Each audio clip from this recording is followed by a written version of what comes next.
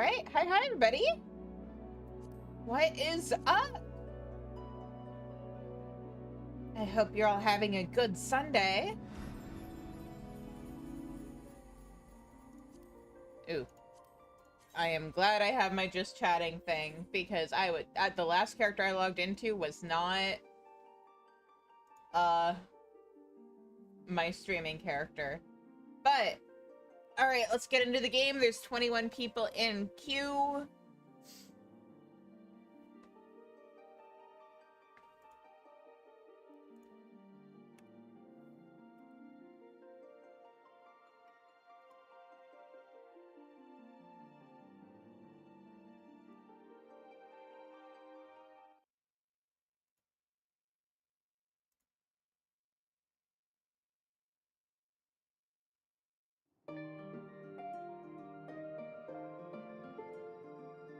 Alright, and because I logged out at the end, I did in fact use the bed. So yeah. Alright. Shizune got her rest in. I realized there's a few, like 1 or 2 quests before we actually get into the meat of what tonight's stream is about. But that's fine.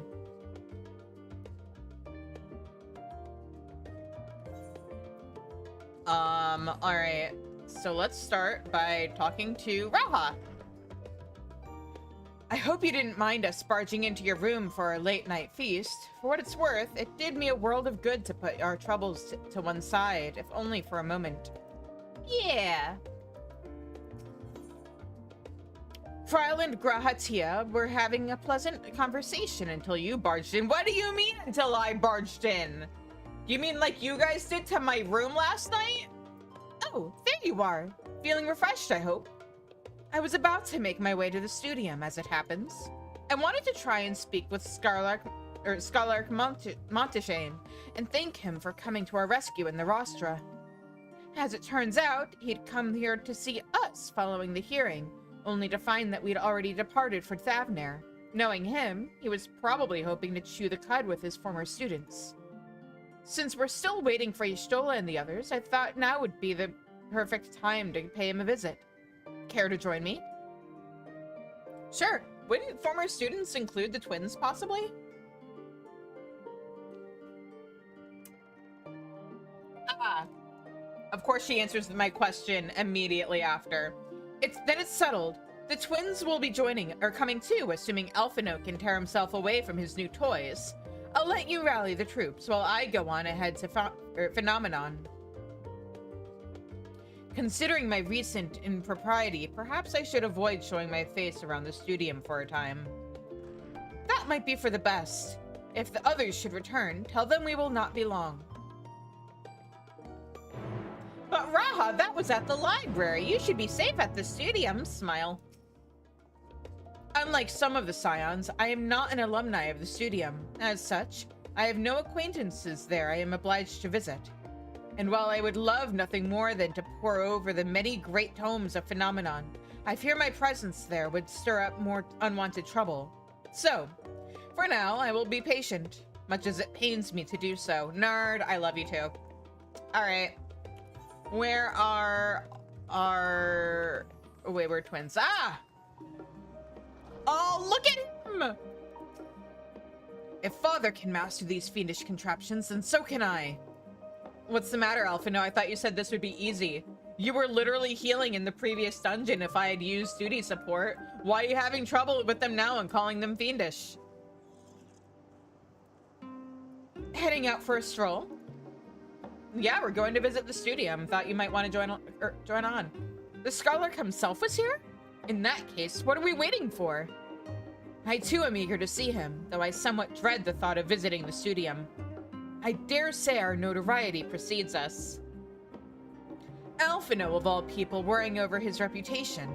And at our alma mater, no less. Will wonders never cease? You'll understand soon enough. Off we go. I've heard all sorts of stories about how much of a little shit he was as a student.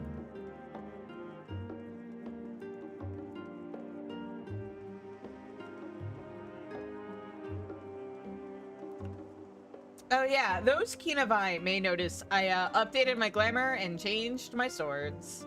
I think these look real fancy.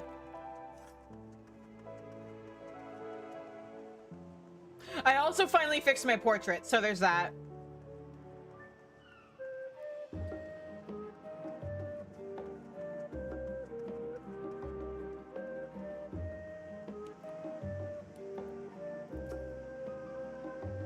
It feels like only yesterday that I first walked through these doors. Hang on. There we go. See that sculpted picture above the entrance? That's the mark of Thaliak, the scholar, bearer of the waters of knowledge. It's no exaggeration to say that Charlian itself is one enormous shrine to him, and that's especially noticeable here in the studium. Nya? Ah. Also, the fountain up top looks like a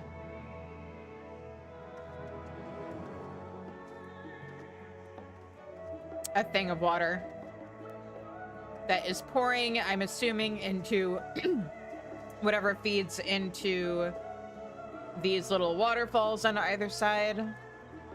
Very poetic.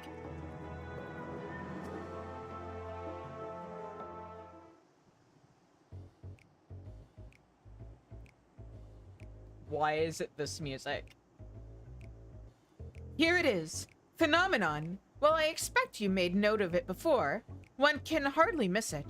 This is the first time you've been here on official business, correct?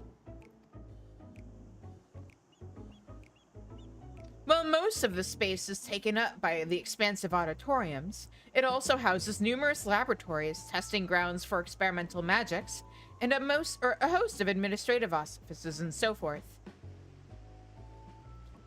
As the center of what would later become the studium, it was established to promote the study of etherological phenomena, hence the name. Though with ether being a fundamental aspect of nature, its scope expanded to include every conceivable facet of life, and even the universe itself. And then, in the 432nd year of the Sixth Astral Era, Phenomenon was decreed complete, and the studium officially opened as a place of learning. With a long and storied history, it is without question the world's leading authority in aetherology, the arcane, the occult, astromancy, and countless other fields, standing proud as Charlian's foremost educational institute. You always did enjoy giving the grand tour to new students. Indeed, I've long since lost track of how many times he has recited that same foppish speech. Such is his undying love for his old stamping ground. He was in top form back then, youngest to enter the studium, graduated with the highest honors in magical arts and etherology, undisputed champion of the debating chamber. Hold on, you both joined the studium at the same age, yes? And from where I stand, you're equally prodigious scholars. I bet she's older than Alphino by like 4 minutes or something. Nice of you to say, but Alphino actually entered half a year before me. Nor did I do well enough to graduate with honors, and I am certainly not the studium's most notorious master debater. In all respects have I ever been in his shadow. If nothing else, just remember that this was where the legend of Alphino Leveilleur began. We should expect everyone to be fully aware of our recent escapades. Hopefully, we'll be somewhat more welcome here than we were at the last stand. I know better than anyone the adoration the student body has for Alphino, and with a bit of luck, it might work to our advantage. I look forward to seeing it. Well, there's no time like the present. First things first, let's look for Scholar Montaigne. Other faculty tend to frequent their offices, but unfortunately for us, he's fond of wandering wheresoever his whims take him. Let's split up and ask the students if they've seen him.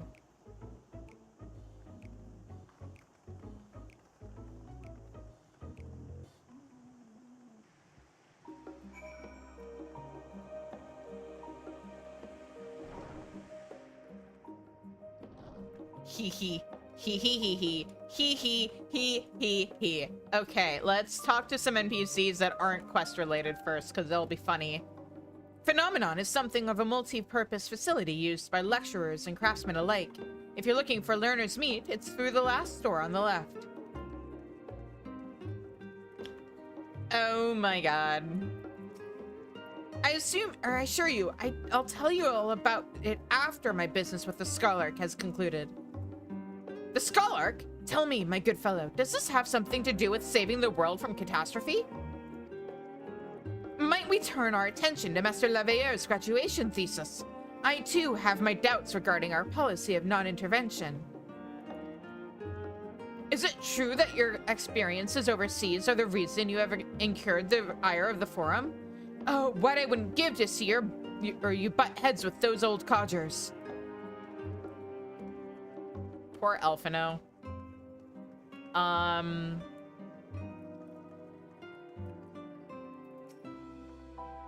Things were bad enough during our school days, and Elfino's time abroad has only heightened his fame. Or should that be infamy? He had his rivals and detractors, of course. Though most of them gave that up after his adoring fans set upon them like ravenous dogs. Elfino, on the other hand, never paid them much notice. They were simply beneath him.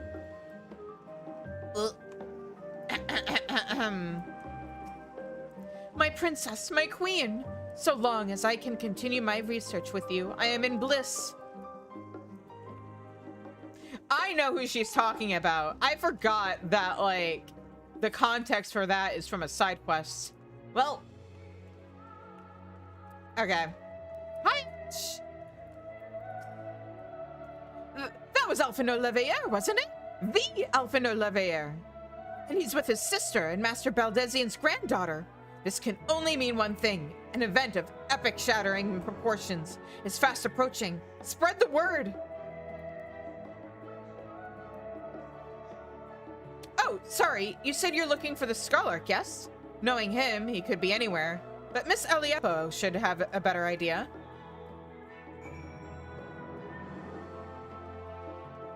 I, too, remember that person, Ash.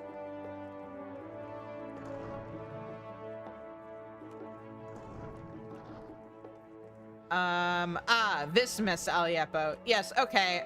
It leading me here makes sense.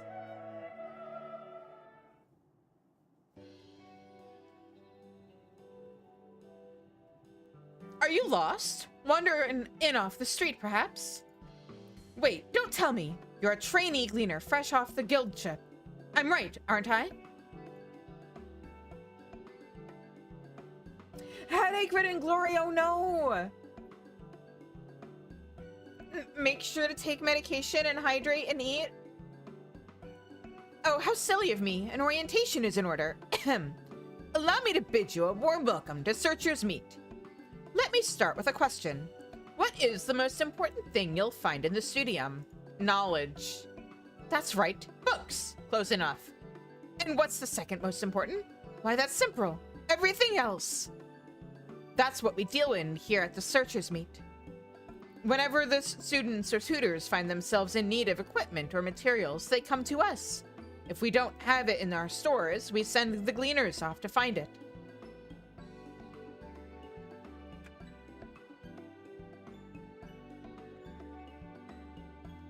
No caffeine today, oh no!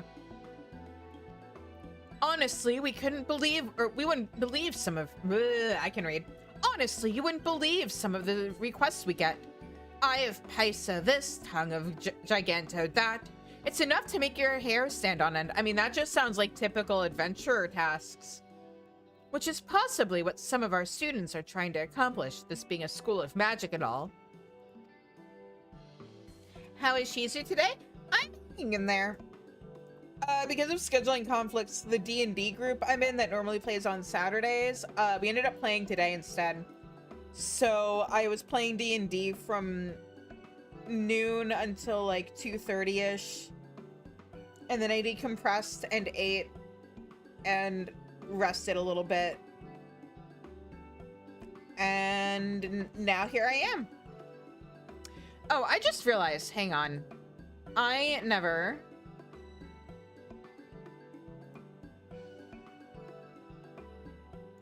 switched over to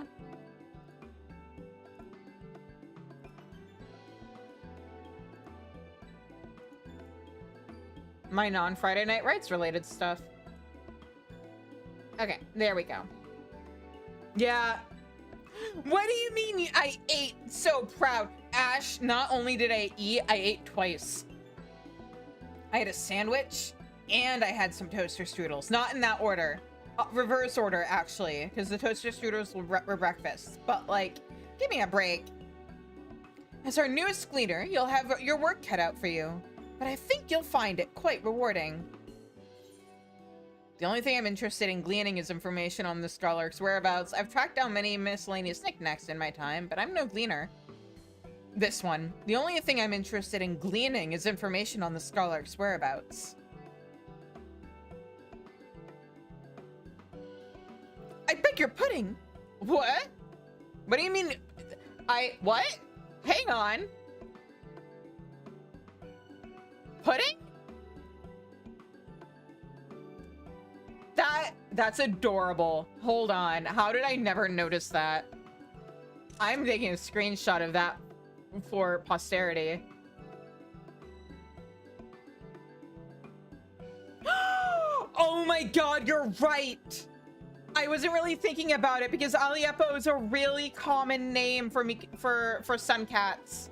But, or not sun cats, for moon cats. But, oh my god, you're absolutely right. Oh, I wonder if they are more closely related than we realize. I beg your pudding? You're not a gleaner? Then this was all an elaborate ruse? No, wait. Come to think of it, you never actually claimed to be one in the first place. My mistake. Oh no, and she's in charge of...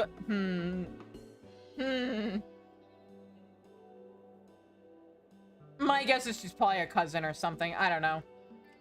He was here, but now he's not. I did speak with him shortly before you arrived, though. He said he was on his way to Maker's Meet. Go back the other way, or the way you came in, and you'll see it on the opposite side of the entrance. It's a laboratory of sorts, home to many rare and expensive curios, not to mention alarmingly frequent accidents. If you lose your way, just follow the blood-curdling screams. In the time it's taken me to tell you all this, the Scarlark has probably already left. Best of luck finding him. I have a feeling you'll need it. Thanks. Finding a worthy gleaner is proving tougher than I thought. Maybe I'm not suited to this line of work. I mean, you may or may not have a cousin. Oh my god, it makes even more sense because the sisters are in Idleshire, which is in the ruins of the Charlian colony. So like maybe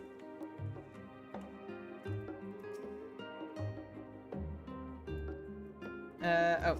How am I supposed to approach any gleaners for help when the subject of our research remains undecided? Honestly, that man.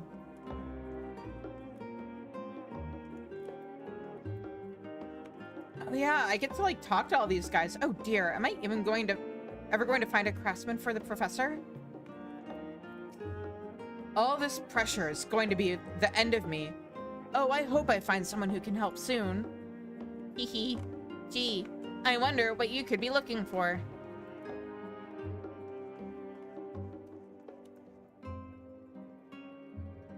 Just appreciating this place while it's still empty. If you know, you know. And if you don't worry about it.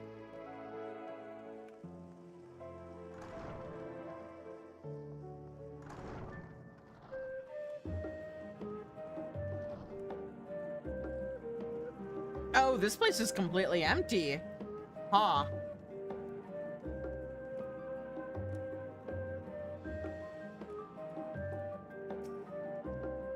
Yes, the Scarlark was here a short while ago. He offered me advice on my current research project. Though we spoke at length, I don't recall him mentioning where he was planning to go next. When we parted ways, he went down the corridor, perhaps to one of the auditoriums. Ooh, what kind of news? Wait, the thing? The thing? The silly little guy thing? The goobity goober thing? Carl's here. The thing! Unsurprisingly, the Scholark is not in his office. I did, however, speak with one student who saw him not long ago, so he can't have gone far. I mean, I've spoken to several people who saw him not long ago. I'm not sure that's actually helpful, Kryle. Okay, Ash, time for you to finish upgrading your computer so that you can stream, and then we both need to get the co-streaming DLC for VTube Studio and figure out collaborating. Smile. Stick both of our goobers in one stream. Oh wait, hang on. Let me switch to something that actually needs experience. Like that. Learners meet. This public lecture hall in Phenomenon is open to studium pupils and Charlian citizens alike. When prominent professors are scheduled to take the lectern, crowds of aspiring academics and established scholars often fill the room to capacity. I mean, no offense, and I realize this is, like, the scale of the place is probably bigger than what the MMO that we're playing can accommodate, but this does not look like it's that big of an auditorium. Yeah!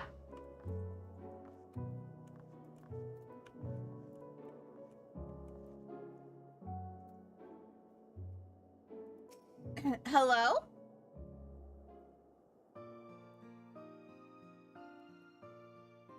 Ah, I remember you. Voice acting. And I hope you remember them. I pray we have not caught you at an inopportune moment. We wanted to offer our thanks for your kind words in the forum.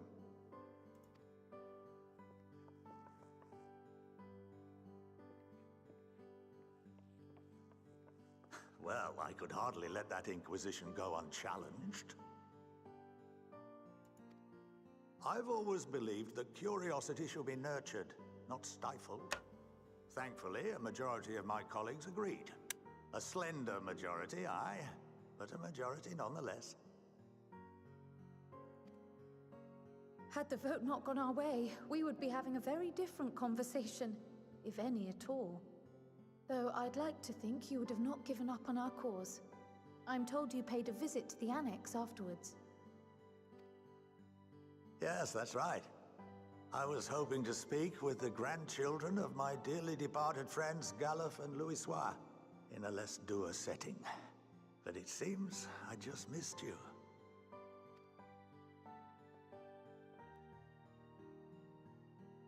I still can't believe how much you've grown. If only your grandsires could have seen the way you presented yourselves to the forum. Why, it fair brought a tear to my own eye. Oh. You must have the patience of a saint, putting up with this lot of their antics. Never mind Matoya's prize student. Luckily, I know a thing or two about managing unruly younglings. If you ever need advice, don't hesitate to ask. I will gladly take you up on that. Incredible. Hey, Shia, what's up?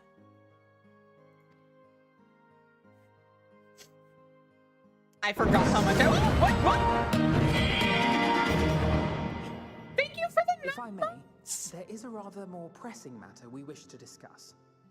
What can you tell us of this duty that the forum must fulfill? Okay, now that they're not talking. Dave, thank you so much for the 9 months. I appreciate all of you. And reminder to everybody, for every sub I get while I'm playing Endwalker, I do have to walk a mile, and I'm including resubs on that. So, like, I realized I was adding things up from, like, the emails I was getting of my stream summaries. But actually, I should just be looking at my analytics on Twitch, starting from the day I started Endwalker to figure out the mileage.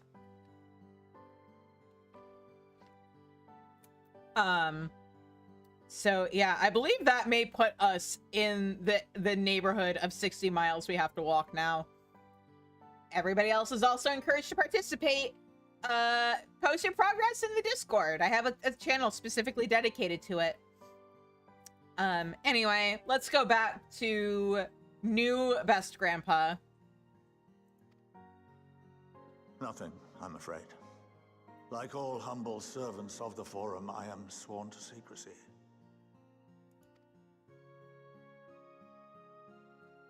Or rather, I couldn't tell you if I tried. Our duty is of the gravest importance. Furthermore, if the particulars were made public, it would incite widespread panic. I mean, yeah, it's the fucking end of the world. What do you expect? As such, those entrusted with this duty have been bound by an enchantment, which prevents us from speaking of such matters without the express permission of the Forum. How is that even possible? It's been some time since I last gave a lecture. Please, take a seat. I wish this guy was a bigger part of the game. I also wish we could get a scene where Matoya just rolls up an old Charlian and we could see her, like, absolutely lambaste these idiots and then have a good-natured conversation with this guy.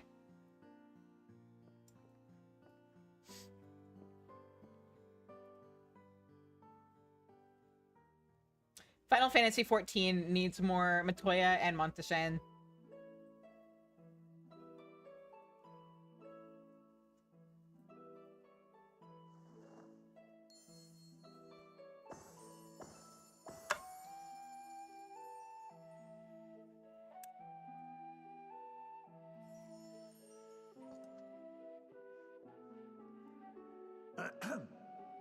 We shall begin by reviewing the fundamentals of etherology. The ether, which imbues us with life, can be categorized into 3 forms. 2 are of the incorporeal sort, the soul and the memory. Can anyone tell me the third?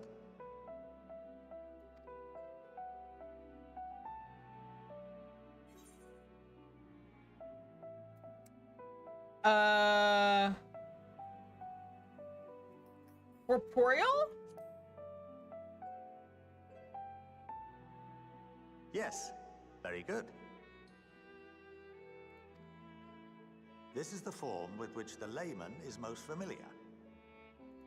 Consumed by even the simplest of daily activities and replenished by the food and drink that sustain us, this form of ether is in constant flux.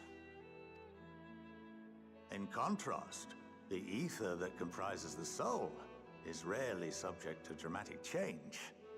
The same can be said for memory, as the two are intrinsically linked.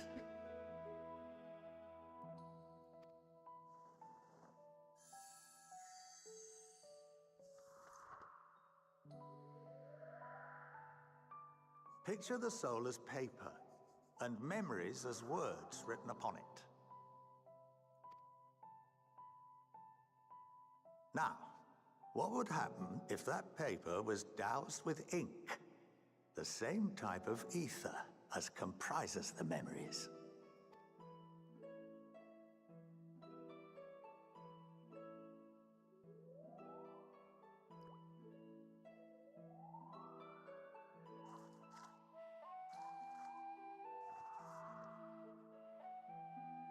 It would blot out everything that was written. Precisely. We would be unable to recall the memories, and any activities that depend upon them would be hindered as well. In fact, this exact phenomenon was observed on a vast scale not so long ago. And what might that have been? The tempering?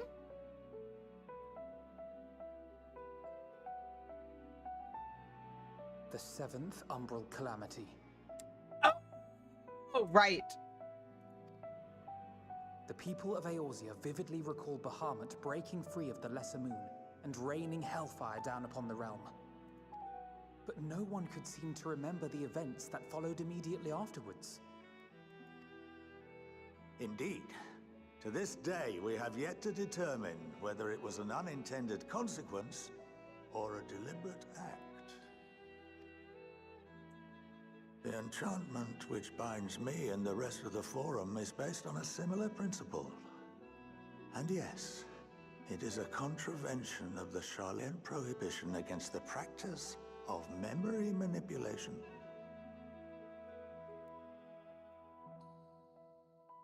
Hang on. We're once again interrupted by me needing to make a note of something.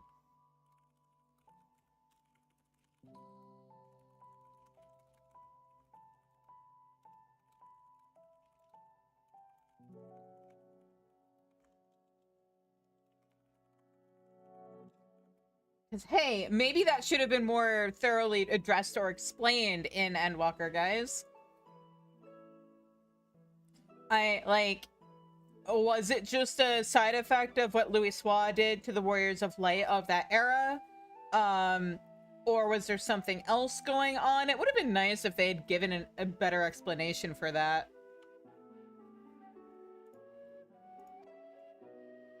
Only when a new member is inducted and told of our great duty are they subjected to the process. A necessary evil. You have my word that it would never be used to manipulate the populace. I should hope not. But can this enchantment be dispelled and your memories restored? If 9/10 of our members give their approval, then the process may be reversed. Then, and only then, would we be able to speak freely to others of our sacred duty. But this is supposed to be the expansion that wraps up all the loose threads, right? So why bring it up if it wasn't supposed... Like, here's the thing. I think they should have further explored or been a little more explicit with their exploration of, like, memory and its effects on the soul and stuff like that. Because I think a certain thing involving memory is part of the explanation for, like, Fandaniel's whole situation. Because he's like, yeah, I was Amon, and I don't really feel any attachment to my memories as Fandaniel. And, like, if you know what happens later in the story, like, well, there might be a reason for that.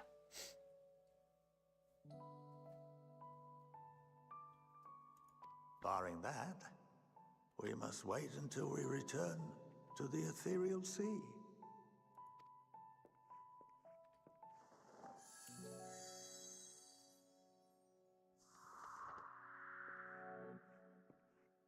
For there we will be purified, the blots upon our souls washed clean.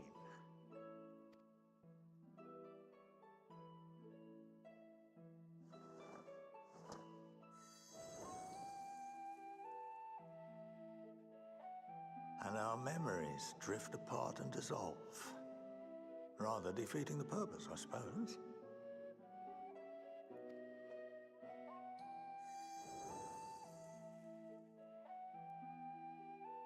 But there are those memories that are indelibly etched upon our souls, some believe.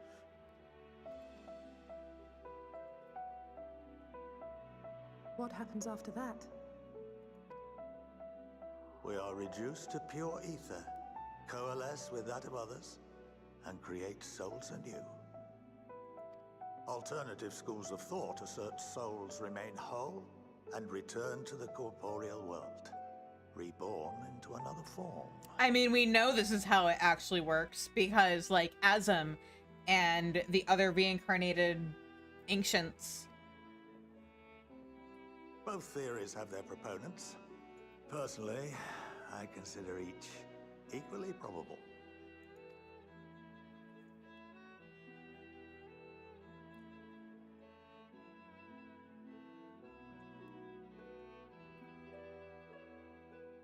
Well, I think that's enough education for today, now that I've given you some food for thought. Or rather, an entire banquet.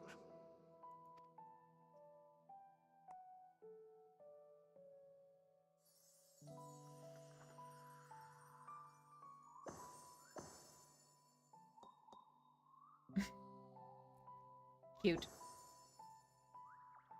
Oh! Poor little ink puck I left behind! Oh no! I would remind you that although I'm unable to assist you with certain matters, the resources at my disposal may still be of use to you. I'll arrange for you all to be given the run of Phenomenon. Of course, as associate to our alumni and the students of Baldessian, this privilege is extended to you as well, my friend. Thank you. Oh, and I suggest you speak with Ki Aliapo. She's well known among the artisans of Sharlayan, and her network of contacts may prove useful in your search for knowledge. I wish you all the best in your pursuits, wheresoever they may take you. He's talking about Crafter and Gatherer role quests.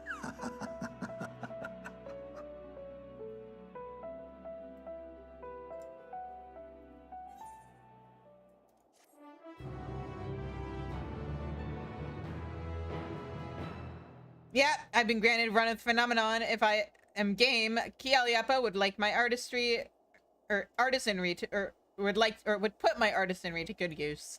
Yeah. Yeah. Look at all these side quests. Uh-oh.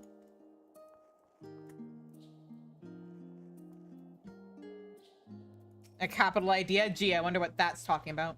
While Scarlark Montagane is best known for his role as head of the studium, he is said to be one of the finest mages Sharlayan has ever produced. Having seen for myself the ease with which he weaves extraordinarily complex and powerful magics, I have no reason to doubt the claim. Some of my earliest memories are of Scarlark Montagane, actually. He was a close friend of our grandfather.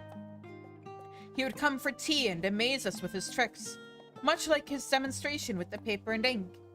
He's a huge part of why I wanted to enter the studium in the first place.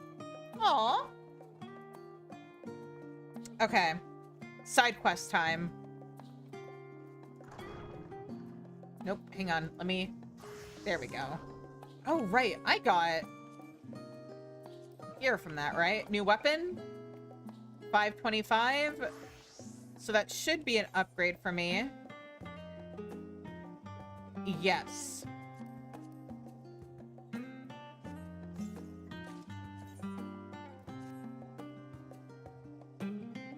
Oh, those are nice, actually. Also, look! Portrait! Those are really nice, actually. Okay.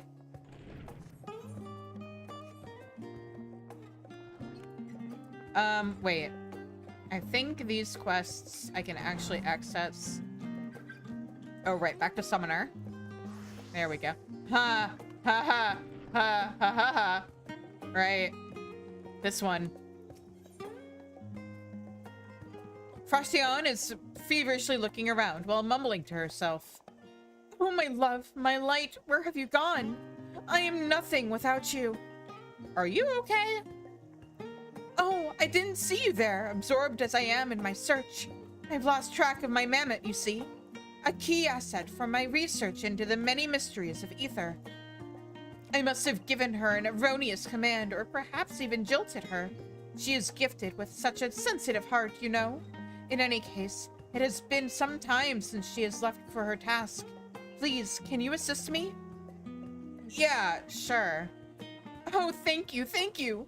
I sent her on an errand near the last stand, so you would do well to begin your search there. Her aura is unmistakable. Keep an eye out for her elegant figure and imperious demeanor. I'm sure it'll be fine. Nothing suspect at all.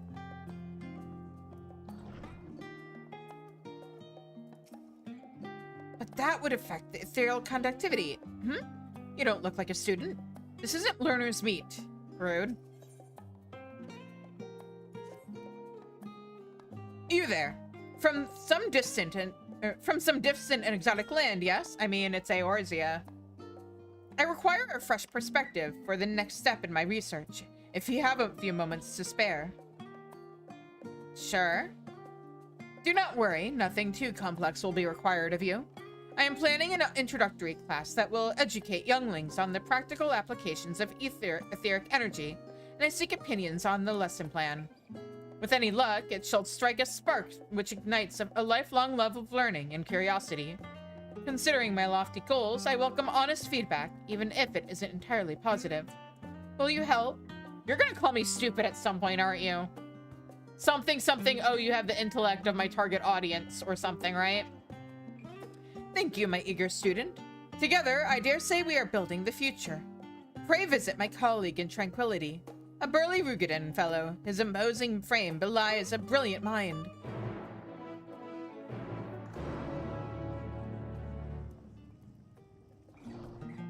Little Lala Felon student, hello there. Ah, you look to be the sort who's out and about, performing various feats of daring do and so forth. Why, the scent of the outdoors is practically wafting from you. I believe that's called grass. You might want to maybe consider touching it. Perhaps you've heard of the competition being held in the city. Designers from across the region submit designs for academic uniforms, and the winner will be worn by none other than the members of the forum. The chosen designer becomes exalted among their peers. Even a lowly student can have their name said in hushed whispers across the studium. I would have such fame for myself. I believe my concept might be just the thing to help me win it. I have an image in my mind of a rustic scholar, one who enjoys the open air of wilderness as much as the musty air of the library stacks. In fact, I have already prepared an initial design that looks to fit your frame perfectly. What a coincidence. Would you try it on for me that I might see if it conveys the message I have in mind? Yeah, sure. Splendid, splendid. Well then, we should find an area where you will be free to move as you please. I believe Tranquility should be just the locale we require. Come, come.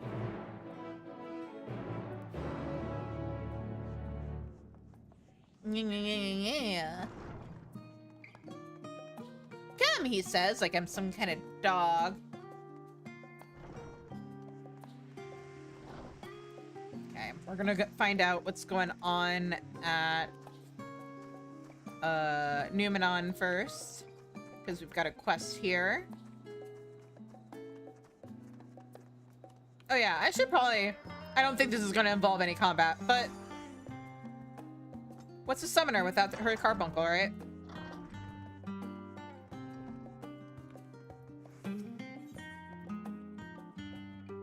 Isilwis is poring over a book, but her mind seems to be elsewhere. Ah, I've seen you around Numenon as of late. You're the adventurer, yes? I've been meaning to seek you out. I believe I have a task rather suited to your abilities. We've recently added a set of volumes procured from the Great Gubal Library to our collection, but no sooner did we set them in the stacks than did a student handle them without taking the proper precautions.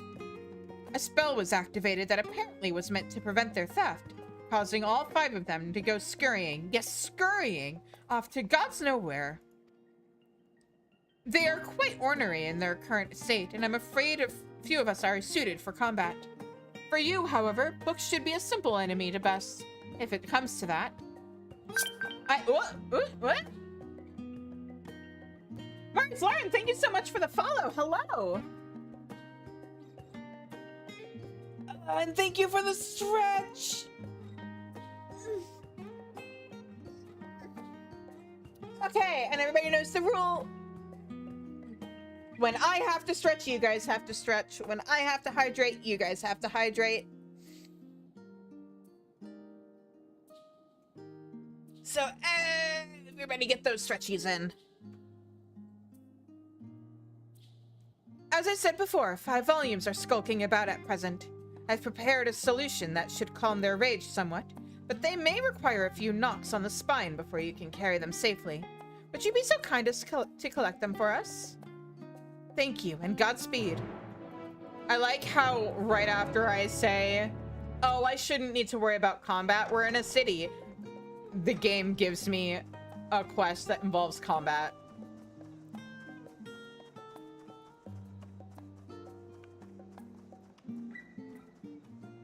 You would think by now I'd know better than to say things.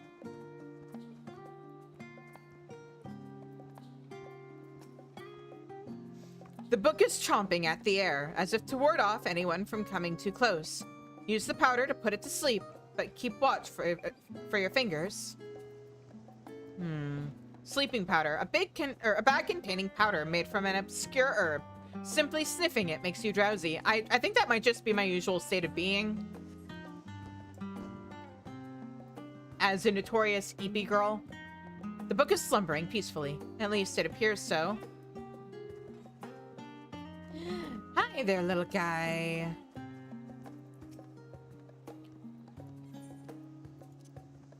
Oh, that's not what I wanted to do. There we go. I know how to play this game.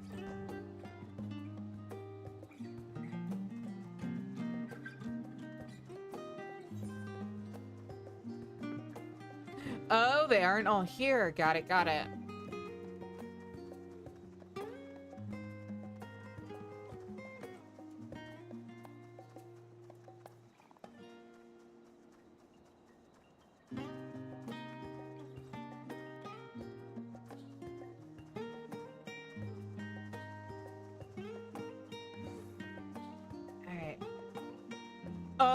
I've been streaming for, I think, like 6 years. I just made affiliate last year, though. It really does come down to perseverance. But yeah. I believe I started in, yeah, 2018 sounds right. Where's this quest? Ah. Oh, it's one of these. You have seen this creature before, and your memories of it were not pleasant. I wonder if you even get this quest if you didn't do the one in Elmeg, or like how the dialogue is different. The timid student is eyeing the thing in front of him with intense curiosity. By the looks of you, you are not more inclined to adventuring than the average person, yes? Apologies for the imposition, but could you tell me if you've come across a creature such as the one before me on your journeys? Boy, have I. Squeal! Squeal! Squeal! Oh, there it goes! Oh my, there it goes! I had no idea that it could move so quickly. So I've been working my way, because I've been playing Final Fantasy XIV since A Realm Reborn. So the last few years, I've mostly been working my way through every single main series Final Fantasy game, and now I'm replaying 14 on stream. Now that I know where all the references come from. But I do play other games sometimes. Usually if something I want to play comes out that I want to play on release. Or if it's like a reward for the community. So I do a monthly goal every month where if I'm at X number of subs at the end of the month, I do a thing voted for by my Discord, which half the time ends up being horror games. So a lot of Phasmophobia. This month the winner was Repo, so if I'm at 100 subs by the end of July, or at the end of July I should say, I have to play Repo with everybody. I've seen people play Peak. Honestly, I'm more interested in more story-oriented stuff. We're gonna be playing Subnautica after I finish Endwalker, because it's a community reward for people helping me save up the money for the iPhone I use for my VTuber tracking. And then when it comes out, I want to play Digimon Time Stranger, Digimon Story Time Stranger. I'm so excited. I love Digimon. Digimon was my first anime. I have a video essay I want to write or do at some point about Digimon. And then if I have time before the end of the year, I might play the new Pokemon game on stream. Otherwise, I'll just play that privately. Yeah, I own Subnautica. I have like how many hours in it? Hang on, let me double check Steam. I know it's a lot, but a lot of it was me just like messing around with base building, because I think when I first got it, it didn't have a proper story yet. But like the sandbox elements of it Like, the survival sandbox elements appealed to me. But now it actually has a story. And I've watched streamers play it, so I know the story. I have 35 hours in that game. Just from messing around with, like, base building and whatnot. But yeah. So I'm gonna be playing Subnautica, and then after the new year, I'm probably gonna take like a 2-week break maybe in January, and then we go into Dawn Trail, and then I have to play Nier Automata once I'm caught up with 14.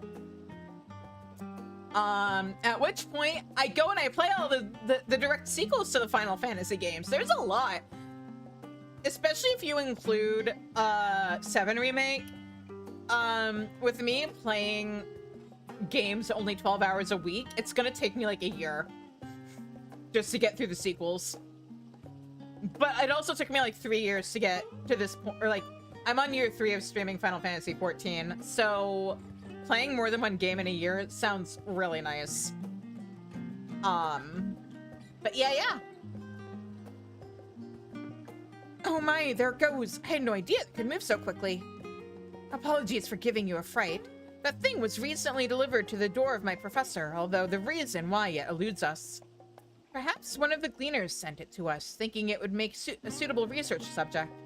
I've never seen the likes of it, but it made me an awful mess of, but it made an awful mess of our facilities. I had hoped the fresh air might calm it down, but that's a beaver and it'll grow quickly. That creature is more dangerous than you could imagine. Sure, I'll buy into the pixie propaganda. Dangerous? If even one as opposing as you says so, then it must be true. And I let it escape.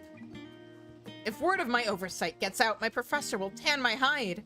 I may even be forced to delay my studies by a whole year. I must find that creature at once. We need to cover as much ground as possible. Could you aid me in finding it before this day comes or becomes a catastrophe? Yeah, sure. Thank you, my friend. Thank you. Well then, it appears to have run off towards Archon's design. I wish you good luck in the search. Yeah, thanks. What is it with this game and beavers? Who on the dev team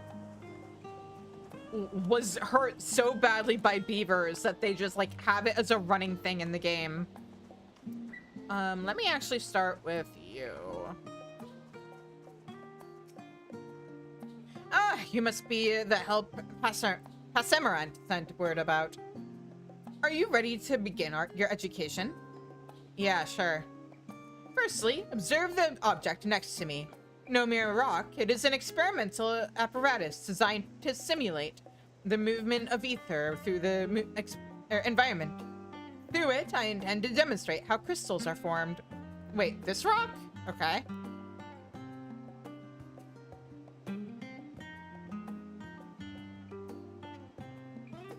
I'm honestly good with the number of followers I have. You know, I earn them pretty naturally.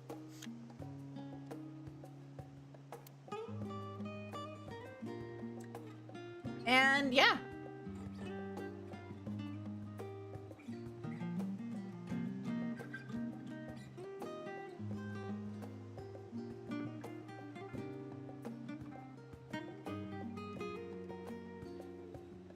Okay, where was I? Either through the environment.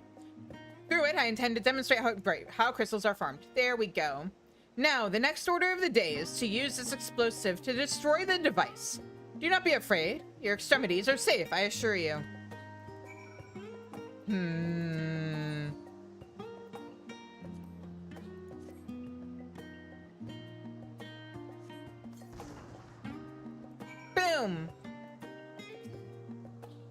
Very good, very good. Did you enjoy yourself, little one? Now you have your very own crystal. Ether flows all around us, an invisible energy that nourishes all things.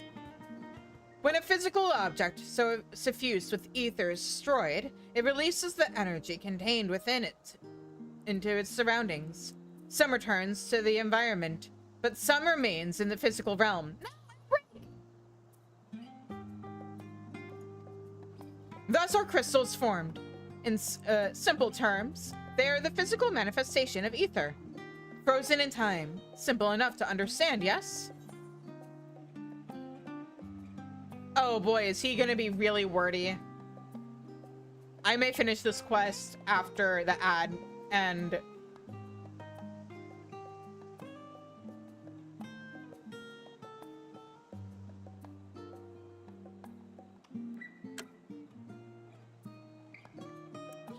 Mari, I'm gonna be real with you. I can see where you're heading with this, and we do have a strict rule against solicitation on this channel. So if you're gonna try and offer me services of any kind, I'm not interested.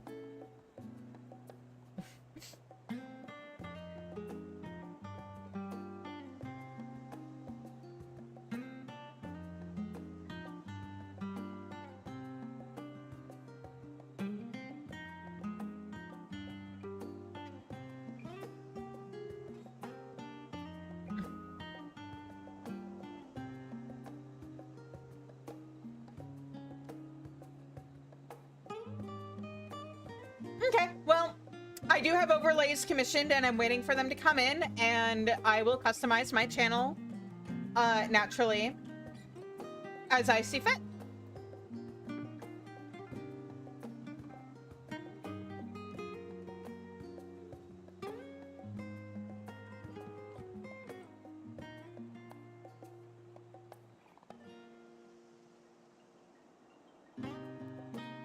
Either way, I'm gonna be honest, it's a little rude to go into somebody's chat and say things like that.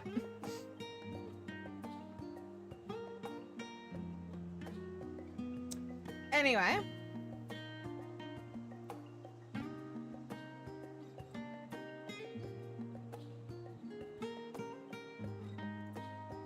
It is break time, so we will continue the story after.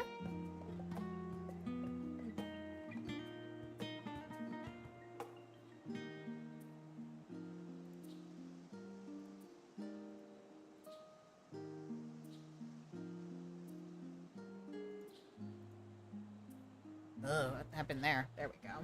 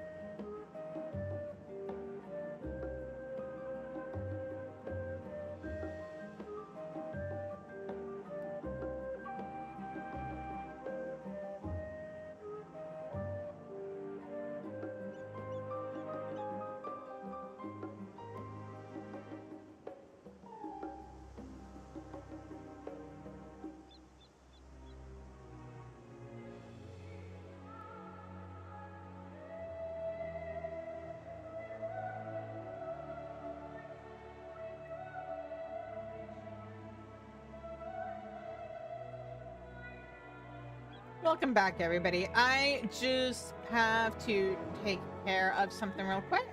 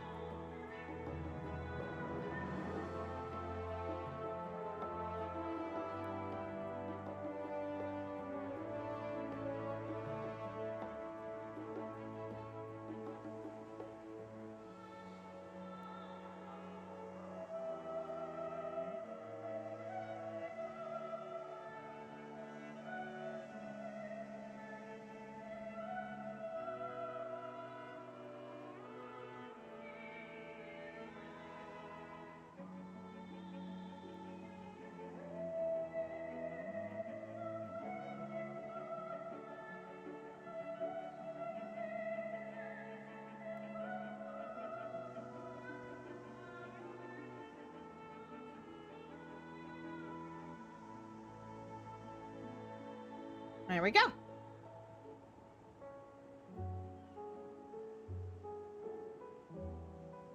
Also, I'm pretty sure that that person was not what they claimed to be, so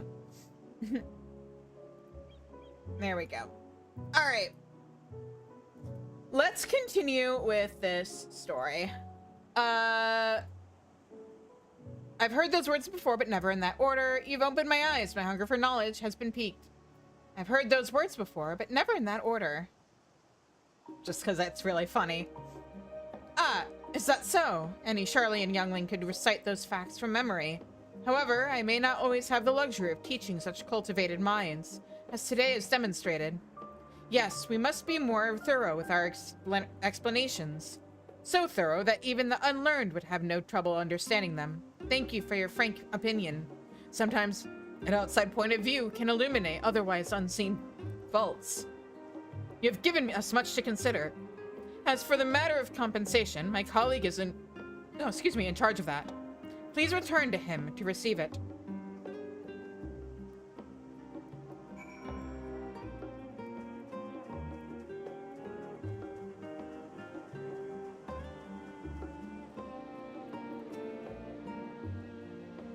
This appears to be a suitable spot. Spacious sunlight. Should that be sunlit? Is that a typo? Now, try the robes on for size, although I'm somewhat certain they'll fit perfectly. However, I'd like to see how easy it is for you to perform feats of heroism, swinging your weapon up and down, grinning devilishly, things like that. Show me that battle stance you adventurers are so famous for. Yeah. I mean, this is just the same outfit the forum members already wear. You like them that much? Very well. Feel free to wear them as long as you like. Ah. Hang on. Huh? Oh, I have to do it facing this?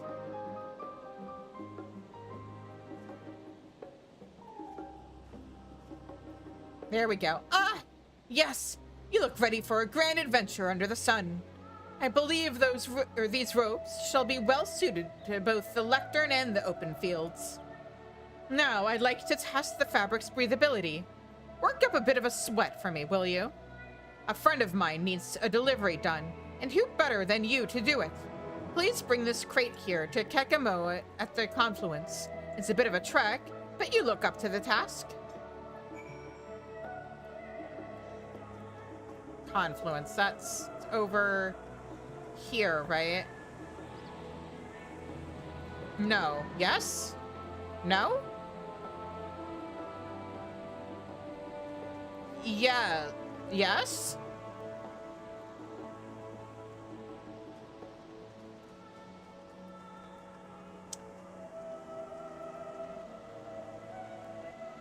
Hey, nice. It's going. Hydrate.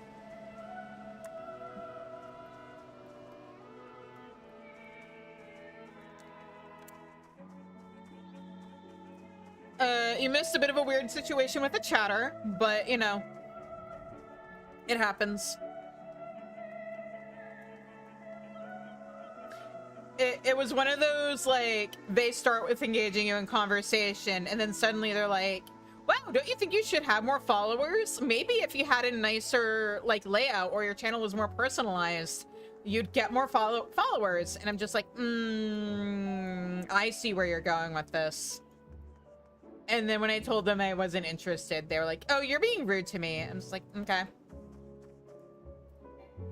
Oh. Yeah. Yeah. Confluence. Is it no?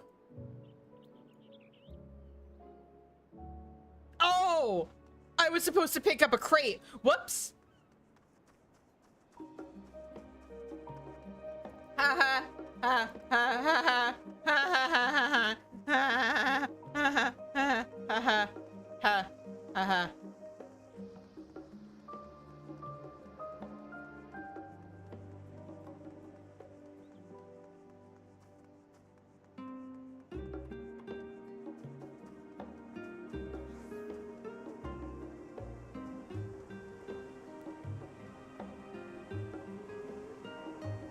No, I want to go up this way. This way. No, it's okay. I handled it. It's fine.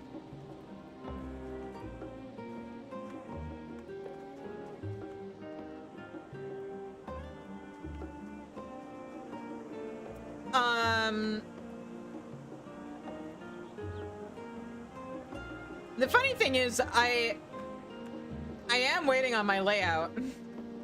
Like, I did commission a layout, and that was back in April, and the expected due date is the 14th. So I'm hoping... Oh, right, that's the confluence.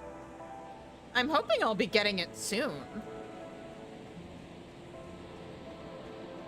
I haven't heard from the artist I commissioned yet, but hopefully within the next, like, 2 days? No, I should be hearing from them tomorrow, hopefully.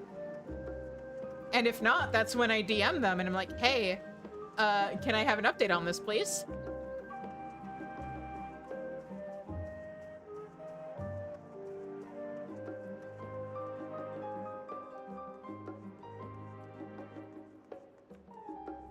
I'm excited though, because like, even though I've got my 2 forms, whoops, that's not the button I wanted to hit. There we go. Even though I've got my 2 forms, I decided, you know, Shizune is a magical girl, right? So I'm primarily theming the layout on her magical girl form. Maybe someday, if I have the extra funds for it, I'll do a second layout that's specifically for Friday Night Rights that's based off of just my civilian form, but I don't think that's super necessary right now. I'm going to the wrong quest location.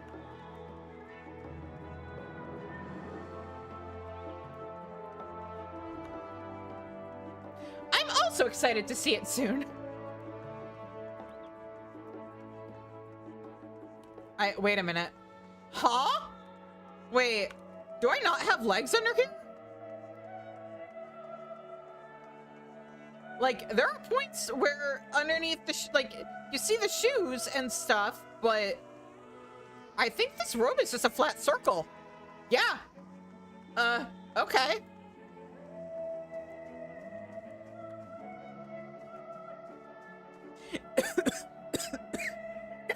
Excuse me. Uh-oh, hang on.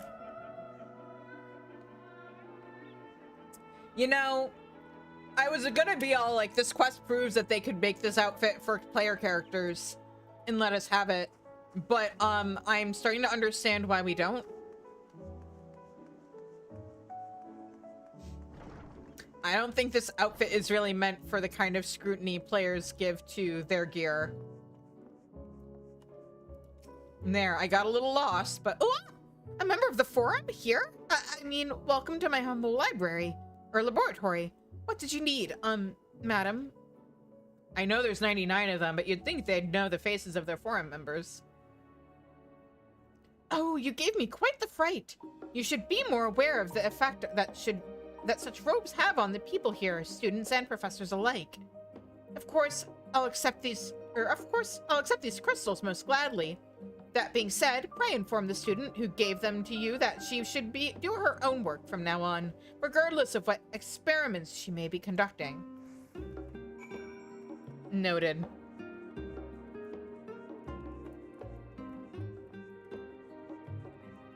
Where's the...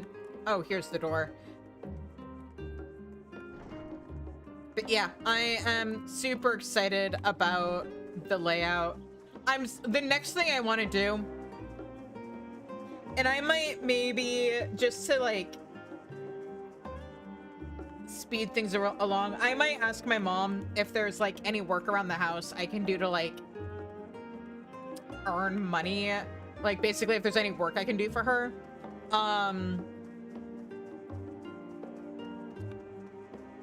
Or I might just eat the cost of commissioning some artwork to make like BRB, like a proper not Final Fantasy 14 themed starting soon / BRB / stream ending scene.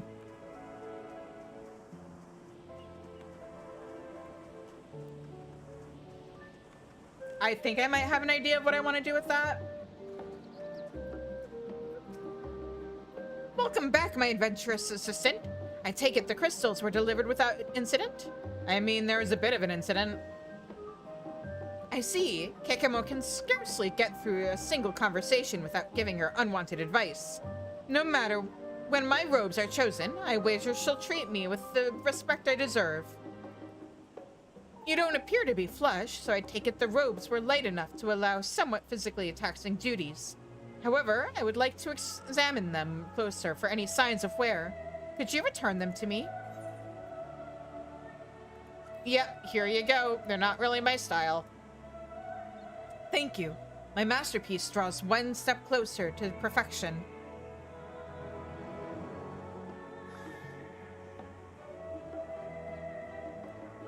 Functionally, it appears that I'm on the right track. Now I must refine the design, so that when the members of the forum behold it, they can think of nothing else but to wear them for years to come. Of course, I didn't mean to leave your coin purse empty after all of this. Return to where we first met, and I shall bring you your reward. Thank you.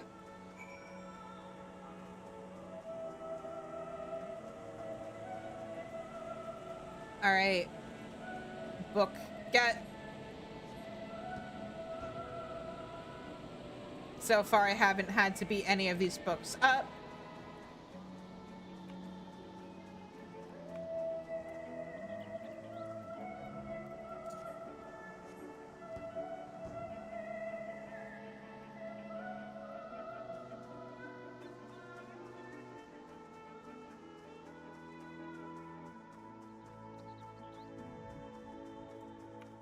Oh wait, this might actually be... Yeah. Here we go. Yeah, Kizune the Book Whisperer, are you surprised? Don't you know who I am?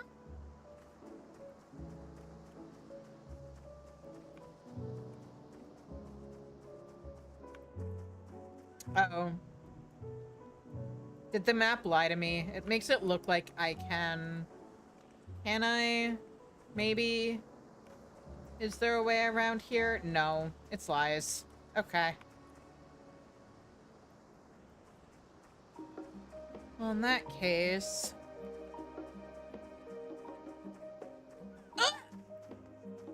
Ash, please! Oh no! The ether of his memories is being overwritten!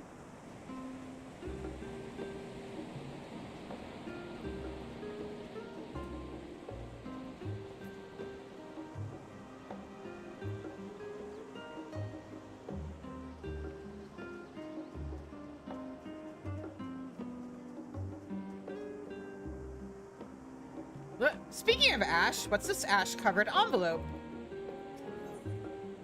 You spy a blackened envelope on the floor of Archon's design. You spy an envelope on the ground covered in ash. Upon closer inspection, you realize that the ash spells out a message. Oh, I know what this quest is. To the kind soul who finds this missive, pray deliver this to the unassuming Mikote scholar who can usually be found sequestered in a quiet corner of the confluence. Many thanks.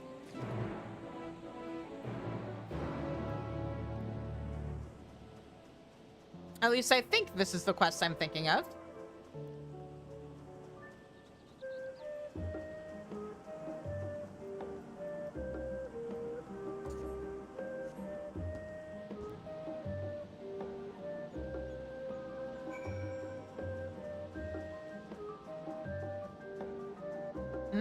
Not exactly. Again, assuming it's what I think it is.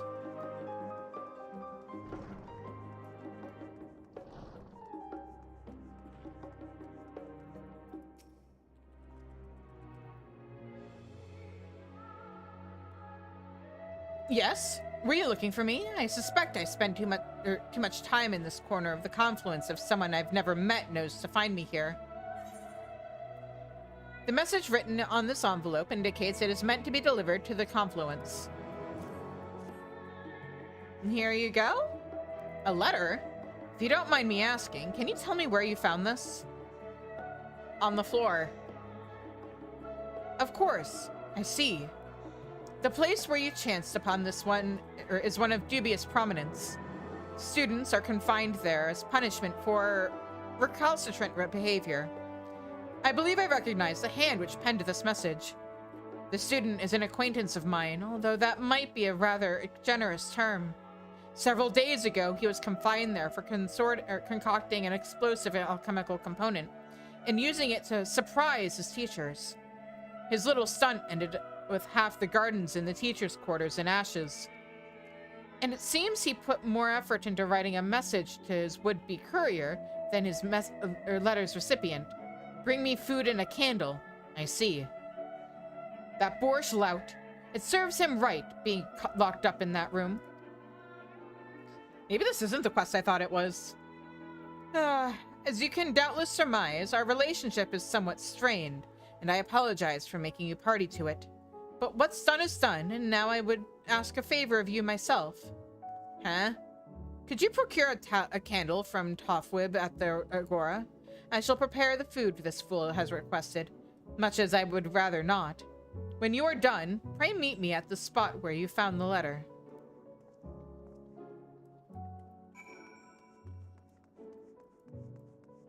I'm gonna keep quiet about what I thought this was, because I know there is a side quest that is of the nature I was thinking of eventually.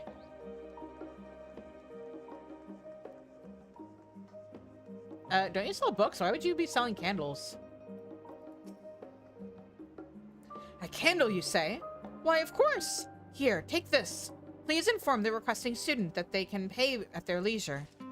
That is a bad business plan. No offense, but, yeah, I don't see your, establishment lasting long with that. Uh-huh.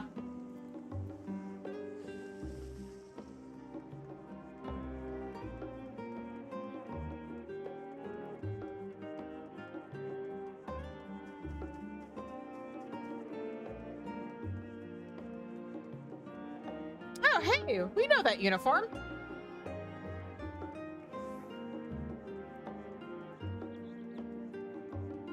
Oh, right. It is... There it is.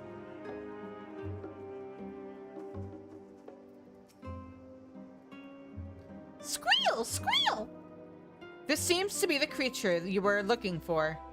When you attempt to pick it up, it squeals harshly, but it seems more than willing to follow behind you. The strange creature is now accompanying you. Keep it at your side in order to proceed with quest objectives. You can leave the creature behind by entering a different area or by speaking with it and selecting the option to part ways. If you blah blah blah. Okay.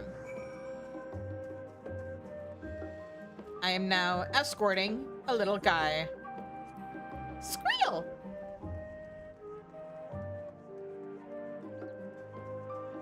I am now leading the most dangerous being known to Final Fantasy XIV through the city of Kaboo, learning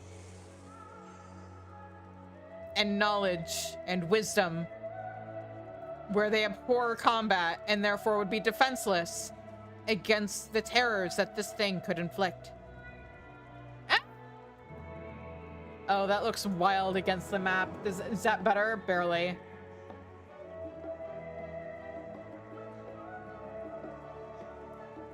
Okay. Can I continue this quest with the strange little creature following? Aha! Aha! You see before you a mammoth, most striking, and you can see why its owner is so taken with it. Return it before you are unable to resist the compulsion to keep it for yourself. Stand! Alright, fine.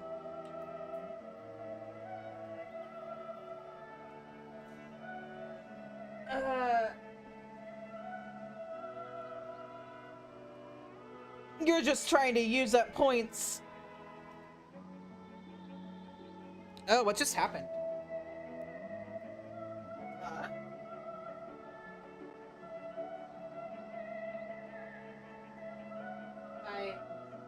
What? 1 second.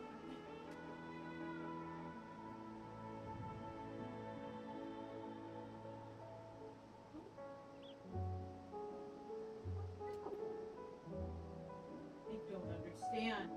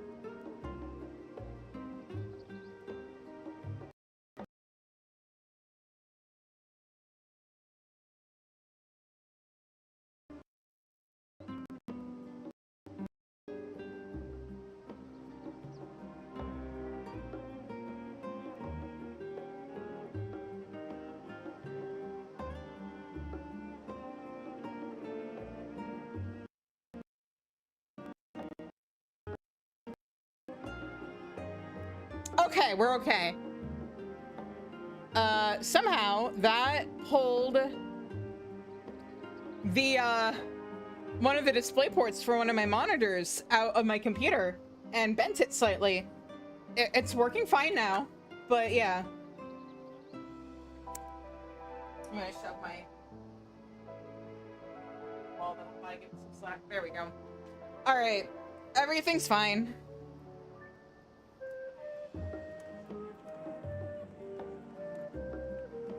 No, it's not your fault. I should have been more careful with the wires on my computer.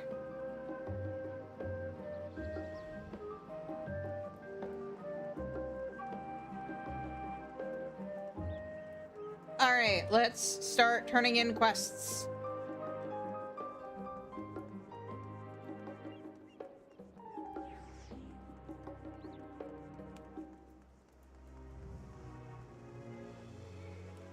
What am I doing? Will this thing follow me if I use the etherite? It should.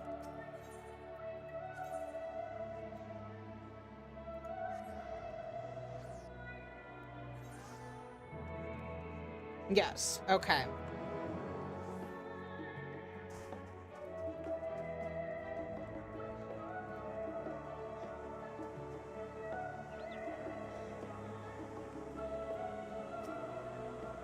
There you are. Were you able to acquire the candle? Yep. The perfect candle for long nights of study. We're not aiding the sky's escape, are we? Yes, this shall do. Once again, I must apologize for sending you to and fro. But the sooner this matter is concluded, the better off we both shall be. I suppose since you are from a foreign land, you are unaware of what this candle represents. There is a reason that scoundrel requested a candle of this type. Long ago, one of the students confined within these rooms spent his days unraveling some of the most troublesome mathematical problems of the time. With nothing to distract his attention, he was quite successful. He wrote the equations on his wall with the blackened ends of his spent candles. When the professors saw what he had done, well, they were too impressed to be angry. Doubtless that idiot means to make his own mark, as many delinquent students have attempted to since. The professors will turn a blind eye to his vandalism, to be sure. They would not let rules impede discovery. Any road, I will deliver these to him. Perhaps some good can come of his selfish request. Here, take this for your troubles. I pray there are no more.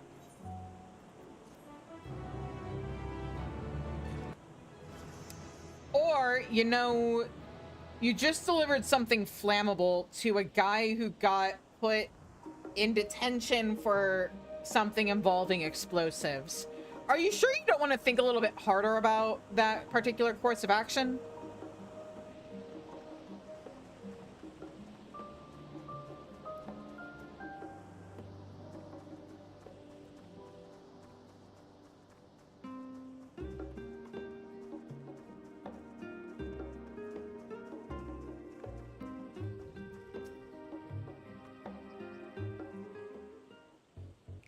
It'll be fine, potentially. I'm not sure I believe you. Oh, there you are. You found the creature? Strange. So did I. Uh-oh. Oh god, there's two of them. I could have sworn there was only one in the crate. Perhaps I was mistaken. Well, what harm could another do? All the more for us to study. I had very nearly feared I would be a lowly student for yet another year. The outside world calls for my genius, and thanks to you, I shall have it.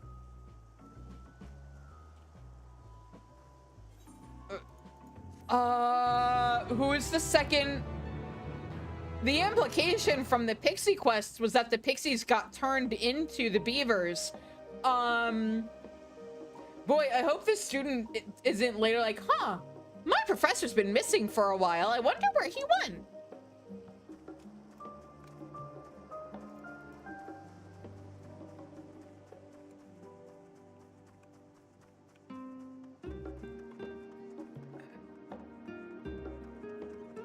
What if the first beaver used to be a gleaner? Oh no.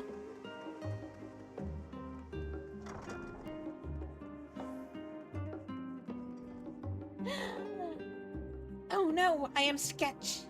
I am so sketch. Did you manage to collect the books? I hope they didn't have you running about for too long. When books are closed, what do they dream of? Interesting question. Ah, yes, this is all of them. Thank you, adventurer. These were quite the precious finds, and it would have been a shame if they jumped off a cliff or somewhere else equally as precarious.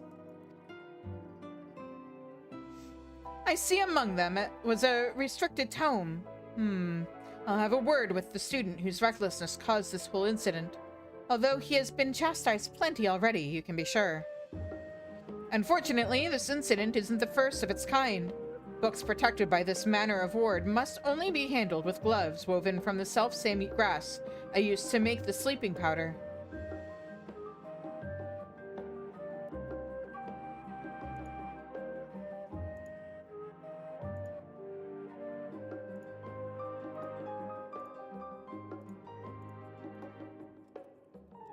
One moment.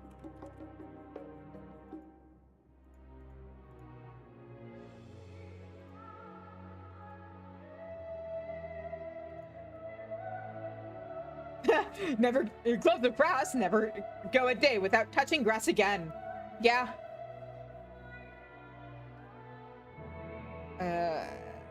If we don't take such measures, the books will crumble from age and the elements within a few generations. It's one of the very first lessons we teach students, but there's one almost every year who fails to listen.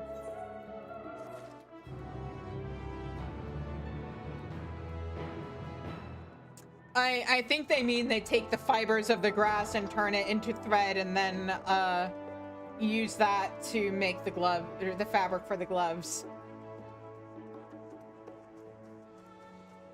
Because if it was just straight up grass, it would decompose pretty quickly, right? And also be probably pretty terrible to handle books with.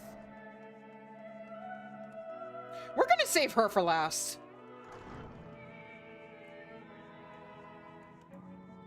Magic. Apologies that I could not give, but then why not just use that magic on the books in the first place? Apologies that I could not give you more than this, but you understand that the life of a student isn't one of luxury. When my name is heralded through the halls of the studium, however, I'll be certain to share with you the windfall that will surely come my way. Until then, aww, sweetie. I'm pretty sure I'm a more prolific weaver than you, crafter in general, and more wealthy than you. I guess. Ah, there's my bushy-tailed student. Was the experiment to your liking? Children are ever so fond of explosions. Your payment? Oh, yes, of course. Besides whatever knowledge you gained today, free of charge, mind you, take this. And of course, you are always welcome to join us after I've revised my lesson plan.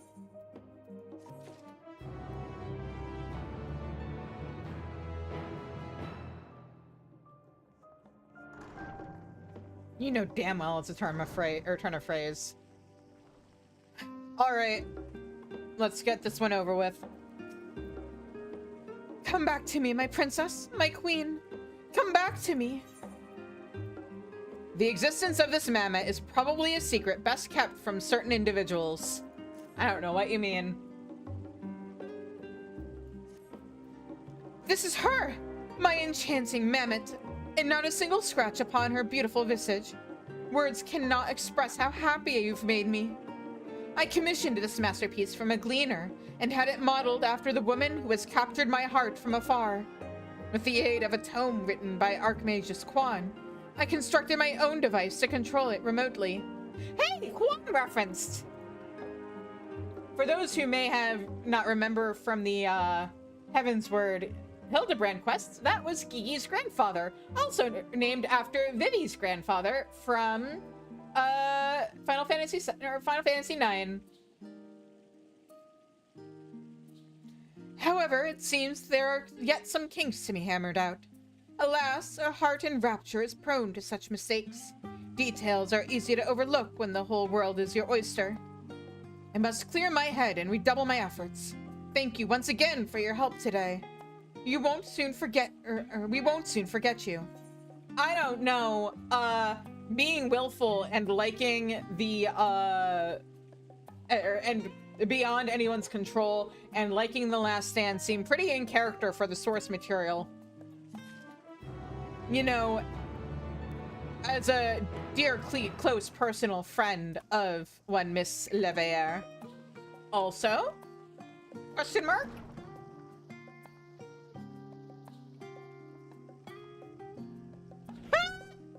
I mean, it's her Realm Reborn appearance, so all it would have taken was an accidental wrong colored ribbon.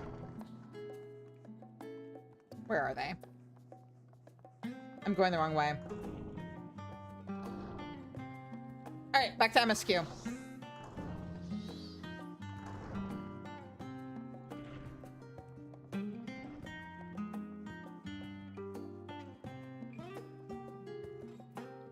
I know, what would have been so good would be if she had seen Elfino, now that they're not wearing identical outfits, and mistaken him for Aliaze in a reverse of the Estinian incident. While Scarlark Monteshane is best known for his role... Oh, wait, I think I read these things already. Yeah. Yeah, okay. So, what's up, Kryl? A capital idea. Gee, I wonder where we're going. Well, that's given me much to mull over. I feel as though we're one step closer to understanding the forum's true motives, and the mysteries of life itself for good measure. It's funny, I came here with the intent of expressing my gratitude, only to leave more indebted than before. I have a feeling his friendship and support will be a great boon to us in days to come. And on that note, let's head back to the annex. Perhaps on the way, you could better acquaint yourself with Ki Aliepo, as the Scholark suggested, while I share our findings with Raha.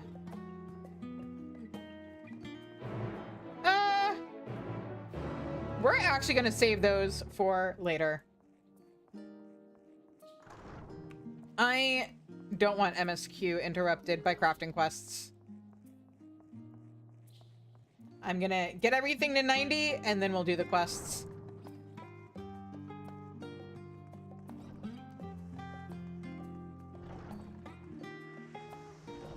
Or at least I'm going to get one of each roll to 90, I should say.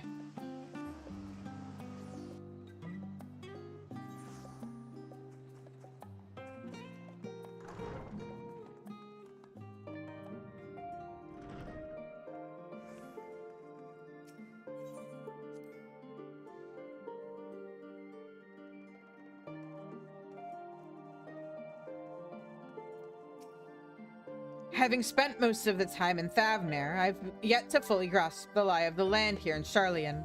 Even finding my way to the annex proved a challenge. But it's right there! How directionally challenged are you? Is that the real reason why we haven't seen a whole lot of you in Dawntrail? Did you get lost? Are we gonna get a quest at some point that's, oops, Estinian got lost and that's why we haven't heard from him? Time to do a rescue mission? Because he, like, fell into a ditch somewhere in the jungle? Estinian returned not long after we departed for the studium. A shame that he missed the chance to attend our lecture with the Scholark. Or perhaps not.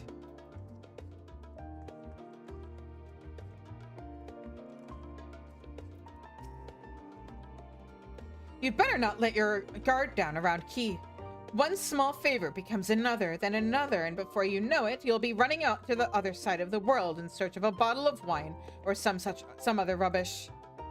Then again, it might make for a welcome change of pace from your usual heroics, and as the Scholark said, it could also lead to interesting discoveries. It seems I've done an adequate job of relaying Scholark Monteshane's lecture to Raha. Given his experiences in the field of souls and memories, he had no trouble understanding it. I mean, man, imagine if we could bring, Becklug and the Scholark and Matoya and certain other characters from Dawntrail into the same space and just let them have a conversation together. I would love to be a wall in the or a fly on the wall of that conversation. Okay, is that everybody? That's everybody.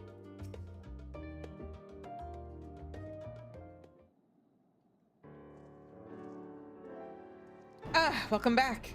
From what I hear, your trip to the studium proved most educational.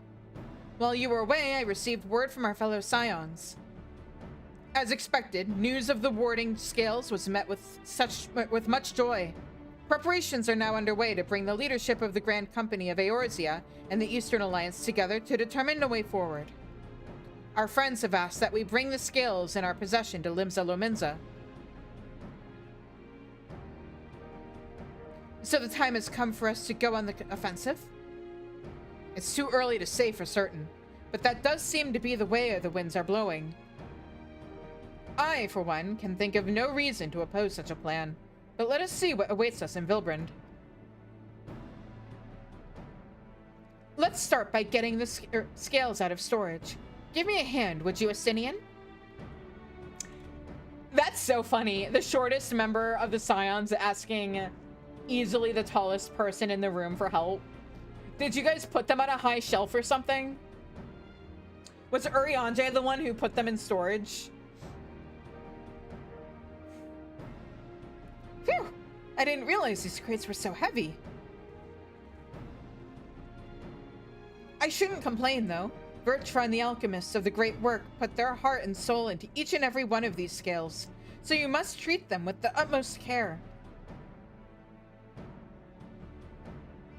Are you not coming with us? As much as I would like to escape the Forum's watchful gaze, I have little choice but to stay behind. We're already on thin ice, and if I, in my capacity as our official representative, were found to be consorting with foreign powers, well, you can imagine how that would go. I shall remain here and do my utmost to avoid ruffling any more feathers as I await word from Master Matoya and our other allies. I may sit now? Thank you. I was gonna ask if you were paying attention to the time, because I sure as hell wasn't.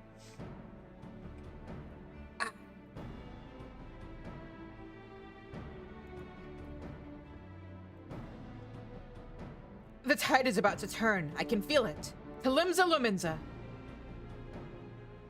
Kanku.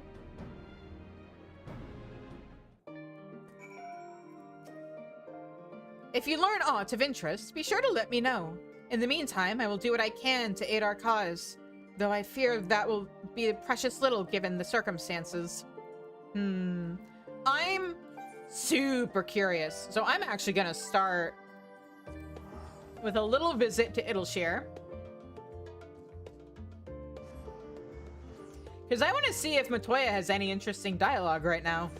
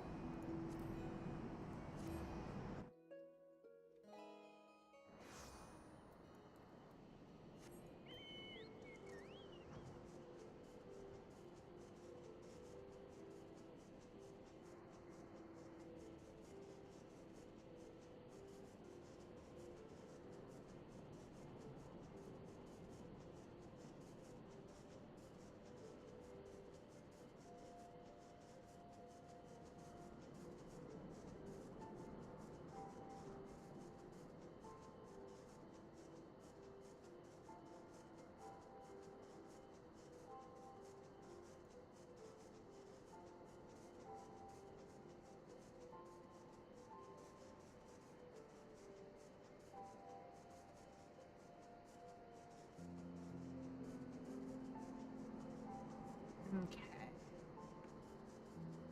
Oh, right. I have to go down.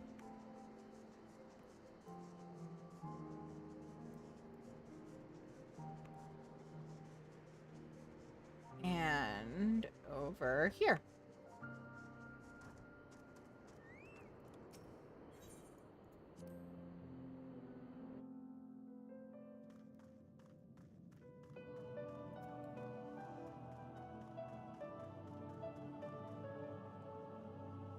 Okay, Matoya. Ugh, my joints were fairly screaming by the time I got home, and Stola was more hindrance than help. In future, I'll thank you to keep your favors closer to my cave. Oh, so you have nothing new to say. Okay.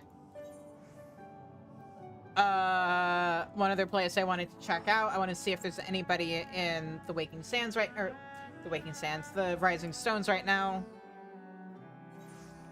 With any interesting dialogue.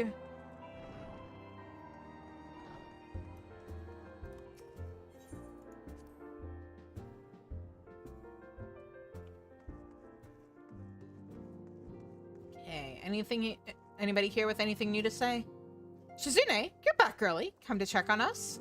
If so, you'll be pleased to know that, together with our allies near and far, our scions in the field have everything well in hand regarding the towers, lunar primals, and whatnot. You needn't worry about us. If you are come to converse with your fellow scions, I'm afraid that most of them are presently engaged in duties further afield. Nevertheless, I encourage you to take this opportunity to rest, given the challenges that await. You have Mona. Give Mona boops for me. I keep getting tricked because there is a dark shape in the corner of my eye, and I keep mistaking it for Saya and or Luca. It's my trash can.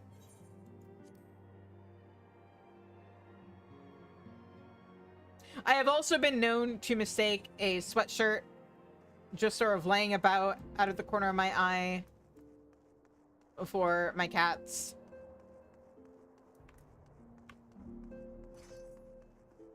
Okay, nobody in here. Excuse me. And I know there's nobody,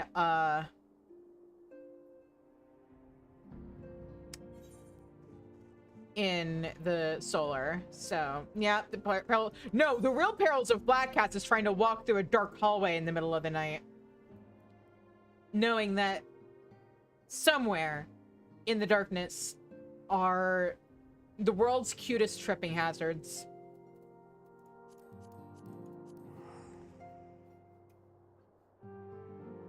Have you ever had to try to walk through a dark apartment while carrying a hot drink, knowing that somewhere in the shadows are two little assassins just waiting for the right time to be in the wrong place at the wrong time?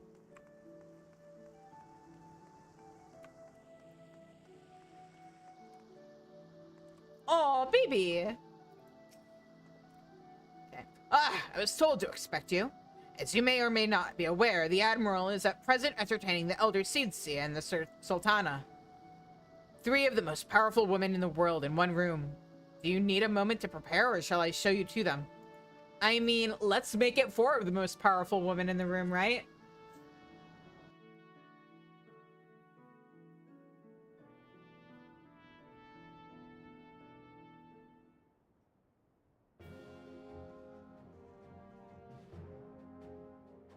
My apologies for calling you away from Charlian at such a short notice.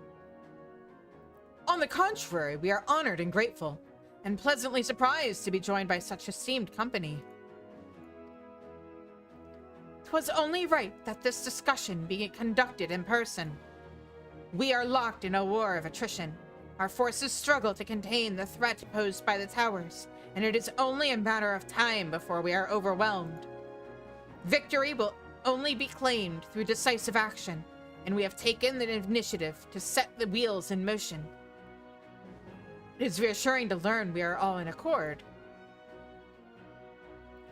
But might I ask what your plan entails?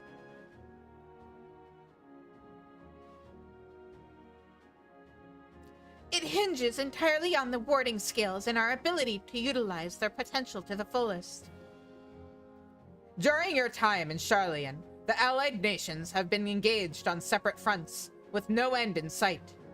To make matters worse, a surge in abductions of kobolds, Sahagin, Ixal, and Ananta have given rise to an increasing number of primals as well. But your triumph in Razat Han has given us cause to hope once more. The time has come to free ourselves of this menace. And it is you, the Scions of the Seventh Dawn, who have shown us the way.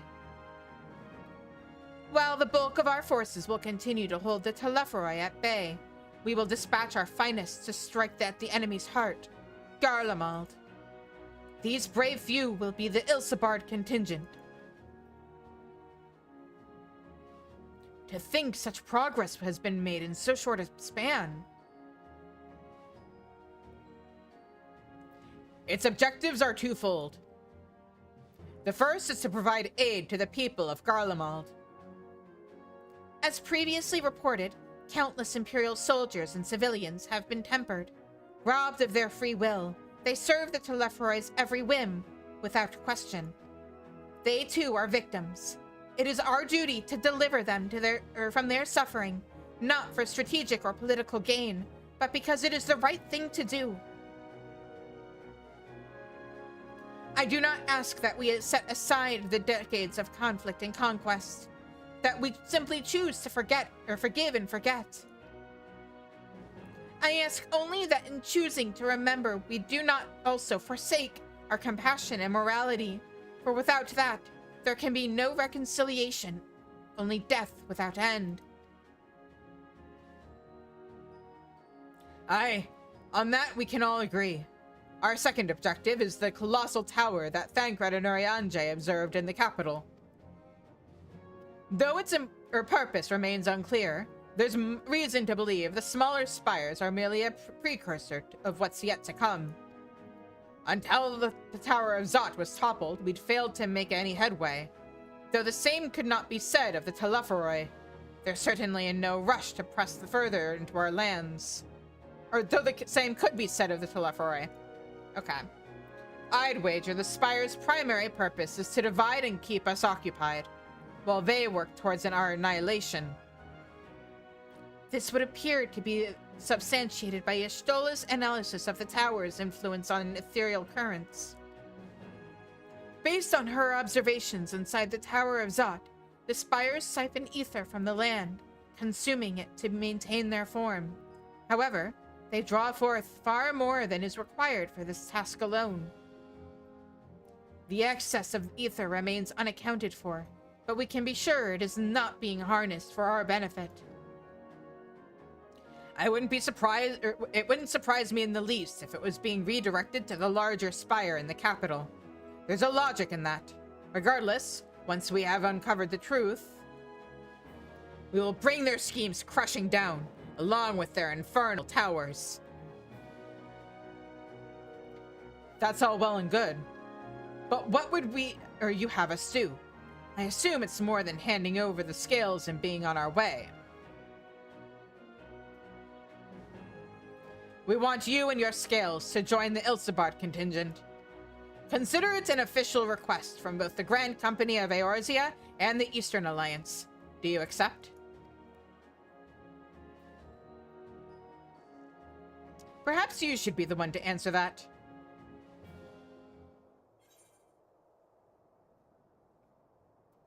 Oh, for honor and glory for the people of Garlemald, or for the revenge against the Telephorai? For honor and glory.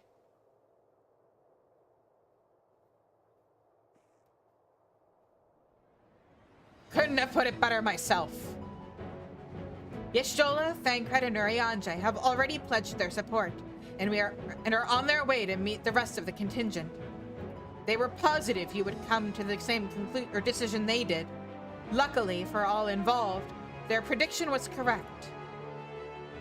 Once you have delivered the warning scales to Alamigo, the contingent will embark on its journey to Ilsabard. Raubon and Lord Emmerich are overseeing preparations, so I suggest you make yourselves known upon arrival.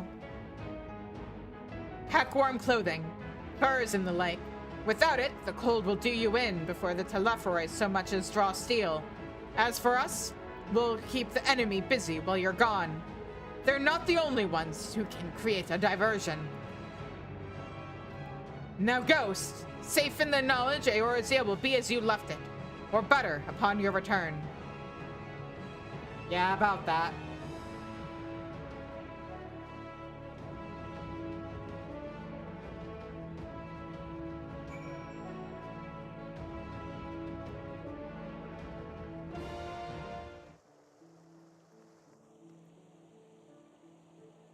All right. To Alamigo. Short skirts and flip-flops, got it. I mean, as seasonal as that would be IRL, I am probably gonna have two different glamours for this.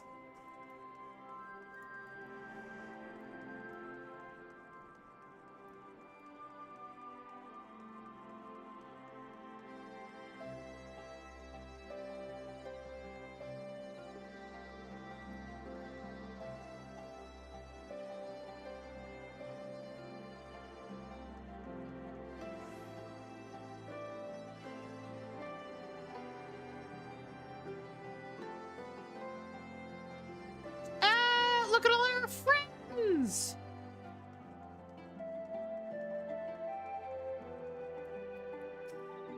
If Emmerich asks after me, he's right in front of you. Say I'm getting on fine and leave it at that. Don't you dare breathe a word about the cord. Hey, Emmerich. Want to hear a funny story? Oh, fancy meeting you here.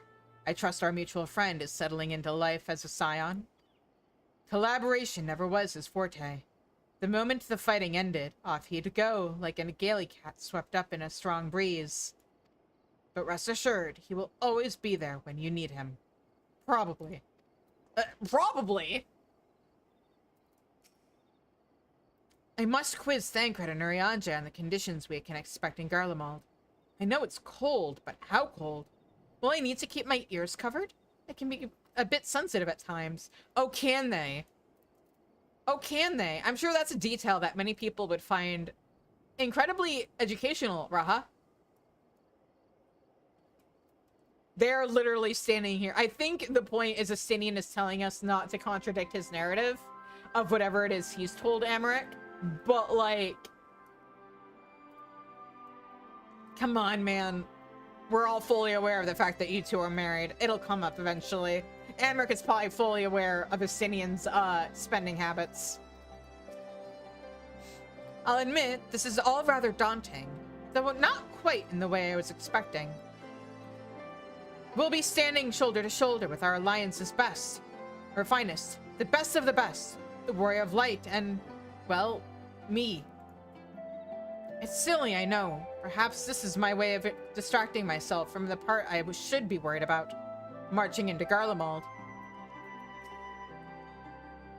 You know, I'm quite looking forward to seeing who's been selected for the Ilsebard contingent. I have a few people in mind, here to make a friendly wager. Okay, we're about to get an ad break and I need to feed cats and medicate a certain boy. So I am gonna put up the BRB screen and I will see you guys after the ads.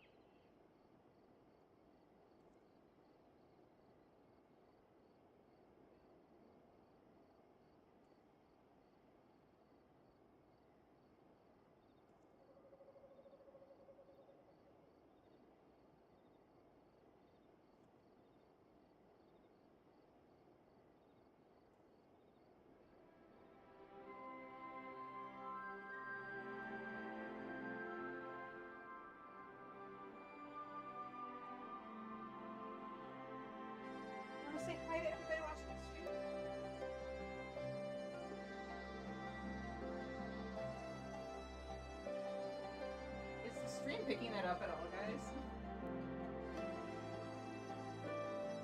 Oh,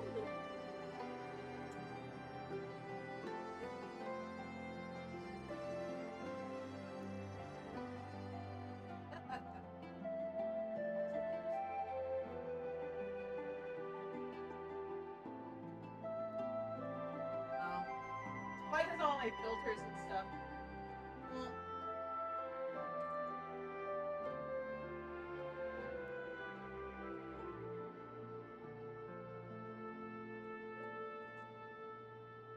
Well, I know. Just gotta. I did not do this in the correct order. Back down here. I know.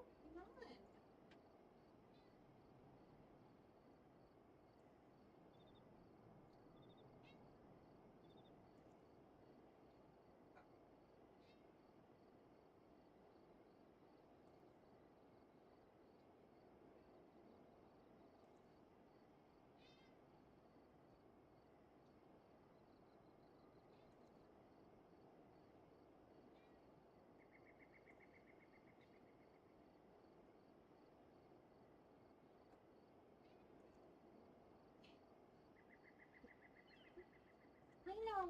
I know. Okay, step one, special boy gets medicine. Come on.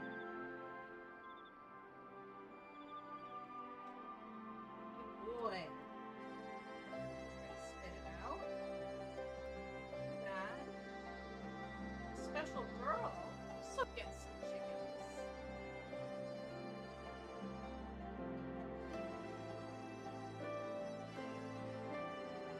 Sorry guys, no screaming cat content after all. My OBS filters are too good. On the plus side, that means you guys can't hear my air conditioner when it goes on.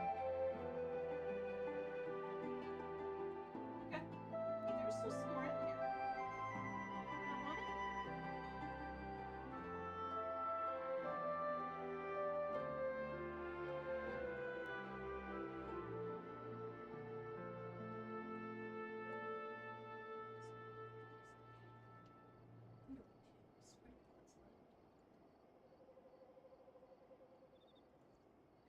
Put this bag away. Alright, I have to wash my hands and then we will be good to go, guys.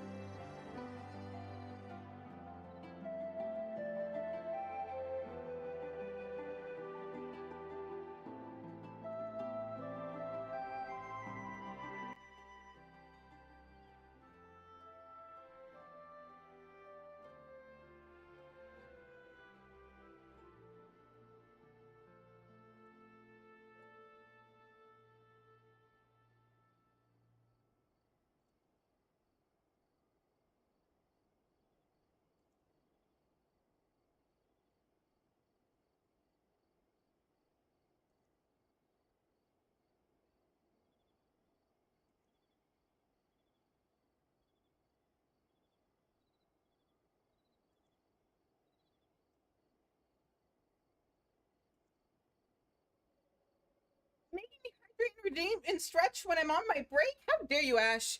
Anyway, I'm back. So, let me just switch back over to the game. Okay, we're stretched. And I hydrated. It is time to talk to Raban.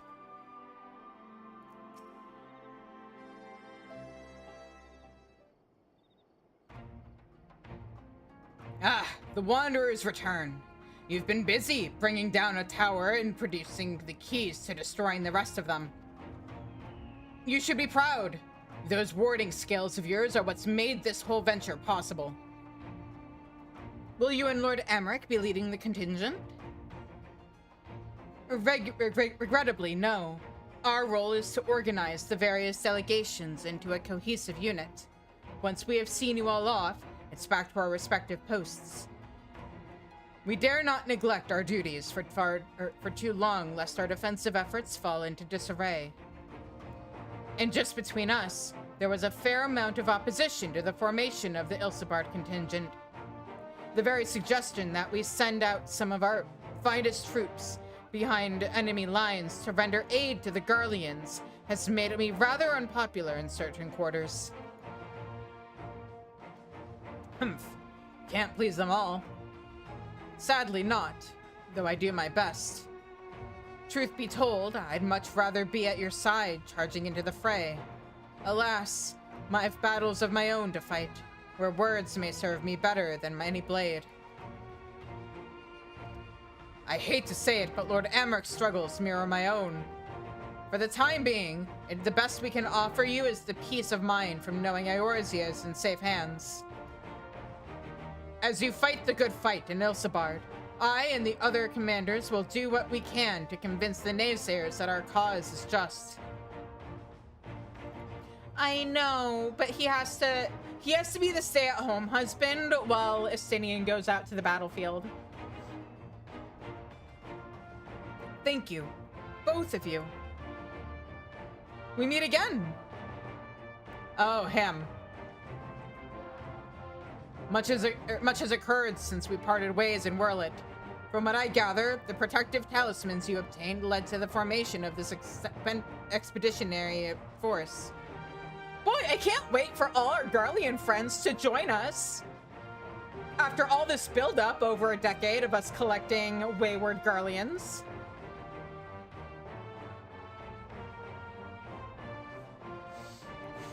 Okay, you can't just describe Amric wearing a maid dress with dinner ready without somebody drawing it. Please, somebody, I beg you.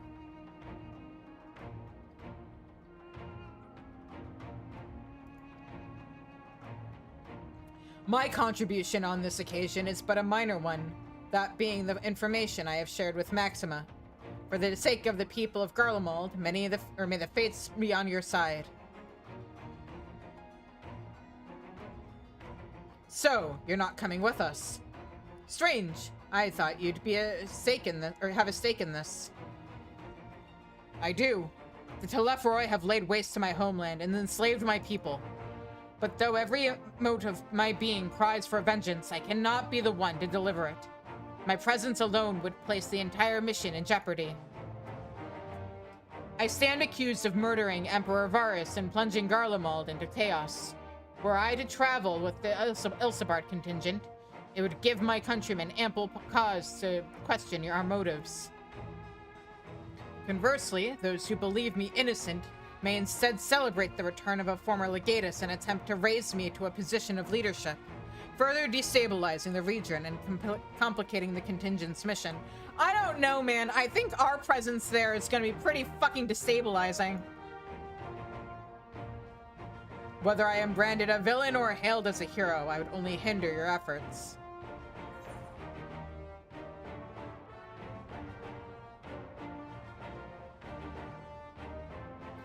I doubt they'll be pleased to see the champion of Eorzea set foot on Garlean soil. Stop making excuses and come with us. A fair point, but so long as you refrain from announcing your arrival to all and sundry, the average person should have no inkling as to your identity. You always wore a mask! Are you telling me people know your face? Although your titles and deeds are common knowledge, only a select few would recognize you on sight alone. Perhaps one day they will learn that the Warrior of Light is not a demon to be feared, but a woman deserving of their trust. In light of Gaius's rather unique circumstances, I instead will assume the role of your guide. Though I have, or may have defected for political reasons, my love for Garlemald endures. I would stop at nothing to protect her and her people. Speaking of defectors... You're rude! Expect me to be taller. Well said. Might I ask you to escort our friends inside? You might even bump into an old acquaintance or two. And if I don't see you again ere you depart, may the Fury guide and protect you. All of you.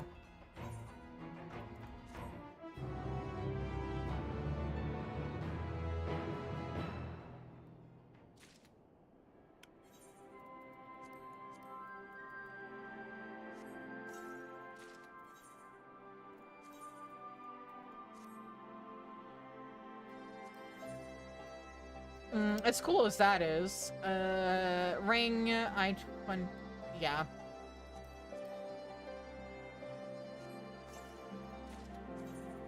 That's gonna be getting glamored over in a minute.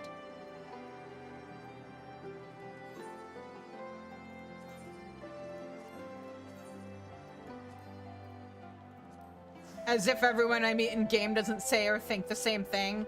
Doesn't mean you have to say it. They're being rude too!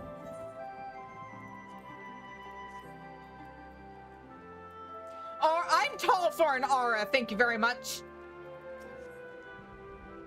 With the knowledge that our allies will hold the line in our absence, we may devote our attention to the Ilsabardi in front. And for anybody who needs a reminder on geography in Final Fantasy XIV,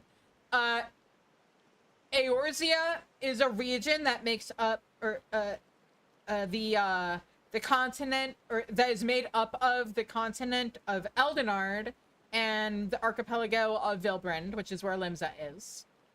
You have Othard on the other side, which is where the Far East is, with Yangsha and Nagsha, etc., etc. I believe Hingashi is... I don't know if Hingashi is considered part of Othard, actually. But the Azimstep, so on and so forth. And then in the middle, where Garlemald is located, is the continent of Ilsabard, which is where we're going now. So that's Gaius Balsar, the horrors he must have seen. Many of his own making, I do not doubt. Yeah, I was about to say, the horrors he's committed. Like Gaius, I too stand accused of Varus' murder, though I am rather less recognizable on sight. Still, it's something to bear in mind once we reach Garlemald. You know what? That's a good point, Asinian. Gaius, stop making excuses. Also, where the fuck is Sid? I neglected to mention earlier that we received a report from our troops that may be of interest to you. While engaged with a lunar primal, a great worm swooped down from the skies above and came to their aid. This worm, as described, was the spitting image of Tiamat. It would seem she, too, continues to wage war against the Telepharoi. Oh, that's cool to know. I kind of assumed she just fucked off to Mericidia. Once we've seen the contingent on its way, I will return to my duties here in Alamigo. As many of our most capable will be traveling with you to Garlemald, we who remain will have to fight that much harder to make up the difference. But let no man say I do not welcome the challenge. Aye, this old bull isn't ready to hang up his horns yet. I suppose it's easy for some people to forget that there are civilians in Garlemald, too, when the only Imperials they've ever known are soldiers. Luca? I mean, let's not forget how many of those soldiers are, Why do you look so spooked? A lot of those soldiers are conscripts. Hang on. Luca? Why do you look so spooked?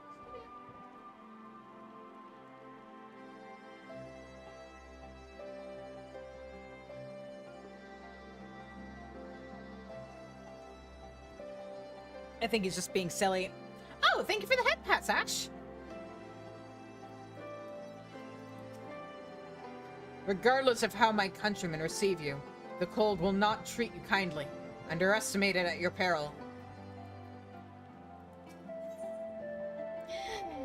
That's right. Maxima would have you meet your new traveling companions. The other members of the Ilsebart contingent are gathered in the royal palace. I shall inform them of your arrival, so please make your way inside as soon as you are ready.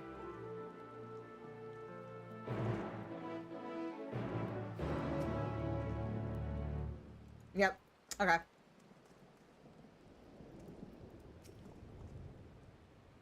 The remaining members of the Scions. Your friends and most of the Ilsebart contingent await you within. Would you like me to see you through? Yeah.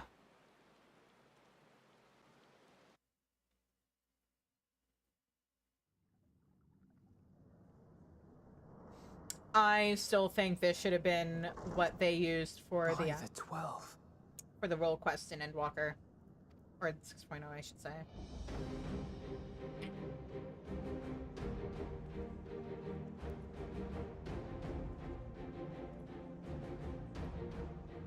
Glad you could join us.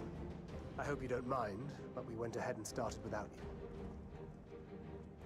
As you can imagine, our traveling companions were eager to become acquainted. 'Tis a rare thing indeed to see such a diverse and talented group of individuals assembled for a single purpose. We fight not only for the sake of Eorzea, but for the entire world, including the people of Garlemald. Much rides on the efforts of the Ilsebard contingent. Speaking of husbands, like, okay, let's evaluate this for a second, because we absolutely have people representing every single role here. Because you've got Gaidalo and Sanson, and back here you have Stephanivian, who was the machinist guy. So that's ranged physical. We've got the guy from the Dragoon quests, who is Astinian's teacher, and the former Azure Dragoon before Astinian, right here. That's melee. You could even throw in Lise if you wanted to, just because she is a monk, if they wanted to throw her in. Connie Senna's little brother, who was super racist in A Realm Reborn, in terms of like, no, you have to be a Pajal to be a white mage. Not that Shizune has experienced that, but like, he's here along with the warrior guy from the scholar quests. So he could either be involved with the healer quests, or he could be part of the tank quests. And then you've got the guy from the monk quests here. These guys from the Thaumaturge quests. So you have ranged physical, melee, magic, healer, arguably tank.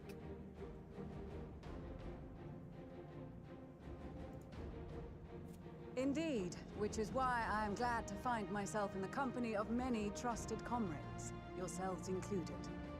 Hi, Lucia. It's been a while. Lucia. I have come at the behest of Lord Emmerich, who has honored me with the role of Ishgard's representative. And for the good of all nations, not least my former homeland, I am determined to see this mission through to its end. We have a hard road ahead of us, but walk it we shall, together.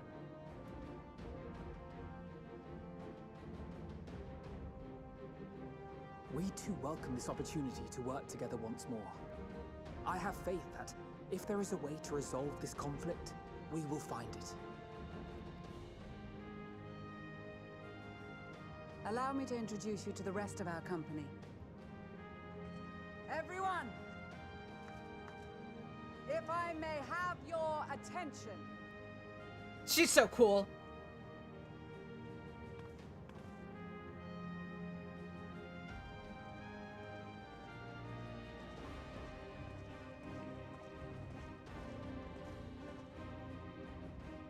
Now I know Arun acknowledges me if I have White Mage leveled. I wonder if he does the same for Scholar. Might I ask you to speak first? I guess we're about to find out. If I must, I am Arun Senna, spokesman for the Gridanian delegation. Here on behalf of my esteemed sister, the Elder Seedseer, we shall provide support and protection to those in need during our time in Garlemald. This is also the first time we hear him voiced. Little baby Arun. To that end, I am joined by healers selected by the Conjurers Guild, with the Order of the Twin Adder's Finest serving as our escort. Hi, you two. Suppose I'd better say my piece. Okay, I guess he doesn't acknowledge me if I'm not a white mage. Got it. Wait, I know you. The name's Sicard, in case you've forgotten. Truth be told, I'd rather you had forgotten. Any road, the Admiral asked Captain Hillfear to send his best, and for whatever reason, he picked me. Of course, if I'd refused, I'd be the laughing stock of the bloody executioners, and my reputation's taken enough of a keyhauling as it is. But more importantly, like any pirate worth his salt, I know when you're staring down a storm, you gotta trust in the commander of your ship. So if the Admiral wants us to go to Garlemald, not for plunder and glory, but the promise of peace in our time, then that's what we'll do.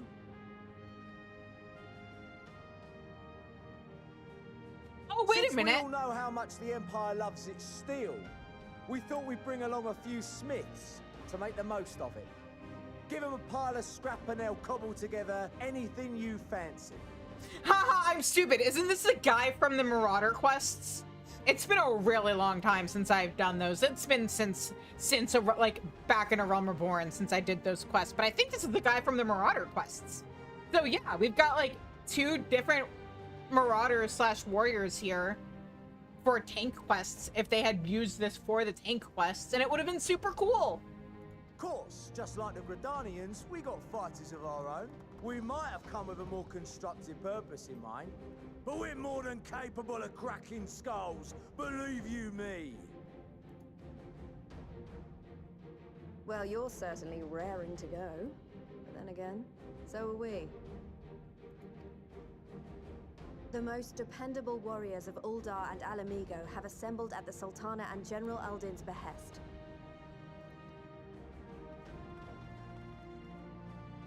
If Garlemald has truly fallen, then the whole place is likely to be crawling with Telophoroi. We'll need plenty of troops to clear and hold a path for others to follow. That's where we come in. Naturally, Marshal Terrapin and I will be leading from the front.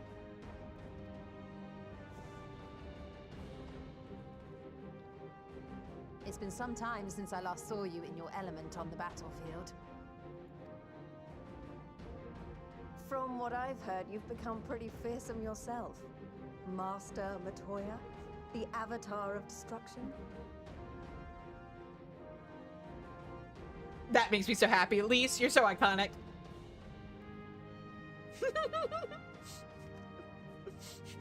Aww. The siblings are fighting. With comrades like these, I know we'll succeed, no matter what awaits us. And then we might finally get a chance to enjoy a good long rest. But until then, let's give it our all.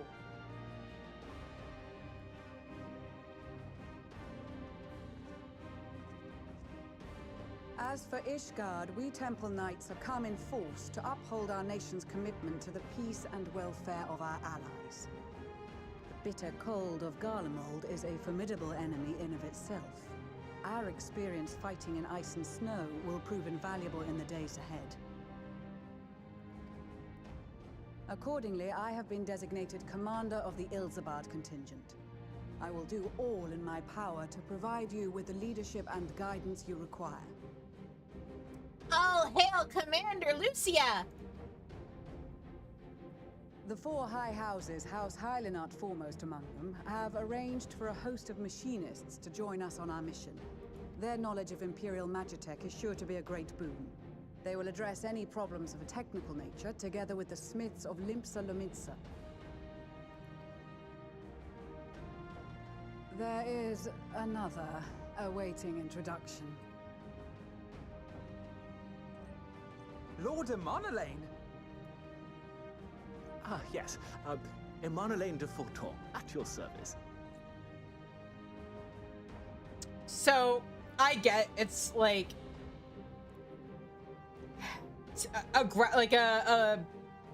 not a graphical thing, that's not the word I'm looking for, but it has to do with like limitations. But it is a little weird looking at the NPCs in the background and they're just like all like statues. They're not breathing, they're just there. Though, lest there be any misunderstanding, I should stress that I've not become a fearsome warrior while you were away. Rather, far from it, actually. My brother, in his infinite wisdom, decided this would be an excellent chance to make something of myself. Oh, and fight for world peace and all that. But, should the opportunity arise for a spot of ballroom dancing, I will be your twinkle-toed gentleman of light.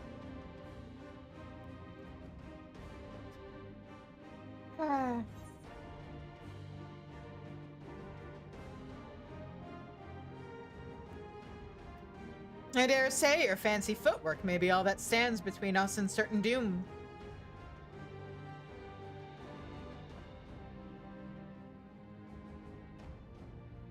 Huzzah! I cannot wait to regale Honoroa with my tales of daring do. I believe that concludes introductions for the Grand Company of Eorzea. Our allies from the Eastern Alliance were due to arrive some time ago, but it would appear they have been delayed. Would that be the shinobi of Doma? Actually, they've been tasked with relaying messages back and forth between the various Eastern nations. According to Lord Hien, however, an equally capable company of warriors has been sent in their stead. Out of my way, you preening fool! Ah, the other married couple.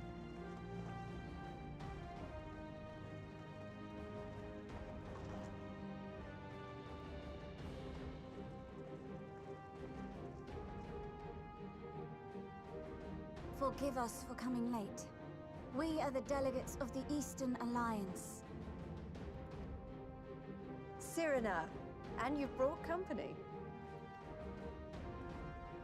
For battle and blood we come, as a step is sorely lacking in both. No towers befoul our lands, so we marched on those of Doma, only to find them beyond our reach.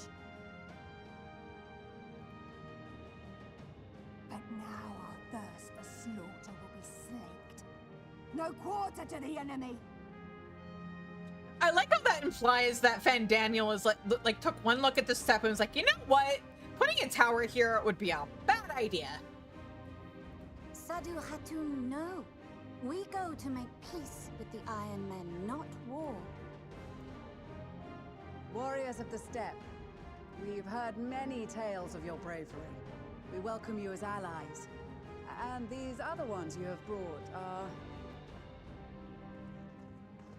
Members of the Dalmascan resistance group, Lente's Tears.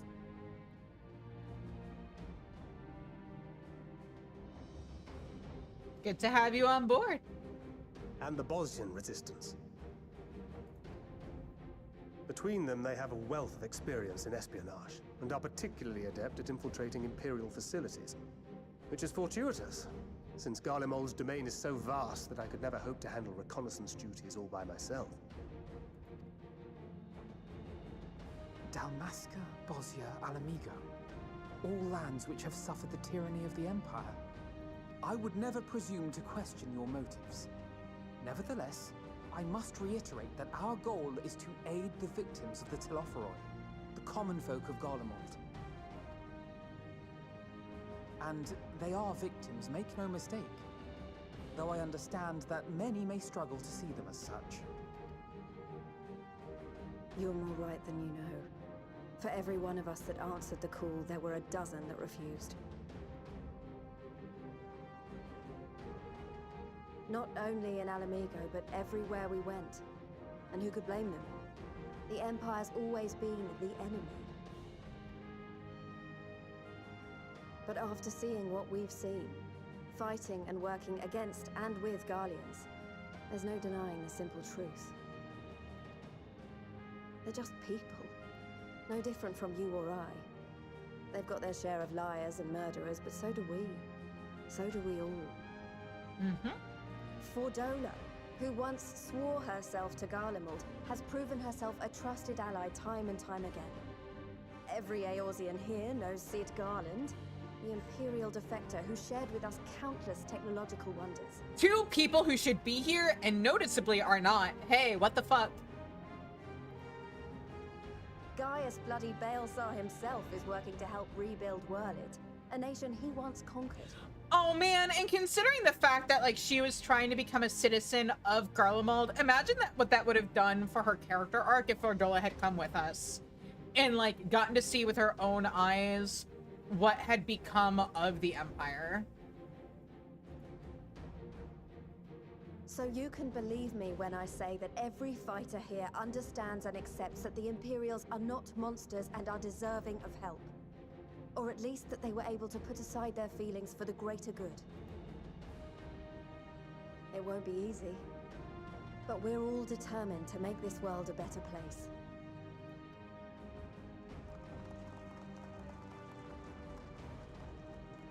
What lingering concerns I may have had were clearly unwarranted. I agree with everything you said wholeheartedly.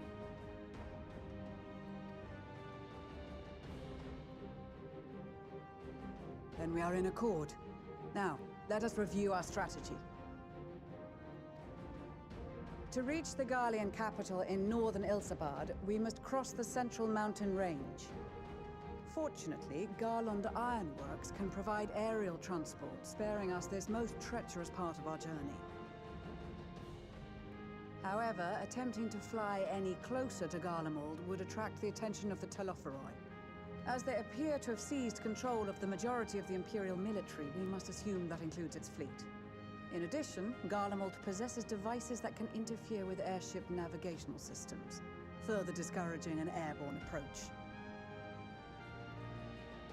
Given the circumstances, the closest we dare deploy our contingent is an area between the range and the capital, the Magna Glaciers. From there, we must travel the rest of the way on foot. We will also need to bring the airships with us to ensure we can withdraw with haste. Although much of the terrain will be blanketed in snow, we should be able to make use of local roads and shipping facilities. The vast ice field will afford us an unobstructed view of the surrounding area. On the other hand, it will also allow others to easily spot us. So, it is imperative that we only make camp in positions where we can easily defend ourselves. And the airships, which must be kept safe at all costs.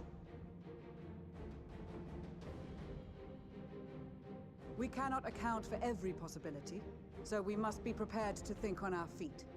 We will be tested. Sorely tested, I expect.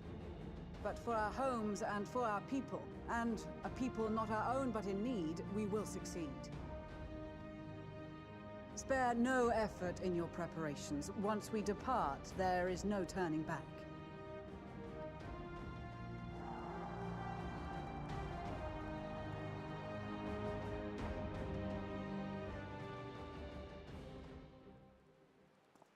Okay, now let me talk to everybody. These ears. Okay. Oh, so many options. Let's start here. I was half expecting to find the man who taught me red magic amongst our number, but he's nowhere to be seen. I suppose he's had his share of unpleasant experiences with the Empire, but so have we all. Perhaps there's some other reason. Well, in any case, I have a feeling I'll see him again once this is all over. I'm sure he'll be pleasantly surprised by how much my swordplay has improved since we last met. Hey, I know that guy! He also should have been here. You know, to add to the number of people who should have been part of my version of the role quests. Let's talk to these guys. Also, he's also, if I remember right, he's one of the tank teachers. Allow me to express my deepest gratitude for your role in liberating Bozia. Me and my countrymen owe you more than we can ever hope to repay. Now that our dream has finally been realized, Basalion has seen fit to send a few of us to join this expeditionary force. I hope our skills will be of use.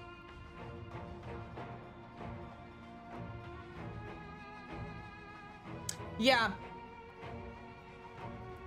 So, like, there's plenty of NPCs here representing, like, all of the old role quests and class quests that they could have used them in,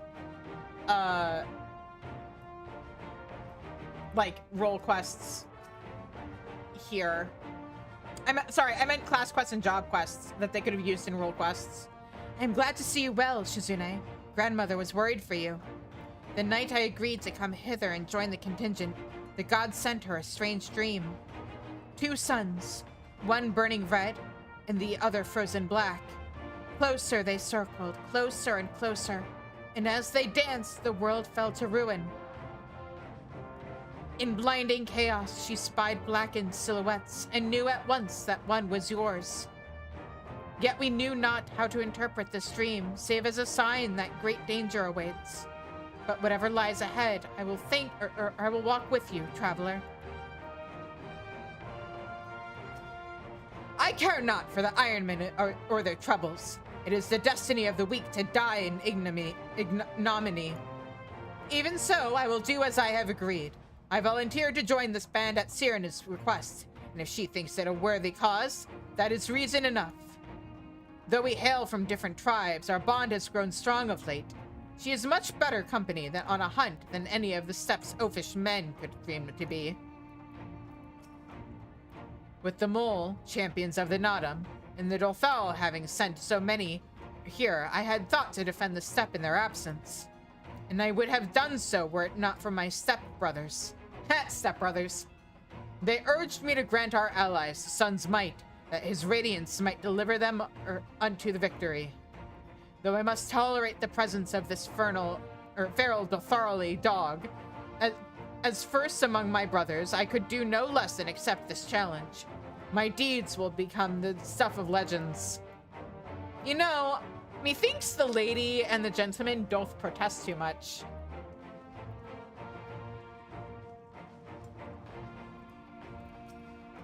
I trust Asinian is proving himself a useful addition to your band.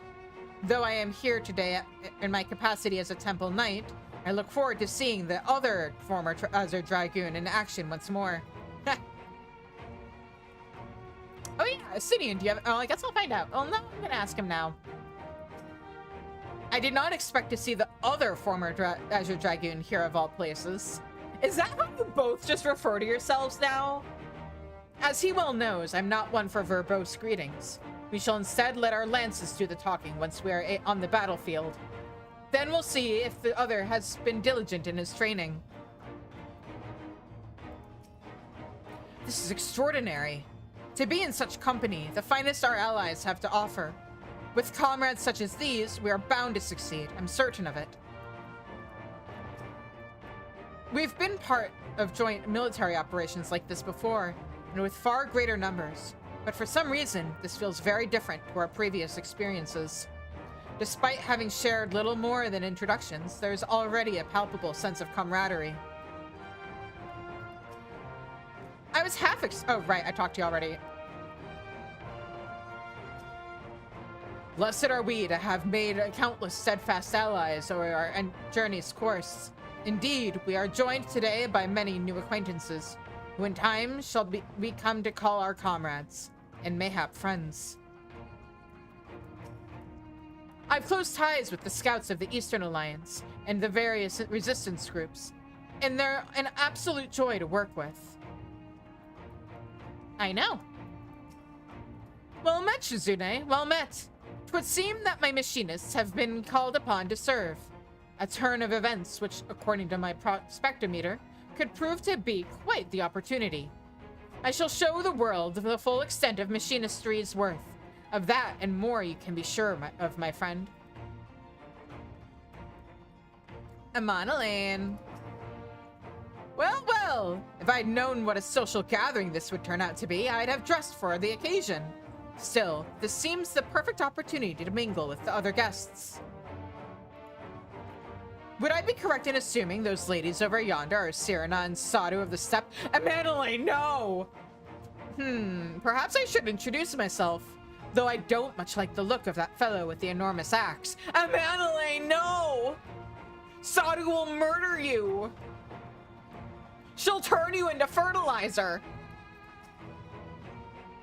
I cast my lot with the Popularis to bridge the divide between Garlemald and her territories, that all may be united in common cause. But we were disparaged as a radical element, dissenters looking to destabilize the Empire from within. Many friends and even my parents perished in unfortunate accidents. I too would surely have met the same fate had I not defected. He's never going to learn. You know that, Ash. Nevertheless, I still dream of equality and peace for us all. As the world itself stands on the brink of collapse, I hold out hope that one day that dream will become reality. Man, what do you mean I can't talk to some of these guys? I mean, I know I haven't done the pugilist or monk quests, but still. It seems so long ago we were sailing across the Ruby Sea and charging about the Azun Sep with Siren and the others. I'd say we're overdue for another adventure. It brings back memories to see so many familiar faces. We've been through so much together, good times and not so good. I expect Garlemald will be mostly the latter, but I'd like to believe we'll look back on these days more fondly in the years to come. But for that to happen, we'll have to make it out of this alive. Don't you die on me, Hi, Kokobuki. We came as quickly as we could.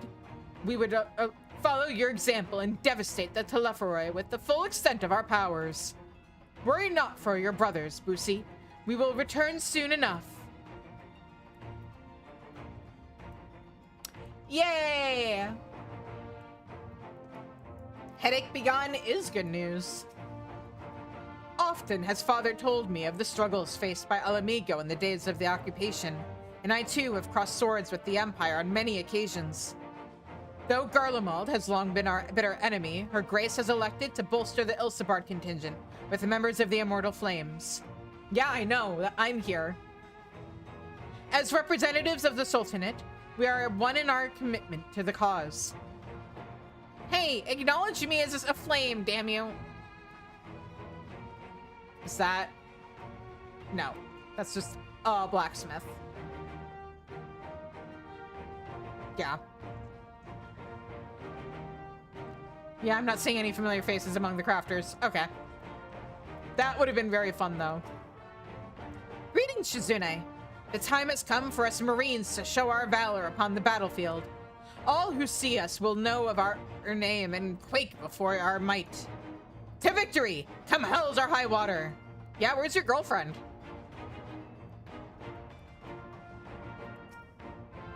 With so many people from so many places, I'm rather out of my element. Regardless, I am a seed seer, and will endeavor to equip myself accordingly.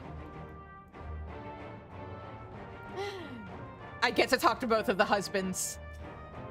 I can't lie to you, Shizune. I wasn't entirely for this whole thing when Sanson spoke to me, but if it means being your brother-in-arms, then who am I to pettifog?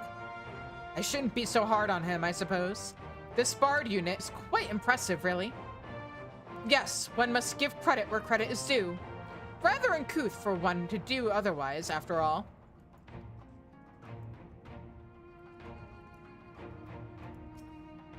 Our prowess has finally been recognized by the Order of the Twin Adder. Naturally, Gaidalo is also here helping us. Whilst his ability as a bard is unmatched, I do worry about his judgment. However, you need not. I shall be keeping a close eye on him, I promise. I mean, again, I'd expect nothing less of the husbands. All right, and that's everybody. Besides the delegates assembled here, the Amalja and several other tribes offered to send troops of their own. Unfortunately, due to their physiology, many would struggle simply to survive in the harsh climate of Ilsabard. They would also likely prove tempting targets for abduction by the Telepharoi. All things considered, they can better aid the cause by bolstering our defenses in Eorzea, though their eagerness to do more has been noted. We few shall have to suffice. Ere we embark, we must distribute the warding skills to our comrades. Care to do the honors? Yeah.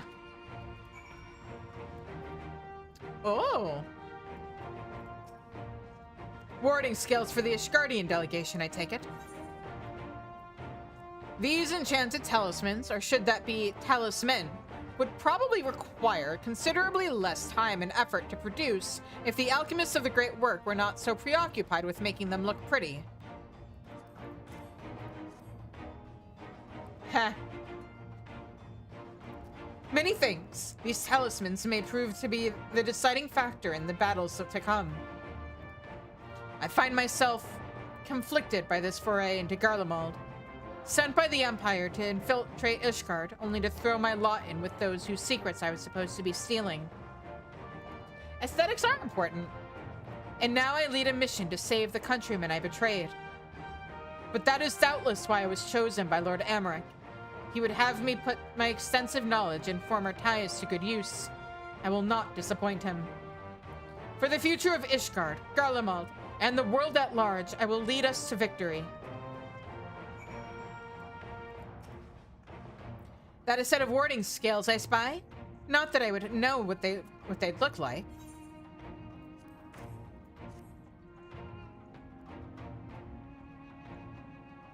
Wow, look at these. Even a layman like me can tell they're bursting with ether.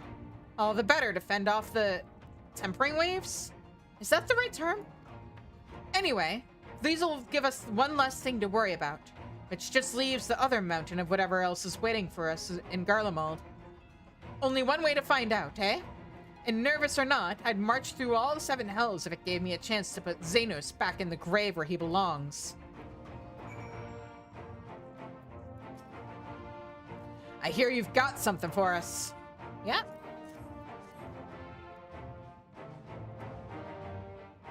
Ah, them skills everyone's been talking about. Pretty little things, ain't they? Reckon they'll be worth our gill or two when this is all over, but we'll hold on to them for now. And one more thing. I know what you're all thinking. Why didn't they send Ainzar instead? Buggered if I know. All the Admiral and Captain Hilfier told me was they needed someone to help safeguard the future. And here I am. Can't say they haven't got a sense of humor. Of course, some of you might be wondering what good a pirate is on dry land, in the middle of the sodden snow of all places. Well, me and my crew will do whatever needs doing. So let's set sail. Or however the saying goes on airships.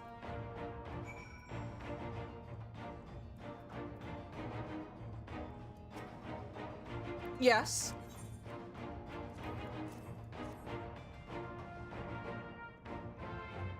Wait, Arun, the top half is fine, but I think your legs might be a little underdressed for where we're going.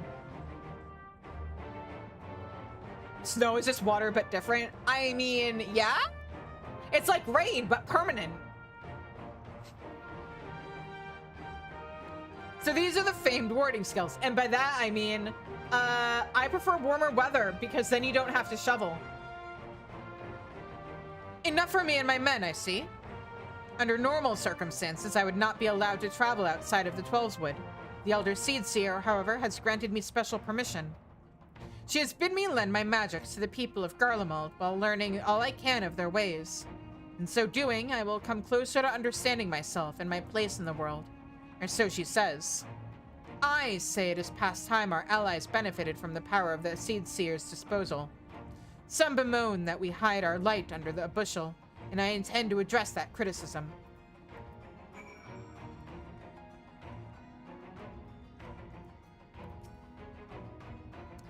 We heard it would be cold in Garlemald, so we came prepared.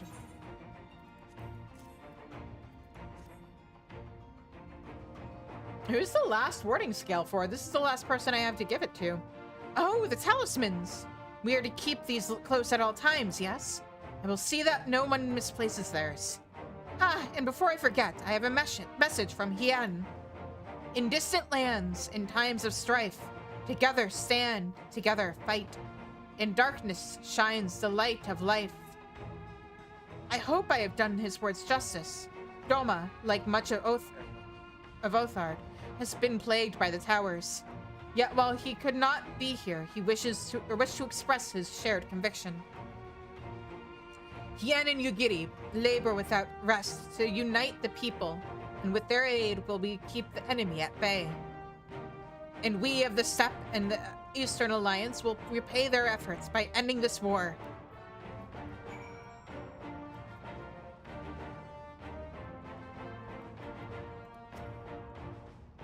Do you have a warding skill for me too? Ah, okay.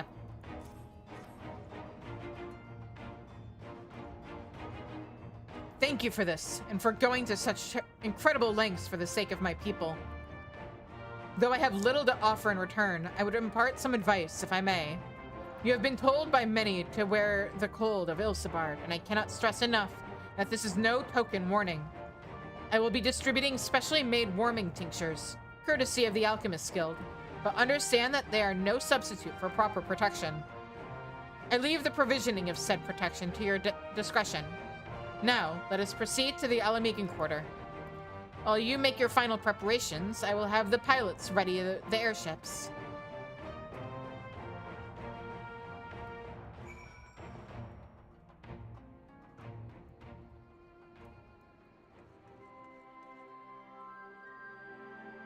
Where's Sid? He should be going with us! And Nero, we should be bringing all of our adopted Garleans with us. It's something of a constant refrain that we require warmer clothing. My present garb may be lacking, for color notwithstanding. Concoctions to fortify the flesh against wind and cold are commonly sold in the Uldan markets, though they are of dubious provenance and efficacy. 'Tis said, however, that in recent days the Alchemist Guild hath produced a tincture capable of such a feat. Mayhap the achievements of their Thavnarian counterparts did spur them into action, that they not be put to shame. This coat is quite warm, but I have something rather thicker for the occasions like these. There's no telling how long we'll be out in the open. I can't go fighting fires willy-nilly we can't go fighting fires willy-nilly if we want to avoid detection. Or starting fires willy-nilly if we want to avoid detection. Yes, okay. If you've anything you still need to take care of, you'd better see to it now. Since my revival, I've been lax in expanding my limited wardrobe. Think we have time for a quick trip to Old Charlian? I recall a rather fetching coat. Preparations? I've got my armor and my lance. What more could I need? I mean, you are from Ishgard. Anyway, there's an ad that's about to start, so I'm gonna actually use this time to go and grab a bite to eat, and then we will continue on the other side of that. So, everybody else, make sure to stretch your legs, get food, get water, so on and so forth. And I will see you guys in a few minutes.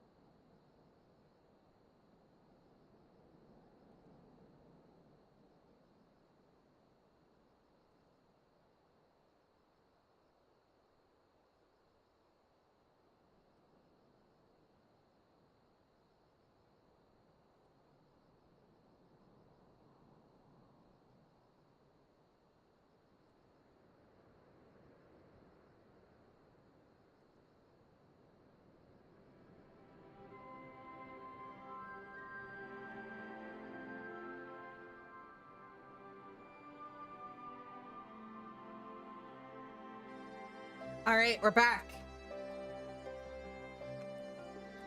And now we start one of my favorite parts of Endwalker. I really like the Garlemald section.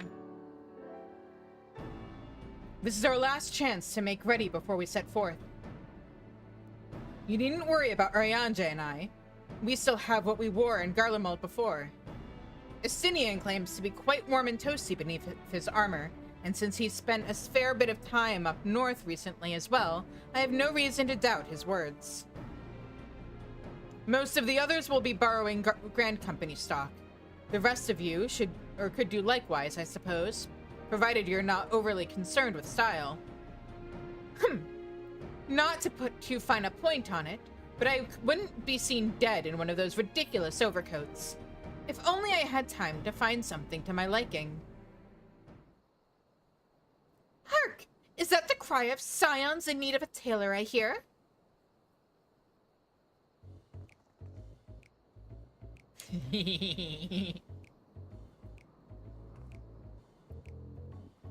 But how? I have my ways. Oh, yes, indeed. You thought you could sneak off to Ilsebard without telling me? She finally got a new outfit! Ha! Nothing escapes my notice. Now, you will wear these garments I've made for you, whether you like it or not. Don't threaten me with a good time. You never cease to amaze. But why do you need a new outfit as well? Wait, are you coming with us? What? No, of course not, silly. It's all in the name of fashion. Rather, the pursuit of the highest quality fashion. Besides, how can I expect others to wear my creations if I've never worn them myself? You didn't have a problem with that the last two expansions, or 3 expansions, I guess. I did have one other thing to share. Welcome back! Ergus and Blumwida have fully returned from assignments in faraway lands. They'll be staying at the Rising Stones for a while to keep an eye on events throughout Eorzea. Since they'll be running things back in the headquarters, I was wondering if I could lend a hand in Sharlayan? Oh, why not? You can keep Kryle company in the Baldesion Annex. Yes, we'd love to have you there. And I heard Ermigus and Blumwida did a fine job carrying on in our stead while we were lying comatose. With them in charge of the Rising Stones, we have nothing to worry about. My thoughts exactly. Also, while I'm confident you won't go collapsing again, because a certain someone who shall remain nameless isn't in a position to transport your souls to another world, I'm saying if anything similarly disastrous were to happen, I'll be well positioned to do something about it. Anyway, I've got a few things to take care of, and then I'll make my way to Sharlayan. I really do hope these new clothes are enough to keep you warm in Garlemald. It's not much, but it's the only thing I can do for you, other than pray for your safe return. Which I will, every day.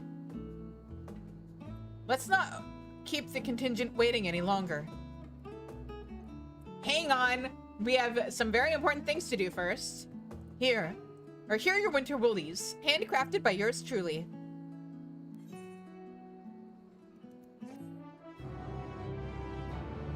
If not warm in body, at least warm in heart. I mean, the plan is warm in body and heart. But okay. We have a very important thing to do now. One moment.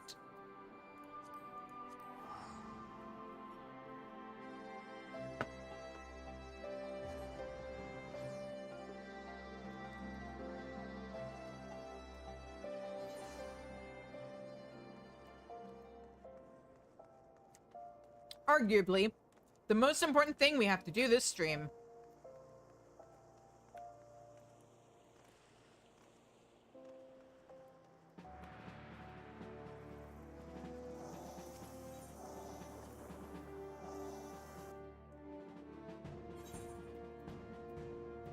Oh, perfect. They're already in my inventory. Okay.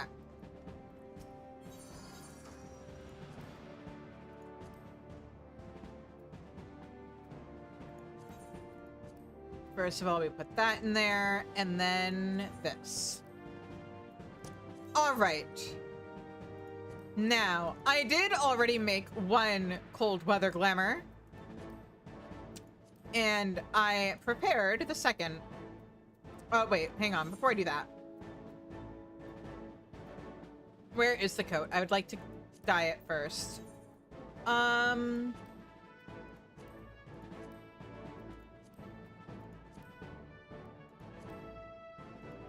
Do I want it to be that? Or... I think I like this better. Compared to... yeah.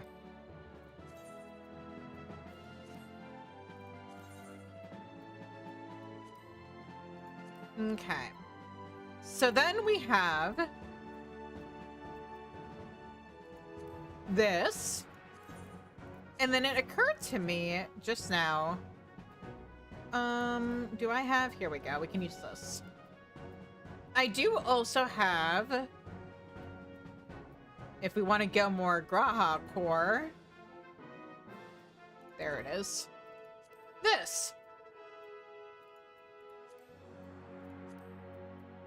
Now, the question is, do we want it to go with these shoes and... get your head out of the gutter! Do we want to go with this dyed black? Or... and maybe this also dyed black? Or do we want to, for this particular one, go with my usual of jeans and these? Or do we want to go somewhere in the middle? You know what? For the sake of MSQ, at least, I think I'm going to go with these.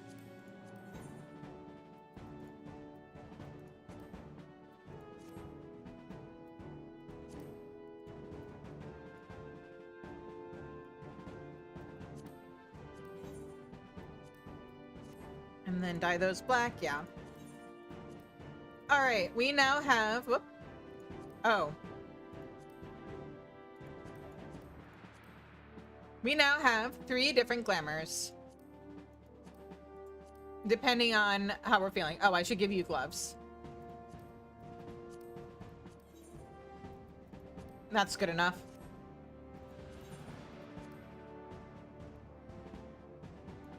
So, which one do I put on which job? I feel like... for sure, for the... oh... well, I'm not doing anything with Red Mage right now. So for the sake of Summoner... I think... this... I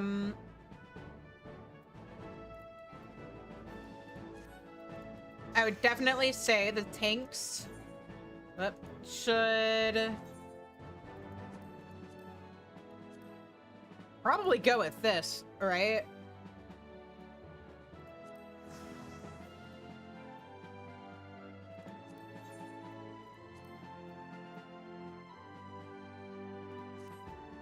Healer... oop. Let's try that again.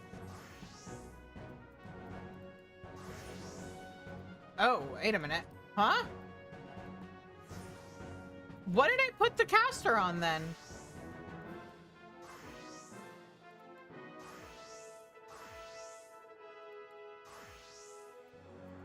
I'm confused. I fucked up somewhere.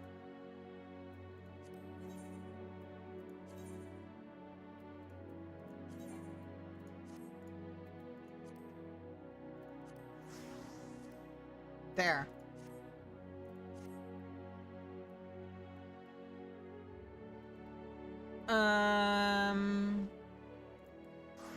Yep.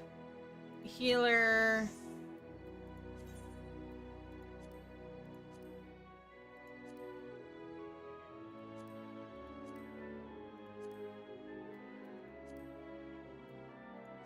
I think this is appropriate for healer. I think also bard, right?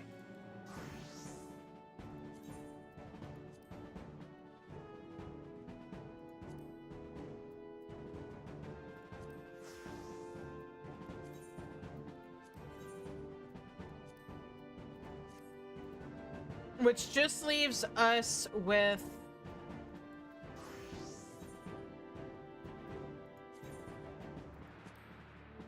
I guess we'll start with this. It's what Tataru gave us. It's what she'd want us to wear.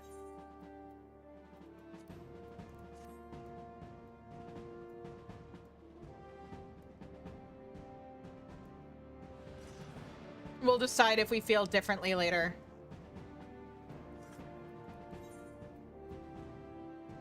And then, since they mentioned friendos in Mordona, we'll go wish or say goodbye to them.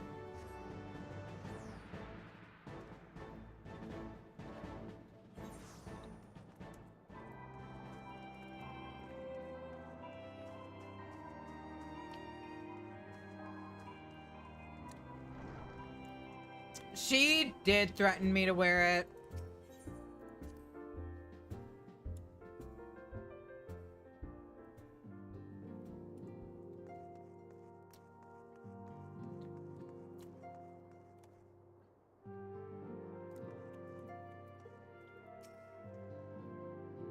Well, if it isn't Mr. Statskar. Long has it been since we last met, but surely you haven't forgotten, have you? 'Tis I, Ermgus, formerly of the Maelstrom and the Crystal Braves. Upon returning from my mission abroad, Tataru called me to the Rising Stones and asked me to prepare for the worst. And though the worst has yet to come, I must abstain from indulging in a glass of wine until after it's past. It's been quite some time, hasn't it? As I recall, Ishgard was still at war with Nidhogg's brood when last we spoke. I hear the dragoon from those days is a scion now. As for Armhus and I, we recently returned from a mission in the provinces, where we built up an information network at Riol's behest. The man's a tyrant, had us working every waking moment. Any road, the two of us have been tasked with keeping watch over the Rising Stones, but I'm keeping a closer watch on Armgus and his alcohol intake.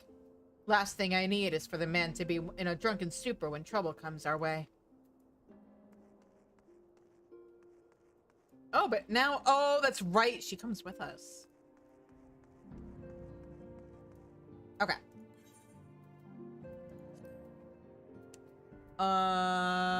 Now we want to go back to Alamigo.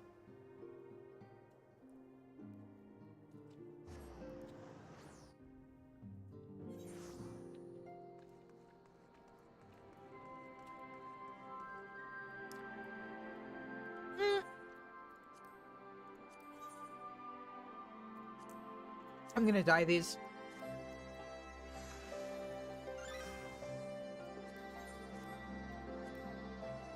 There we go. And now that I've guaranteed that I will look good for the cutscenes and everything that is to come, it's time for us to go. What am I doing?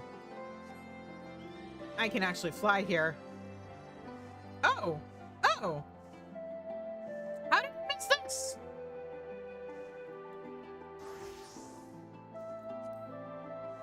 Wait. Oh! I know what happened. Hang on. I'm stupid.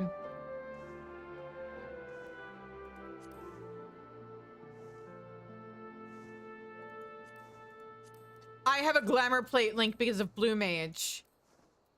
And so it's changing my glamour back every time I... Okay.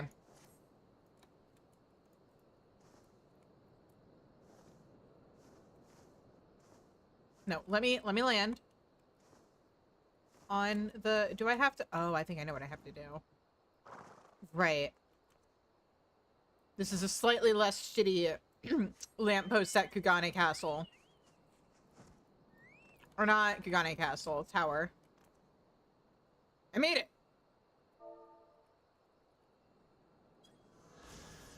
A residential area situated in the south of Alamigo. Under Garlean rule, it was assigned for the use of the An, whose lowliest subjects of the Empire, not accorded citizenship. During that time, it was also known as the Peregrine Quarter, a reference to the derogatory name by which the Imperial occupiers called Alamegan natives.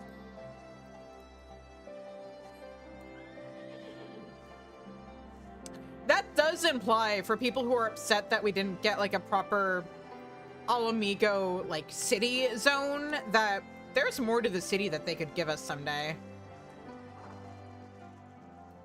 All right. Now that I've landed, let's fix the oopsie for a third time. Switch back to our MSQ job. And hi, Tataru. A frosty reception. Tataru is desperately trying to retain her composure as she prepares to see you off on another perilous journey. I'm told the airship pilot has has been sent to meet you. There he is. All right, this is where we go our separate ways. Do be careful, won't you? Solo duty time. It's an honor to finally meet you. We have the Garland Ironworks. We'll be ferrying you and your contingent across the mountains and into Garlemald. Where's Sid? For many of us, it will be something of a homecoming. Our illustrious founder was only our most notable Imperial defector. For that reason, the company is committed to the success of this expedition. Our resources are at your disposal, and if there is aught we might do to be of further assistance, please do not hesitate to ask. Hydrate, posture check, stretch. Now?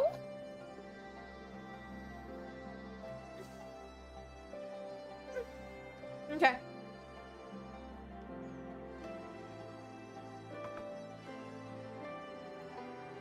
If you are ready to depart, I will ready the engines.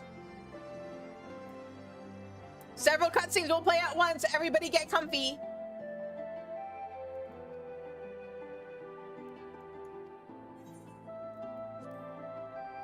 I mean, as long as there are cutscenes that are voiced over, I am going to be eating dinner.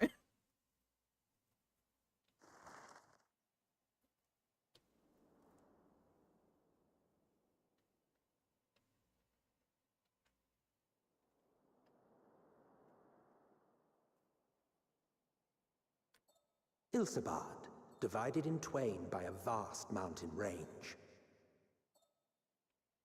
Those who would traverse its jagged peaks face peril at every step. But why go by foot when one can simply fly?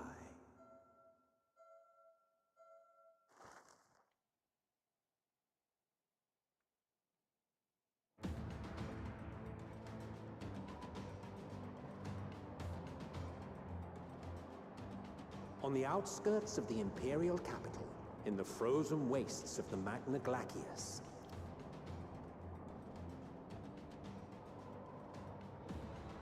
the winds howl in icy protest, as if to warn against further trespass.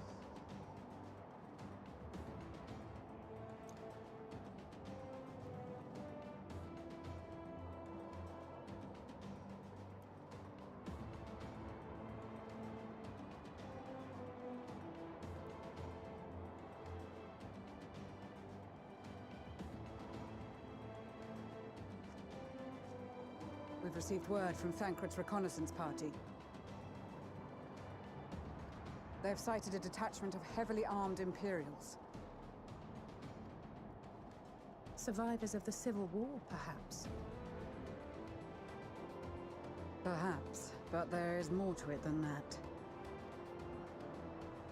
Maxima reports that they are led by Vergilia, legatus of the 3rd Legion, which comprises the bulk of their number. However, they are also joined by several members of the 1st. From what I recall, the 3rd Legion fought for Nerva in the War of Succession following Varus's death. The 1st, on the other hand, were under the direct command of the Emperor and rejected Nerva's claim to the throne. These legions were enemies. Indeed. In fact, our sources claim that it was a conflict between them that sparked the Civil War. Yet now, these former foes cooperate to defend a ruined Garlemald from invasion. Oh, they're hella Then it is all tempered. but certain they have been tempered. So, what's the plan? If me and my crew is out reaving, we charge straight in, no messing about. But that ain't what we're here for.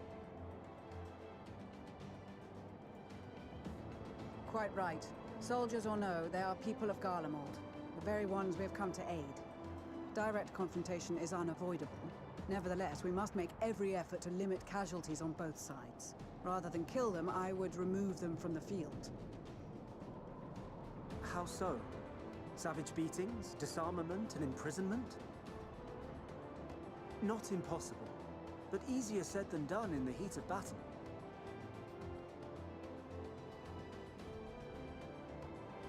Having observed the opposition, I imagine Thancred had something to suggest? He did. He and the other scouts have already infiltrated a supply depot some distance beyond the Imperial detachment's current position. Stored within is a stockpile of Magitech armaments, and once we give the signal, Thancred's team will destroy them all. In so doing, we will deprive frontline troops of materiel, and likely force the detachment to send men to investigate.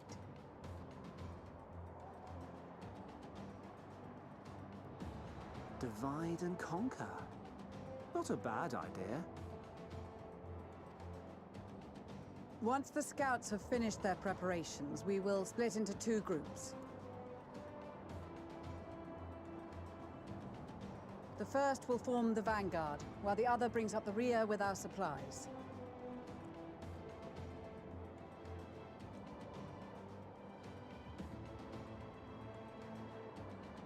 As for the Scions, I ask that you lend your assistance where you deem it needed most.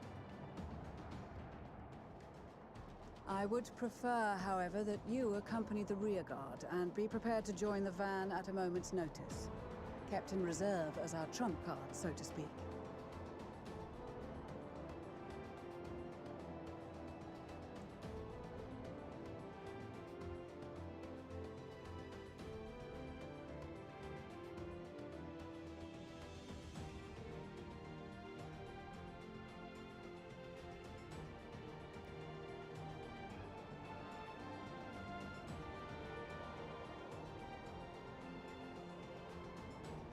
All right.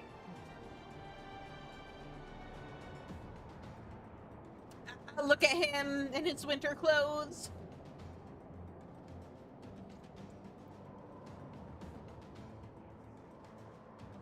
Your proposal was well received. More specifically, they asked that we destroy the Imperial's toys in as spectacular a fashion as possible.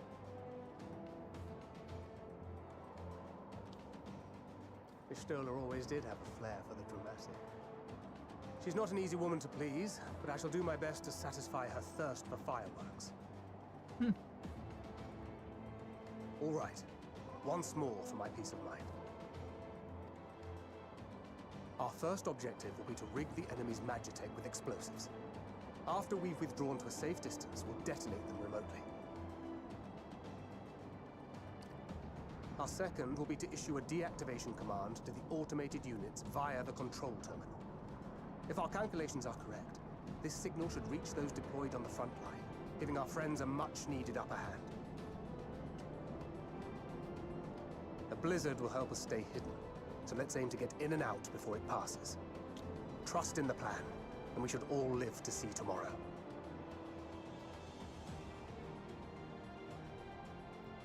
In the meantime, I will relay messages back and forth as the situation unfolds. You'll forgive me if I ask again, but are you certain you wish to play the lone wolf? Wouldn't have it any other way. Call it foolish and reckless if you like, but I'll get the job done. I always do.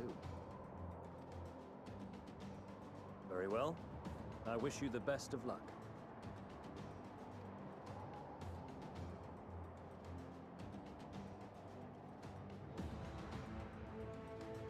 All right.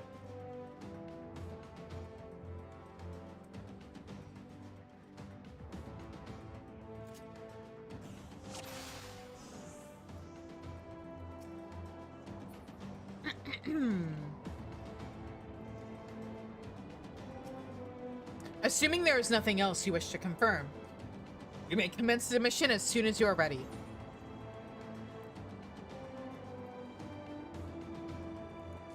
All right, let's go. Keep your wits about you. It's time. We only have one shot at this, so let's make it count. Am I... Two in the gate. Could get messy if I'm not careful.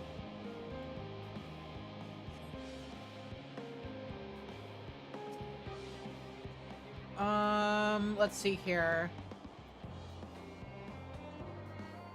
Oh, my headset just died. 1 second. Okay, let's look at his skills real quick. Bewilderment Mom throws a bomb that confuses the senses of guard dogs, neutralizing them. Has no effect on Imperial soldiers or Magitech weaponry. Okay. That's his attack. Defense. Masks your presence, making it impossible for most enemies to detect you and increases movement speed. Cannot be cast while in combat. Alright. So let me just sneaky sneak.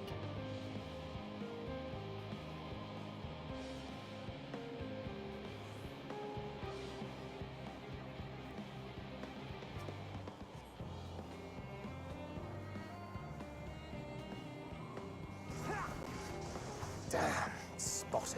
Oh, what did you mean by taking naps then?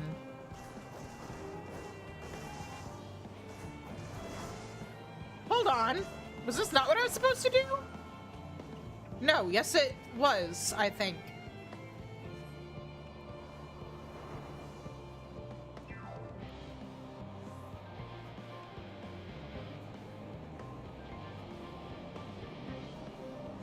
Oh, I see. Uh-oh. 7 hells. No!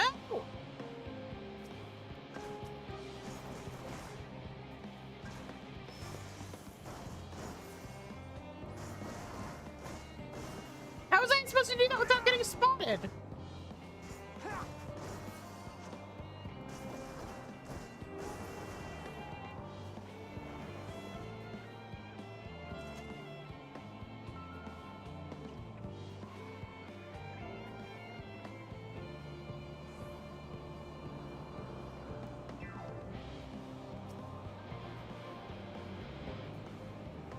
Hurry, hurry, hurry, hurry, hurry.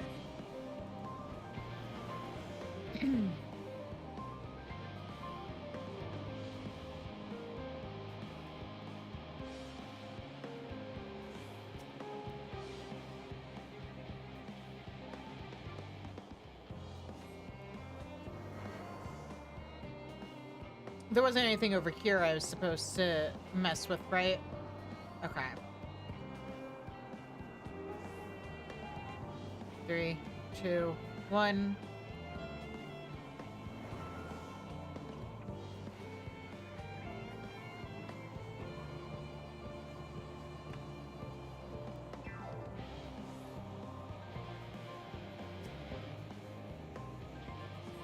Ha.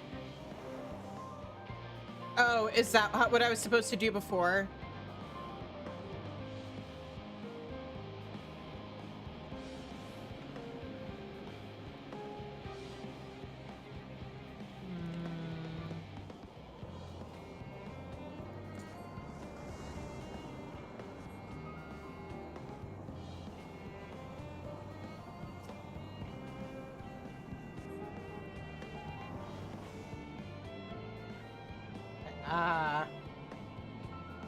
I'm gonna hide over here for a second.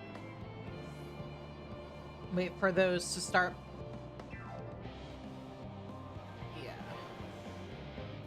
Sneaky sneak over here. Interact.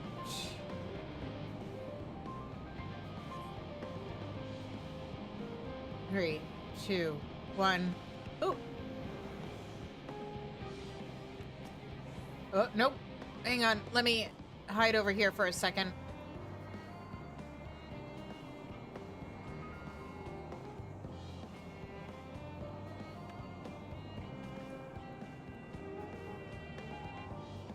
Don't turn around, don't turn around, don't turn around, don't turn around, don't turn around, don't turn around. Shit. Damn, spotted. Let me... Oh, hiding place right here. How convenient.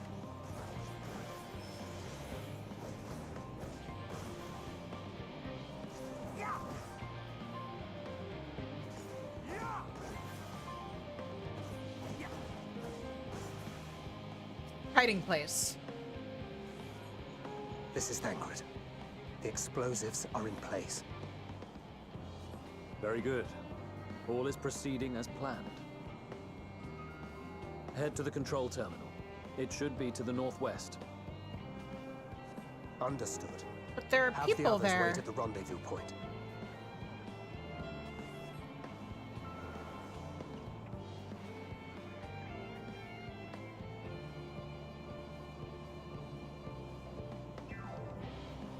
Oh, I see. How close do I have to get to... Aha. I like how they're standing there and just not at all questioning the fact that their stuff is like turning off. 2, 1.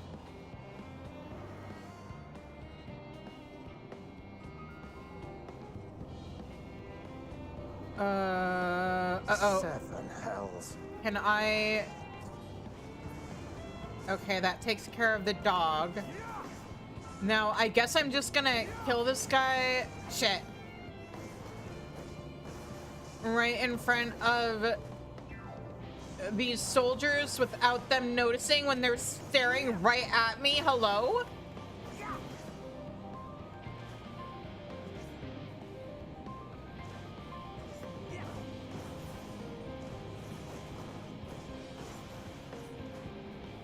Oh, Thancred, why do you not have HP recovery? Why? Okay. This time I know what I'm doing, so it should be okay. Oh, we have to go through all of that? Okay, hang on. Normal. We're doing this on normal. It's fine. Skipping the cutscene. It's fine. It's fine. It's fine. Let me in. Okay, there we go. Commence mission. Yes, Keep go. your wits about you. It's time. We only have one shot at this, so let's make it Let me count. through!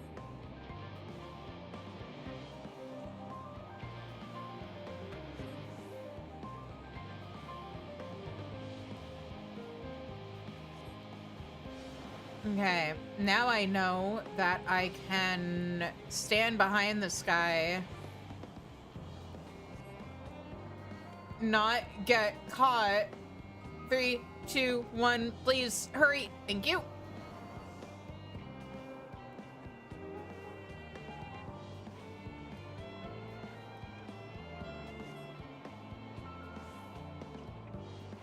I'm gonna stand here.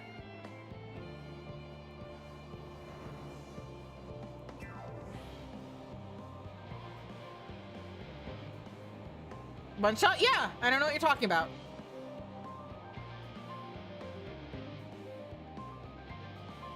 Nobody saw anything. I'm beating this on to the first try. Oh. There's a skill I can use when I'm invisible. Oh, that might be very handy. Must be losing my touch. Come here. It's fine.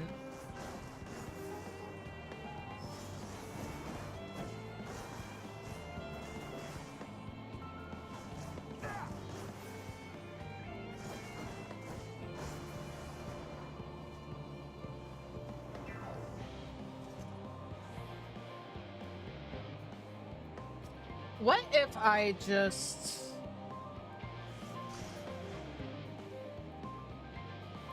What if I just relied on that?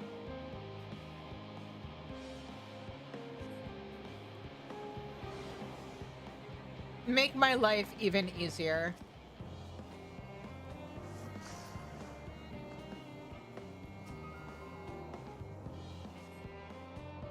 No! 7 hells. Oh, I hit that out of habit. Whoops.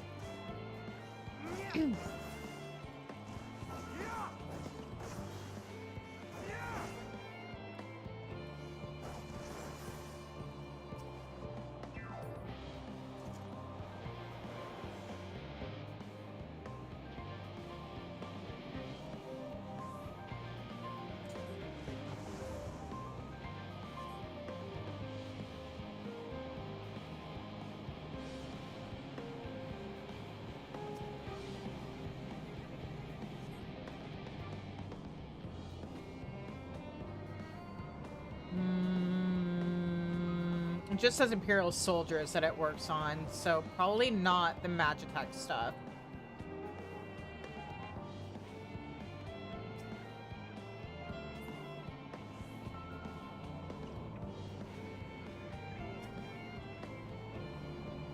But I can probably still make use of it.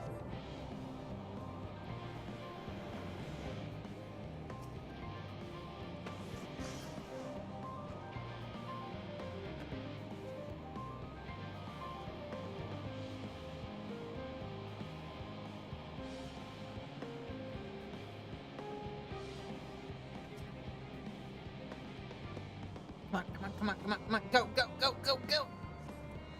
Alright.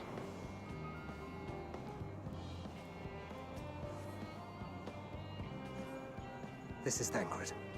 The explosives are in place. Very good. All is proceeding as planned. Head to the control terminal. It should be to the northwest. Understood. Have the others wait at the rendezvous point.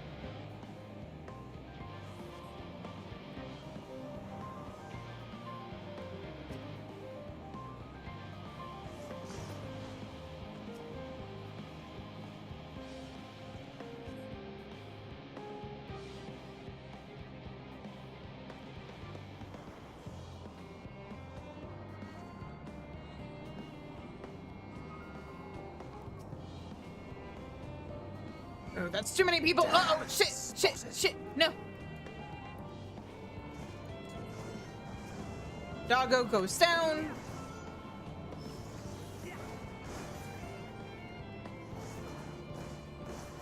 We're okay. This isn't gonna go the way it did last time.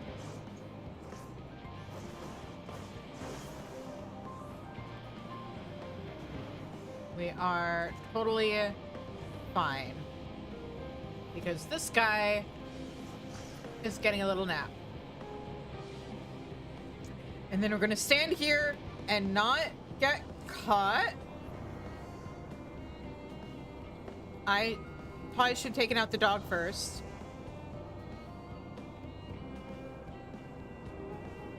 Oh.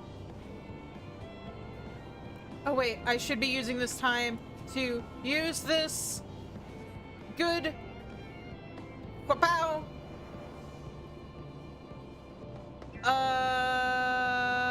Control terminal. Don't spot me, don't spot me, don't spot me, don't spot me. You guys have awful peripheral vision. Hey, how do you like that? We did it! First try!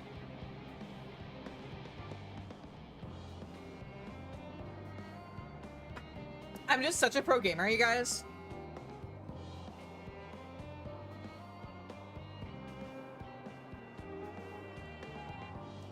You are returned, and none the worse for wear, to my considerable relief.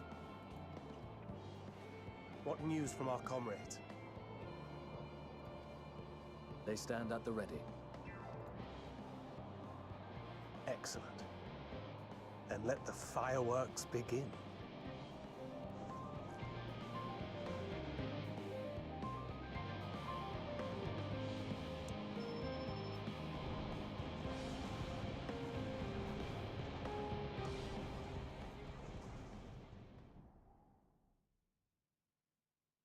A few moments later, at the rear of the Ilsabard contingent supply caravan.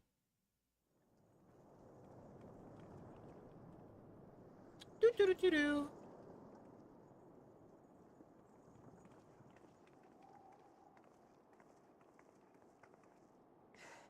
The blizzard's beginning to clear. The Vanguard should be engaging the Imperials any moment now, if they haven't already. Ishtola and the others are with them, so I'm sure they'll be all right, but...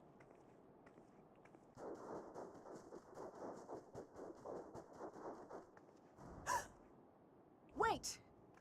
Something's coming! It's a puppy! It's just a little guy. What are you talking? Oh. Oi, oi! Looks like we ain't the only ones who sent out scouts. Keep them away from the carriages! We lose those, and we're as good as dead!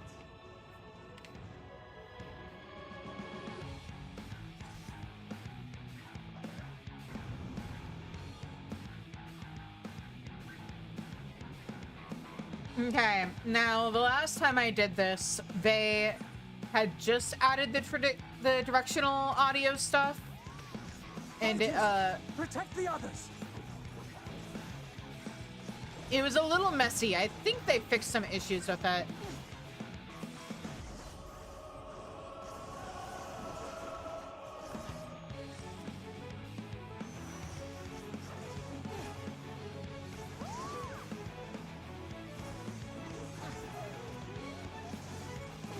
Nope.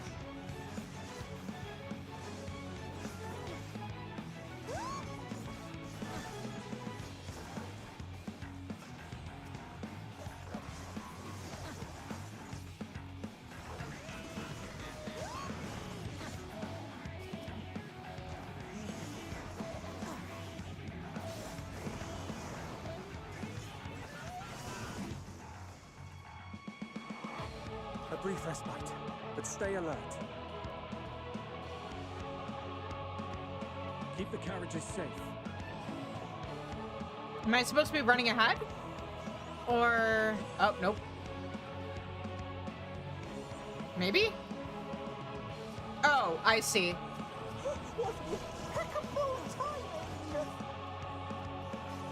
Fear not, friends! The savior of Ishgard is here! Yes, she is.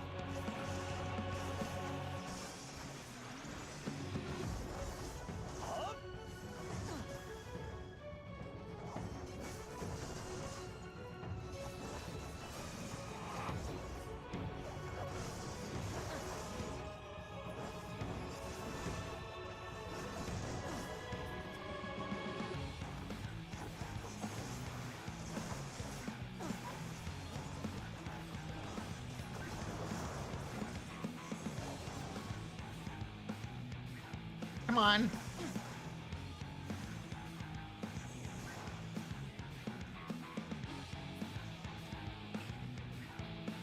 A fine display, but the other carriages are still in danger.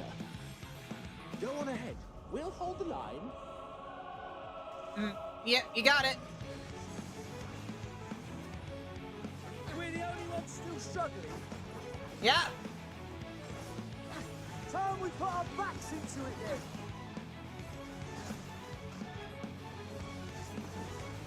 I've been itching for a good scrap.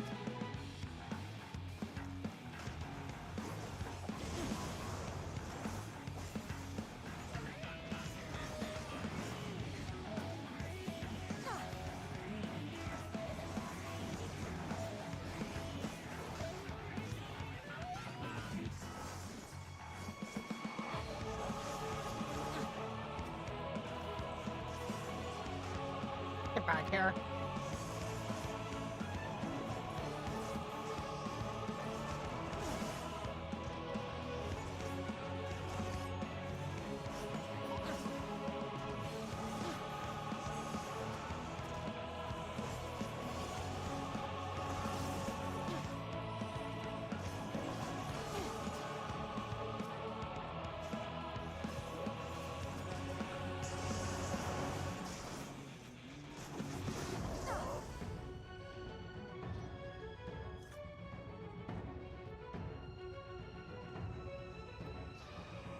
Oh. Oh.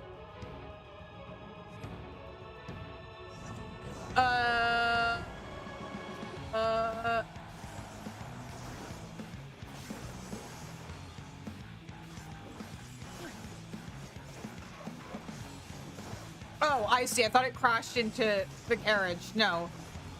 We've got some marauders at work.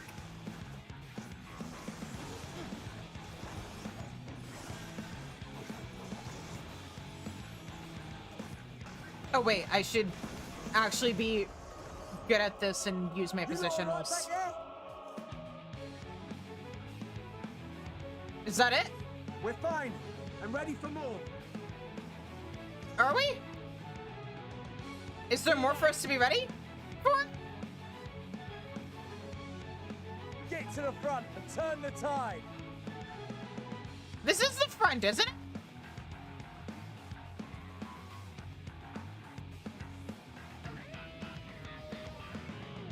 Oh, do they mean I have to run this way? Okay. They could be a little more clear about that. Meanwhile, on the front line...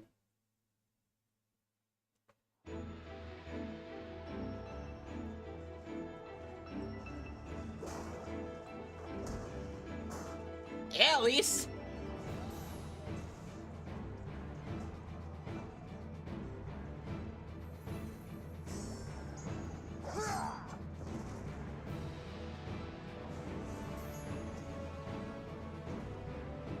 Removed from the field was not a euphemism for enthusiastically murder. It's okay you stole it. It's, subdue damage. It's nothing that won't heal in time. The trouble is, their tempering has made them utterly fearless. Subduing them would be easier if they had the capacity to submit in the first place. Well, this is the path our young chargers would have us walk, and that we all agreed to follow. You knew it would be hard, yet still you pledged your lance, did you not?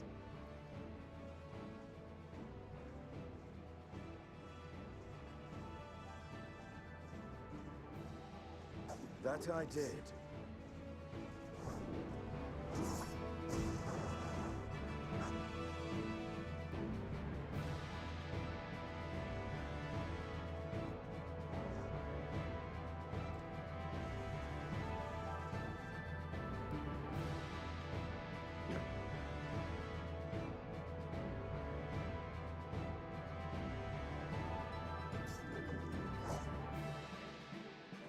That's for Gilia. Damn it. I need to help the others take her down.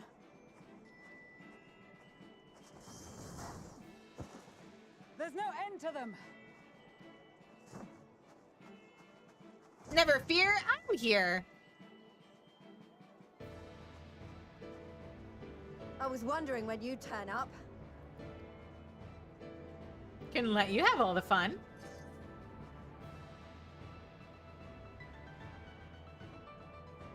There's no stopping us now. Come on, let's show them what we're made of.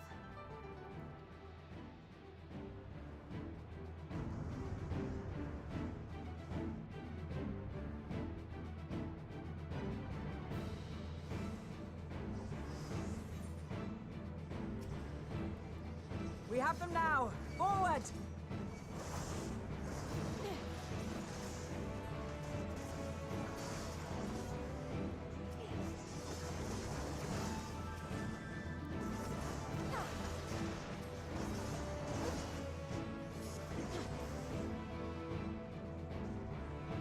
Right! Let them have it!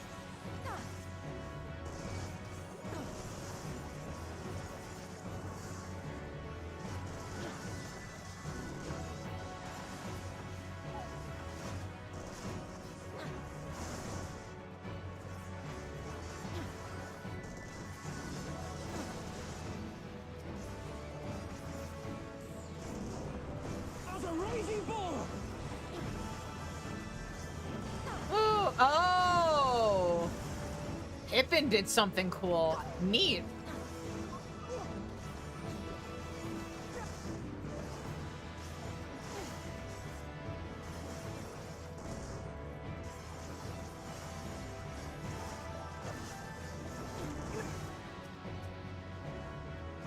Oop.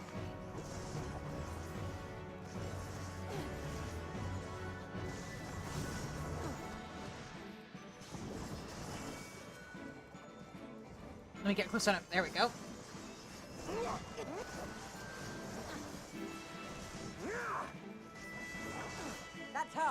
Gilead. Where?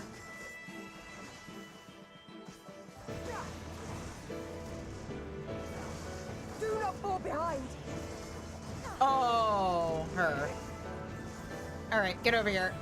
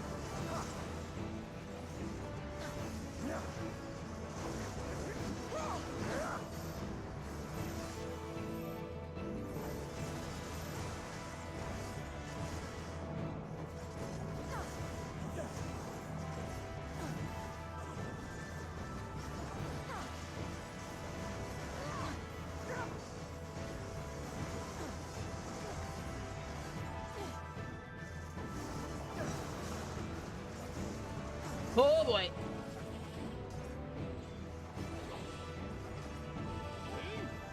Is everyone all right?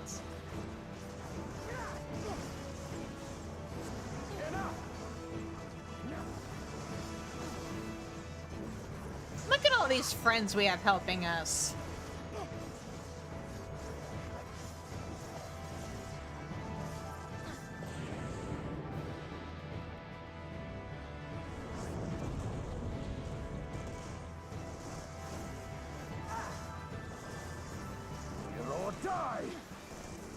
Did she? Oh, she didn't run away. She's right there. Okay.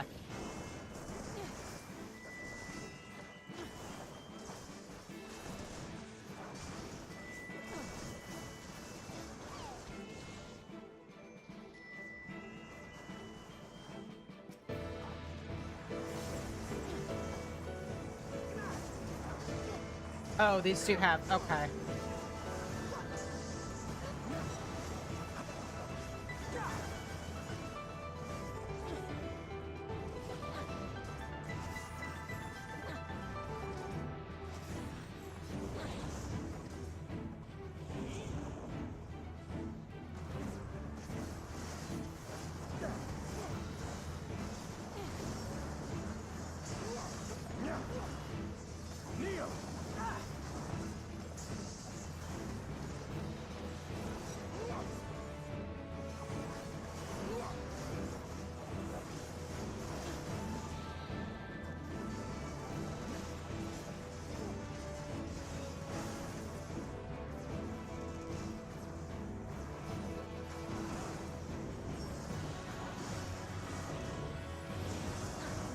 You know what? How kind of these enemies to provide me an AoE opportunity that I can use to refill some of my HP. Nothing quite like popping Bloodbath. Tremble before the sun!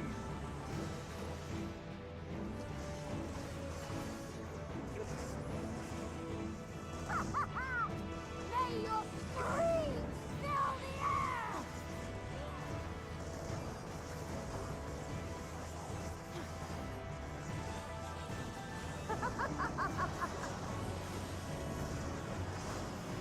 Oh, I never actually finished that sentence. Nothing like using Bloodbath during a, Huh. Okay, we beat that just in time because there's an ad that's about to come, apparently.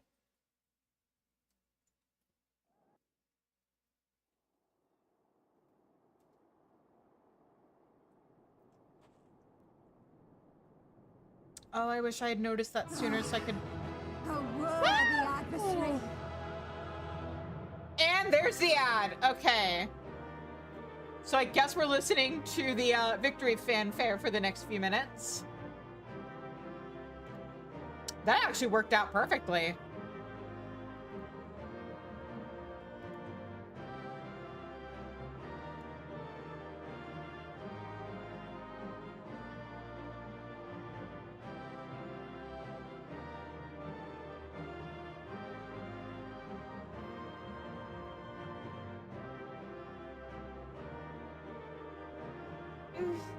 All right, everybody, get some stretches in. You're eepy and you must sleep. All right, good night, Ash. Thanks for joining in. Hey, Chi.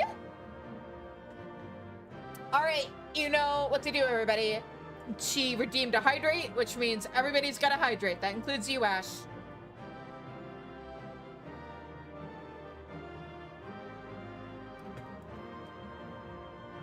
I just did a stretchy. I'll do another stretchy.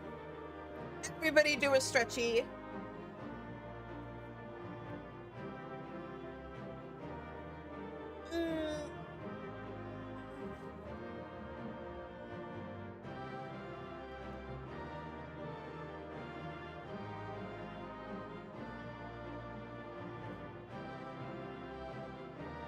Let's stretch out our necks.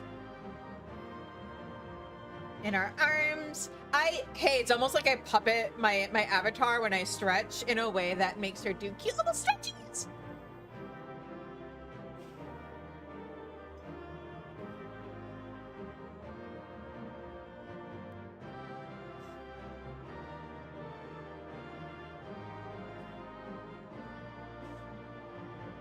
It'll be interesting when the day finally comes when I get my big girl model to see what that looks like when I stretch. I mean, I have a free to use model in VTube Studio that I could probably use to simulate that since it's made by the same company, or not company, but the same studio, but we will have to see.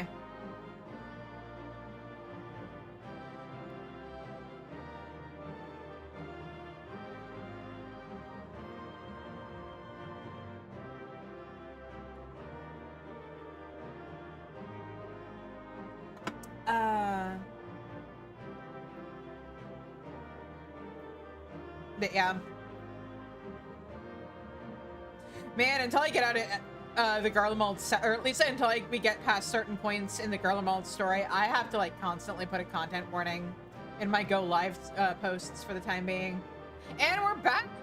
Hey guys. All right, let's continue. We beat the bad guys. We won the war. Garlemald dead. Everything's good now, right? We did what we came here to do. Rest, recover, reclaim yourself. Then we will fight again, to the death. Sadu, that's not why we're here. Sadu Hatun. Oh.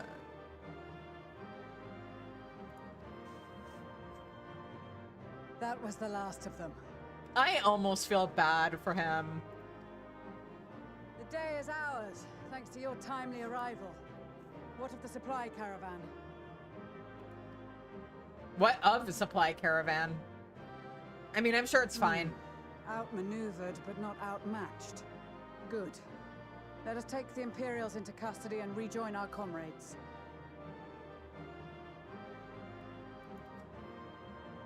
Well, here's the thing. And soon we shall arrive at the capital. They kind of very heavily imply that actually he and Sadu totally are into each other. There's a thing in Dawn Trail from because here's the big hint. They specifically say that when so cold. Okay, I'm gonna shut up for a minute. Thus spoke Emperor Solus as he gazed upon his barren domain. I mean, to be clear, I'm talking about Magnai and Sadu.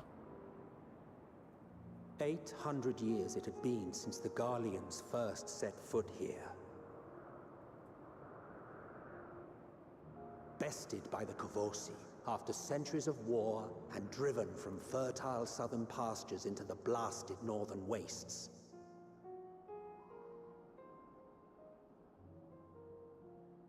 In that garden of desolation, they clung to one another for warmth, freezing, hungry, desperate, hated.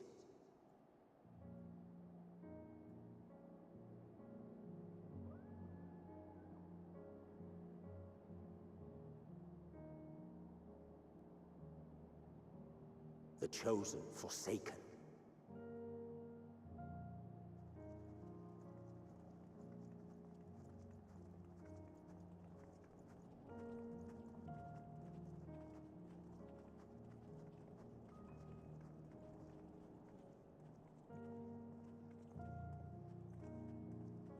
In the year 1513 of the 6th Astral Era, a young legatus named Solus single-handedly sparked the Magitech Revolution.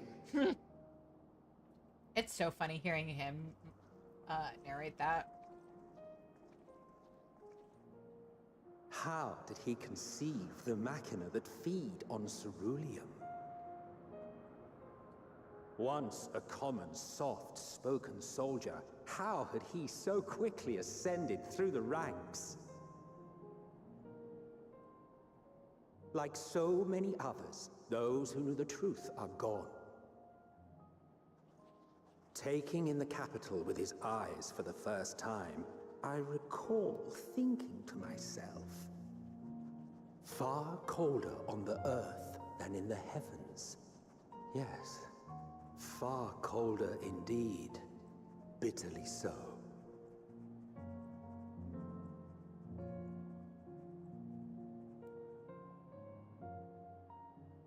We made it!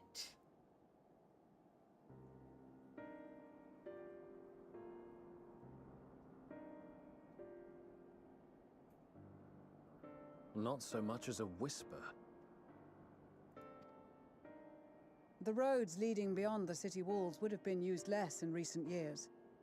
Nevertheless, this was one of the most important gateways into the capital. A buzz day and night with activity, aye. Merchants passing through the checkpoint, many of them stopping at the local hostelries. Surely they cannot all have been tempered. We can consider the question after we have made camp. If we spend any longer outside, we may well freeze to death where we stand. The tempered Imperials, too.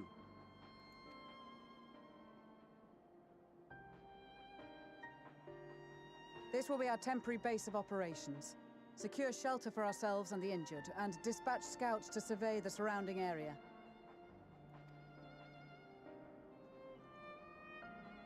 If we're planning on staying here a while, we ought to give this place a proper name.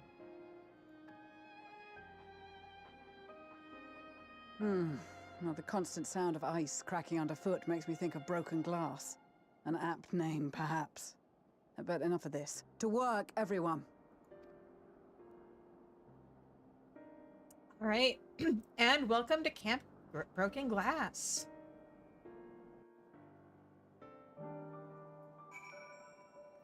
Yay, we're here!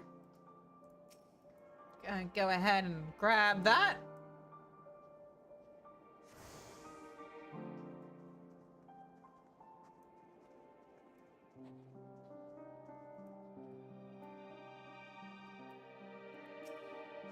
Sorry, I'm feeling rather unwell. What? Are you okay?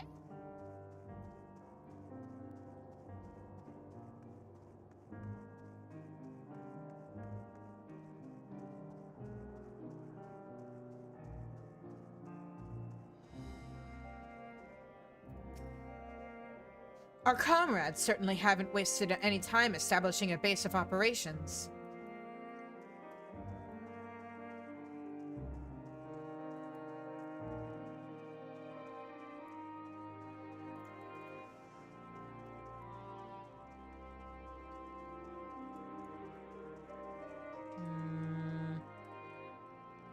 Aha.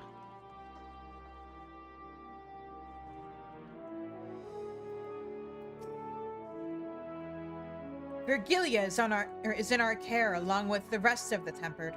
Glory to Garlemald, they still whisper in their sleep, even as they writhe in pain. Rauban taught me a lot about military strategy during the exercises in the fringes. Coordinating units with wildly different capabilities, surveying and securing hostile terrain, that sort of thing. Now, I have the chance to put his teachings into practice. We've asked the Ironworks members and some of our other comrades to stay with the airships. In the event we are discovered, we must be ready to move them swiftly to a safer location. This is all that remains of Laterum. Homes become empty husks. If this is the state of the outlying villages, I dread to think what has become of the capital. Why didn't we just call it Laterum? Why are we renaming places? Once everything is in place, we will discuss our next move. The tempered soldiers are sleeping soundly while they undergo treatment.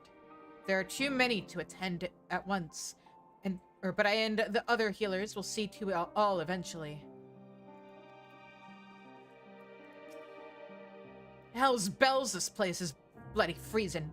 Rather be tied to the topmast in a storm than suffer this cold any longer. Anyone that can spare a swig of rum, that'll sort me out, or right out. Yeah, I'm sure.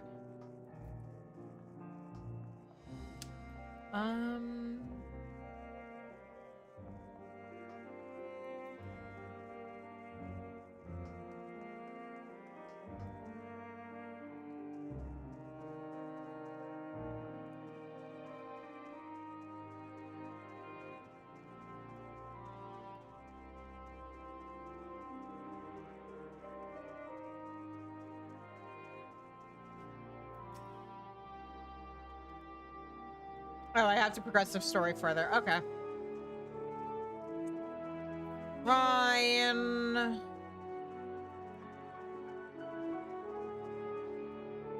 Where are Gaidalo and, his husband, whose name I am once, Sanson. Where's Sanson and Gaidalo? Have they already started going on a big gay adventure?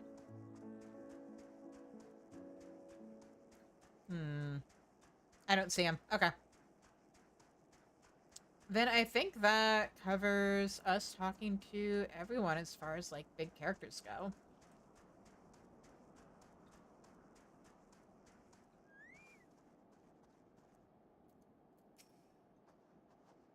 Shouldn't be long before we have a half-decent camp with so many helping hands. I was concerned the snow might hinder our progress, but our Ishgardian friends are used to working in conditions like these. Yeah. In spite of the obstacles we faced, our plan proceeds apace. Just a little further and we will reach the capital itself. Still, we mustn't get ahead of ourselves. As soon as the camp has been made, or fit for purpose, we are to discuss a course of action with Lucia. Would you mind asking Y'shtola and Graha to join us in that building to the northeast of camp? Alize and I will meet you there.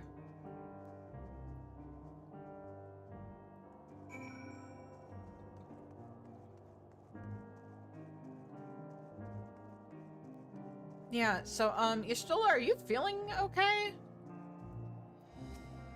A meeting? Yes, I'll make my way over it once my head is cleared. In truth, I've been feeling out of sorts since we arrived.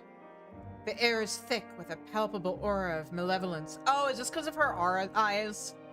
Her ether seeing? 'Tis the monstrous tower on the horizon. Jagged, hideous, unholy. Even at this distance, its presence is overwhelming. Much like the sensation I felt in the Tower of Zot, only far more terrifying. Ether flows unceasingly towards it, converging into a swirling mass of unfathomable power. For a blessing, the constant chill in the air is helping to anchor my senses in the here and now. Tell the others I shall be with you in a few moments. Y'shtola, maybe you should turn off the eyes for a little bit.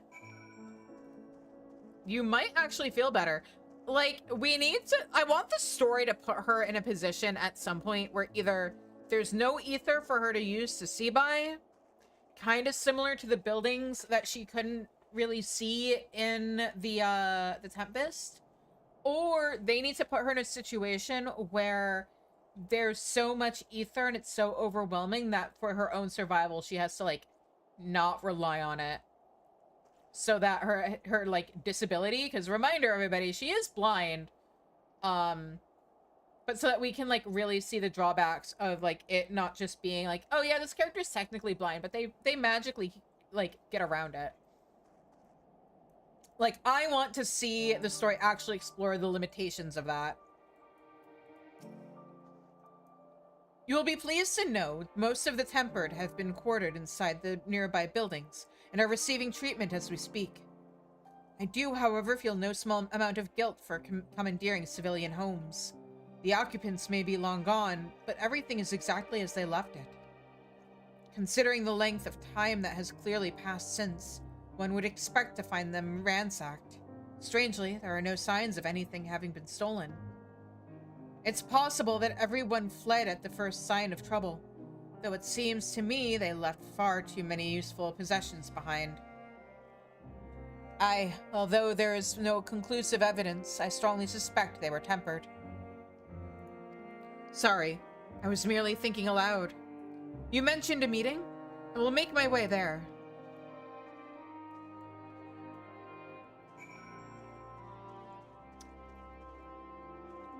I mean, yes, but like, we know there are non-tempered individuals around here, so it is kind of odd that they haven't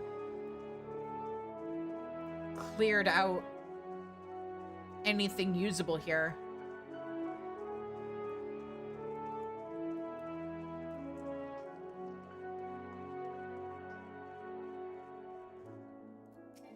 I think we've talked to everybody here already.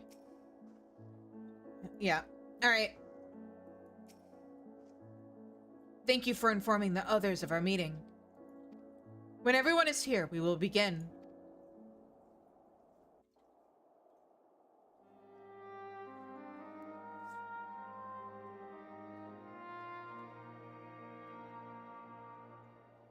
Our present situation is as follows. Efforts to aid the people of Garlemald have begun in earnest. Moreover, having entered into the capital, the Imperial Palace is within our reach. But before we proceed further, we must learn what has befallen this city, for therein lies the key to understanding and combating the Telophoroid's designs. I have a suggestion, if I may. Several of the Imperial soldiers we captured on the Magna Glaciers are members of the Populares and acquaintances of mine. Once we have cured them of their tempering, they should be able to give a reliable account of the events leading to the capital's downfall. That's a good start. A promising idea. I will assist the healers and their ministrations. Of course, I will require a proxy of my own, assuming you can spare one. Would you like a hand? No, I am sure we will manage. Better that you take my place in the field. The noxious ether of this place disagrees with me, and as I shall need to draw on my own for the treatment, 'twill be prudent for me to remain within the camp. This talk of curing the tempered is all well and good, but I reckon the cold is a more pressing concern. All the houses round here are fitted with ceruleum heaters that could keep us warm and toasty. Problem is, the machines seem to have given up the ghost, and if we keep sitting around, freezing our asses off, we'll be next. My smiths reckon that with the right parts, they can have them working again, but it won't be easy. Understood. The machinist will assist them in the repairs.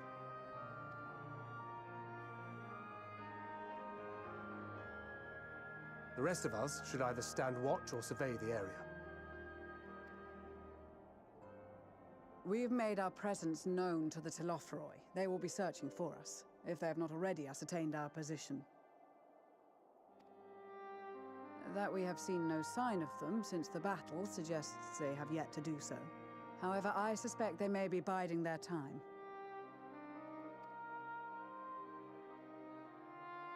Or perhaps we are beneath their notice. Or they're toying with us. In any event, we'll find no answers standing around here. Urianger, Estinian and myself have visited Garlemald recently, so we'll lead the reconnaissance efforts. Perhaps bolstered by a few Bosnian and Dalmatian scouts from my previous excursion for good measure.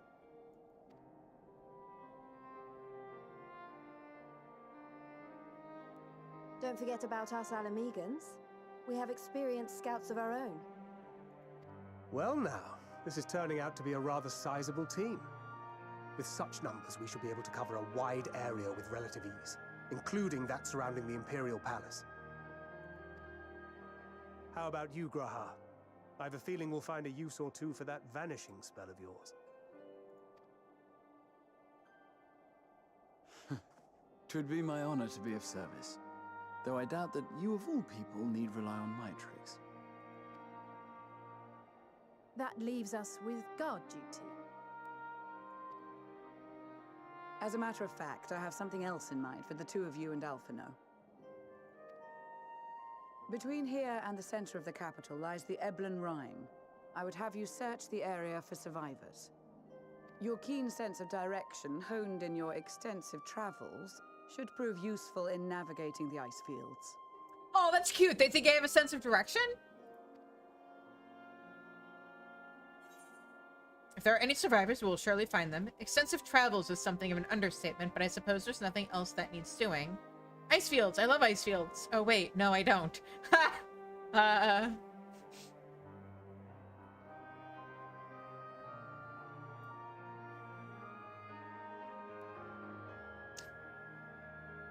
Extensive travels is something of an understatement, but I suppose if there's nothing else that needs doing.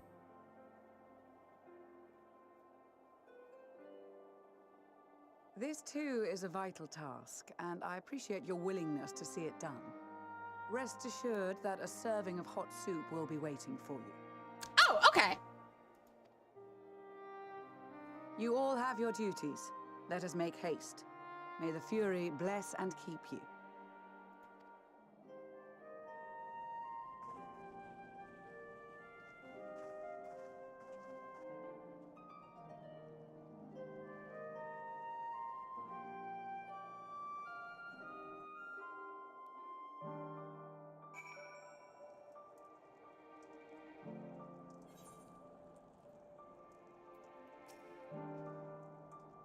I've never thought myself much of an explorer, though I suppose my adventures have taken me to all sorts of strange and distant places. With that in mind, traversing an ice field should be a simple feat. Also, hang on. There's this odd perception that Ishgardians have lived their whole lives in the snow, but it really wasn't that bad before the calamity. And afterwards, well, I was rarely more than a few paces from a raging fire. This dreadful place, on the other hand, is nothing but cold, cold, cold. And it's my understanding that Ilsebard has always been this way. Gods, can you imagine?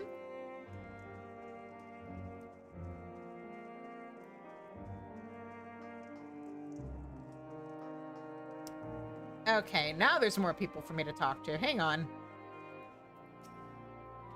It was not the Garleans who named this place the Elba and Rime, but rather nomadic peoples in times gone by. When my ancestors were forced to migrate here, they refused to accept this land as their new homeland. As such, they made a conscious decision to retain the original name. Though the meaning of Eblan has been lost over the years, it has been theorized that it refers to the harsh conditions here, in much the same way the Magna Glacies was named. One thing, however, is certain. Both regions are equally hazardous, so I bid you take all due care. Thancred and the other scouts are all equipped with link pearls, that they may communicate with us in case of an emergency. Of course, we would all prefer they not place themselves in danger to begin with, but such is the nature of their work. Man, I get why we didn't get like a whole bunch of shinobi, but it would have been cool if we'd gotten at least a few. Like, give us at least Oberon and his peeps.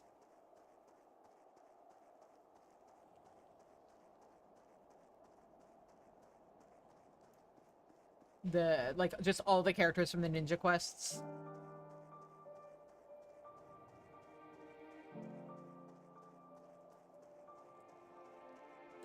Gaidalo and Sanson, hello.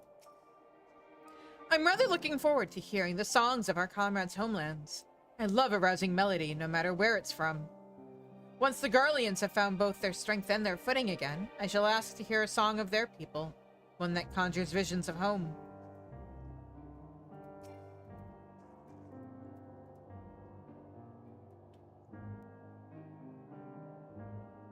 Between guarding our supplies and keeping an eye on the tempered as they undergo treatment, we're certainly kept busy.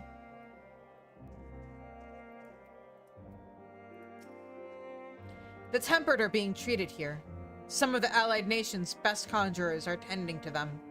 But it does not seem like everything is progressing smoothly. What's more, some of the Garleans are prone to violent outbursts from time to time caused by their condition, which is why we're here.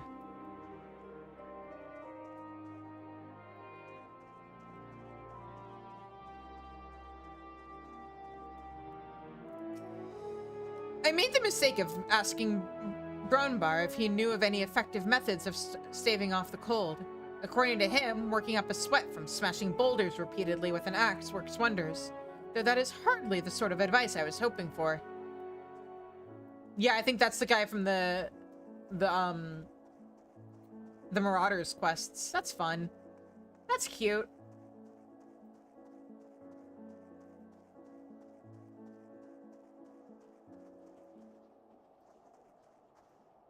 Heh. Monks. Kokobaigo. Kokobani, how many times must I tell you to refrain from using magic around the Garleans? For now, we must trust that the engineers will complete the heating apparatus in due time.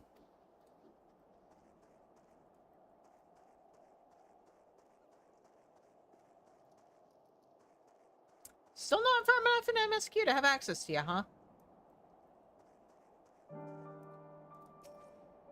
Most of the members of Lanciers and the Bosnian resistance have joined the other scouts in the field. And since Lys and Pippin's troops are already keeping an eye on the airships, we of the Steppes shall guard the camp against intruders. Though in truth, it is we who are intruding in these lands. Standing atop an enormous edifice to cast their eyes down upon their dominion, these Telepharoi and the Oranir have much in common. Yet even Magnai and his ilk would not stoop to stealing the minds of their subjects and enemies. When the time comes to storm their stronghold, I shall lead the charge and leave naught but ash in my wake. Searching for survivors? If they are truly strong, they will not require our aid. While you are gone, we will guard the camp against any man or beast foolish enough to challenge us. My duty as sentinel will afford me little opportunity to seek my Nama. She's standing right next to you. Though perhaps one among our ranks, come bearing a hot meal or such, will prove worthy. Magnai, I am squishing your stupid face between my tiny little female aura hands. I've done the Endwalker Alliance, or role quests. Not Endwalker. The Dawn Trail role quests. I know. And that is all I have to say about that. Toodles.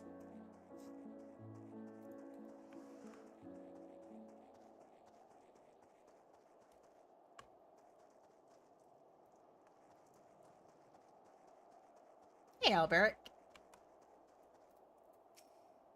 Several of the Temple Knights are off on reconnaissance at present. We Ishgardians have seen our fair share of frost in the past years, so we are more than ready for this dicey bout.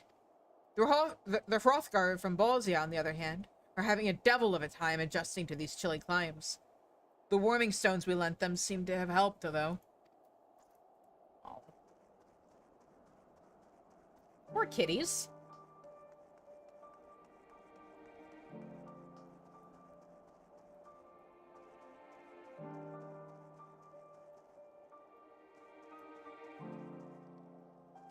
Okay, I'm not seeing any other familiar faces. I don't think anyway. Let me double check.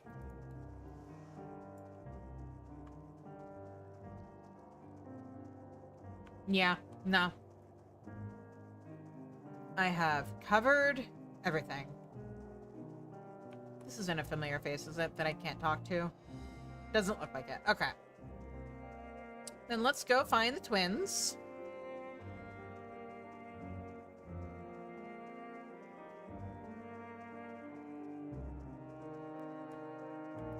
And I already talked to you, right? Yeah. Him whining about the cold because he's... As much as people joke about Little Lord Alphino, what we've really got going on here is Little Lord Amanalaine.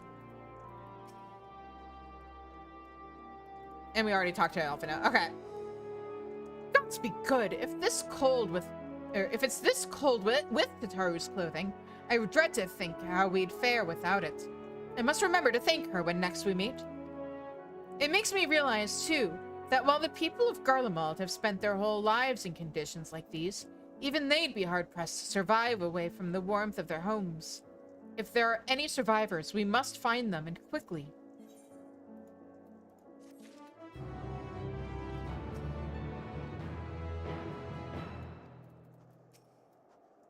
So, it's into the Eblan Rime we go. But where do we even start looking at such a place? Oh wait, there's side quests. Hang on.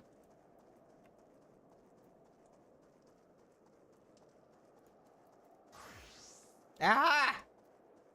And now I can interact with you.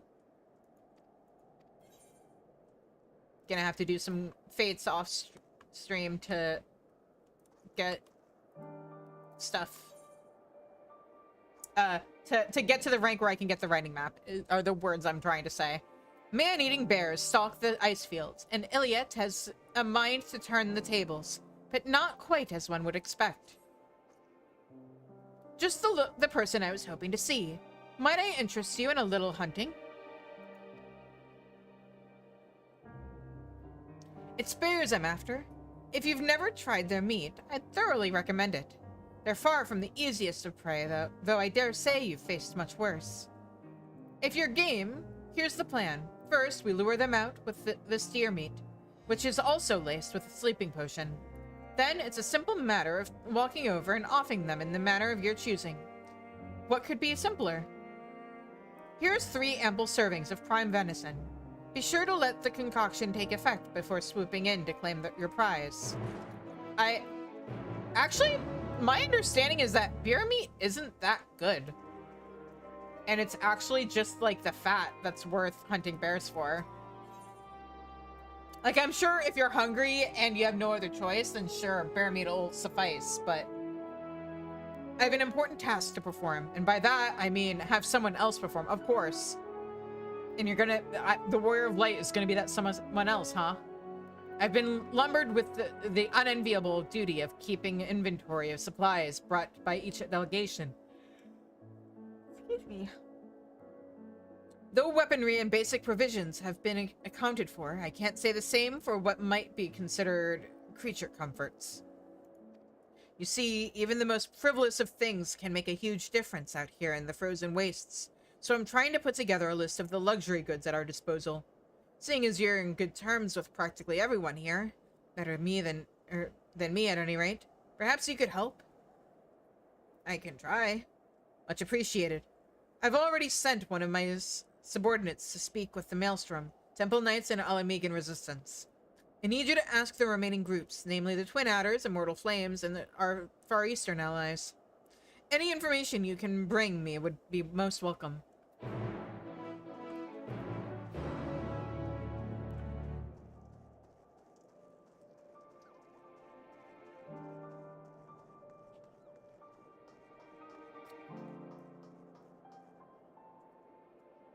Let me zoom in because it looks like... Oh, over here. Okay.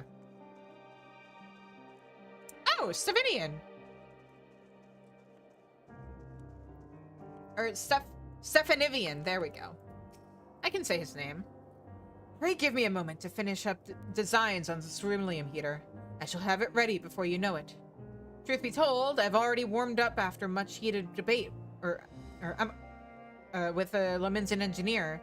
For a mercy, we managed to make an important discovery in the process. The machinists reckon all the interior heating was just left there consuming ceruleum, till there was none left. There were even pots sat on stoves. All the food inside burned to soot. In any case, even if we had plenty of fuel, it's the Magitech itself that's buggered. We'll have to either look for spare parts or make them ourselves.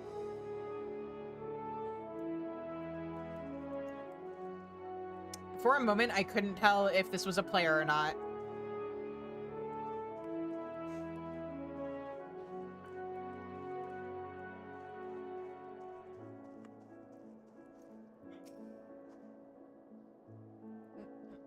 Something creature comforts? Creature comforts? Well, we did bring a large shipment of tea leaves provided by the Carline Canopy.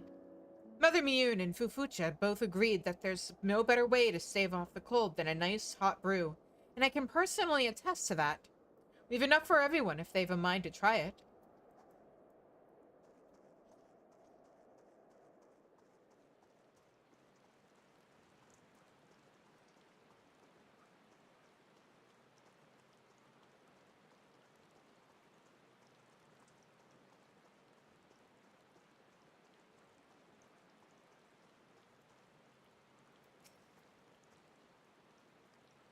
Need anything? Let me see. Other than the usual material, we also have a number of tents donated by Lord Lolorito. How generous of him. A few of them have been pitched around the camp, and you might be interested to know they were woven by Alamegan refugees. We're all glad they found meaningful employment, and the quality of their work speaks for itself. We do appear, however, to have overestimated how many tents we would need, and find ourselves with a surplus of cloth. We soon discovered, however, that when folded up, the tent sheets make for a surprisingly good bedding. I'd be happy to donate a few.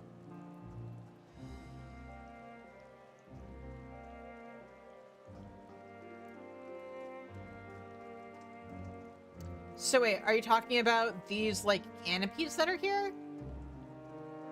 Yeah, okay, I can see how they may have been donated by,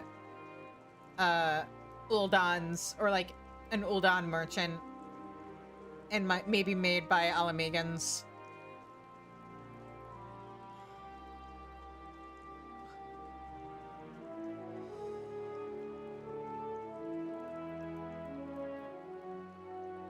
Stuff from Gridania or Limsa would have a different kind of patterning to it.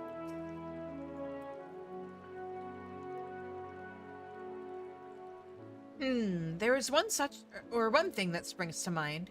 We brought several bolts of felt, which might seem a bit odd to some. Most people don't realize how effective it is in keeping the cold out and the warm in. And that's not all. We use it in everything from clothing to our yurts, and even for patching up wounds. Of course, we're more than willing to share it with the rest of the contingent. We also, wait. You're from... Are you an albino Zayla, or are there some, Ryan living on the steppe? We also have a whole crate of what you might call warming stones in this common tongue. Hold one in your hands and you'll see that, or what I mean. There are plenty of those to go around as well. Excuse me, I need an explanation, or I need us to go back into the steppe at some point so that I can understand why there's what at least appears to be a Ryan among the Zayla tribes?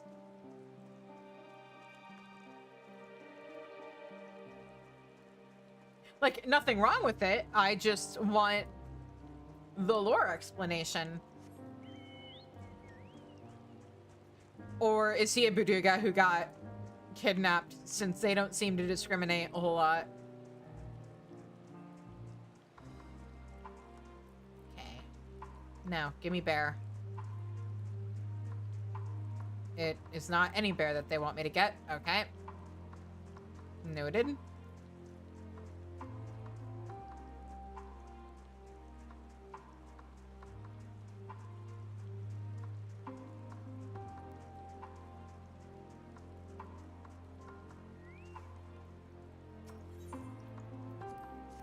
Oh wait, hang on. I want to read this description. Although this morsel would have been perfectly edible had it not been marinated in sleeping potion, using it as bait to snare a bear will provide valuable sustenance for the whole Ilsabard contingent.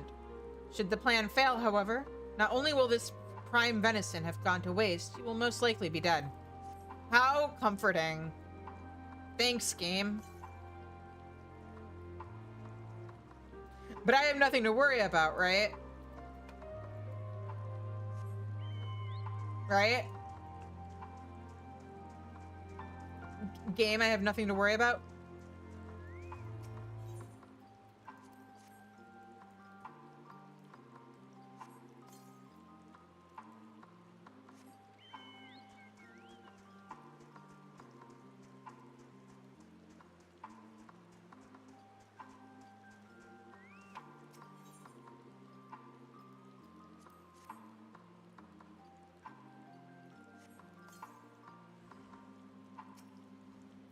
Oh, right. Let me get my carbuncle out.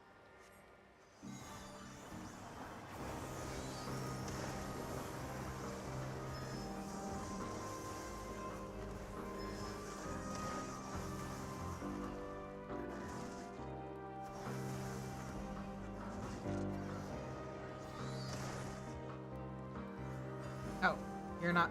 Oh, no. That's what I wanted to do. Okay.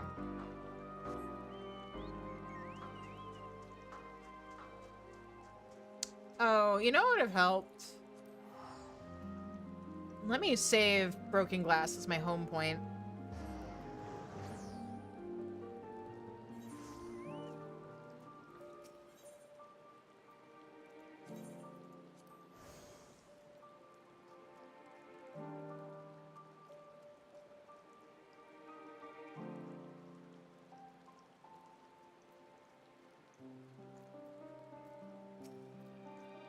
I see you are still in possession of a full set of limbs, which can only mean the hunt was a success. Truth be told, I heard from others in the field that the bear you encountered was rather more lively than we'd anticipated, and a fair bit bigger. You had others in the field? What? You felled that group all by yourself? Most impressive, though it appeared that the sleeping potion provided by Lord Amanelaine was considerably less effective than he'd led us to believe. As he tells it, he adopted this approach after incurring the wrath of his Lord Father for his inability to master more sporting methods. He spoke of his exploits with some pride, despite the tales hardly painting him in a favorable light. Still, in our present situation, we must forego the thrill of the hunt and select the means that present the surest route of success, underhanded though they may be. Regrettably, the bears in this region are entirely immune to the formula. Or perhaps there was something wrong with it to begin with. In any case, no harm done, eh? To you, I mean, not the bears, obviously.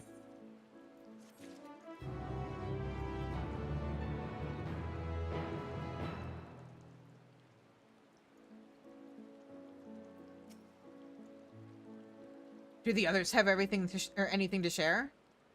Yeah, tents, cotton, tea. Yes, that will do nicely. What's more, the Temple Knights, Maelstrom, and Alamegan Resistance had a fair few useful supplies of their own, so my list of creature comforts is a lot longer than I was expecting. In all honesty, I was worried that taking in all those Imperials might put everyone, including them, in a very unfavorable position. Even those of us most committed to the cause might find it hard to put the needs of our former enemies before those of our sworn comrades. A valid point, perhaps, until you stop to consider the terrible fate that has befallen Garlemald. I wouldn't wish that on anyone. In any case, they're the reason we're here in the first place, so it's our duty to lend them what aid we can. Listen to me ramble on. Anyway, for your part in making our lives a little more bearable, please accept this as a token of my gratitude.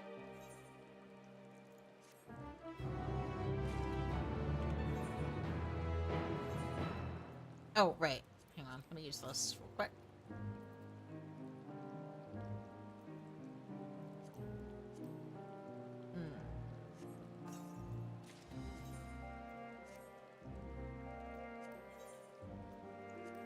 Oh, shoot. I meant to use that on... Aw, man. Well, too late.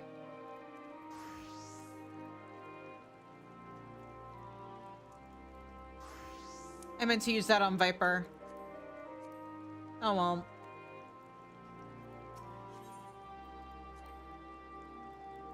Oh, this is already my home point. Okay.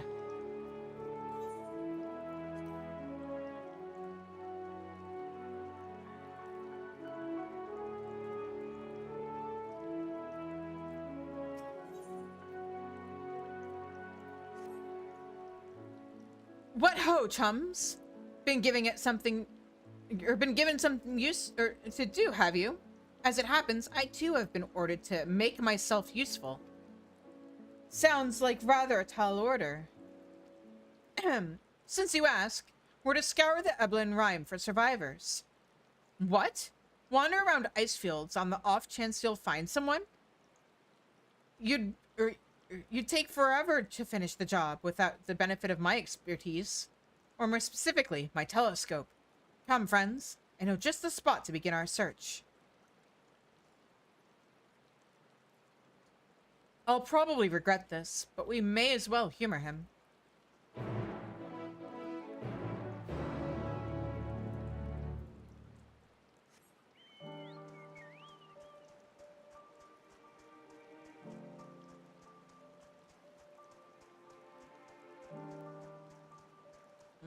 Oh, hey!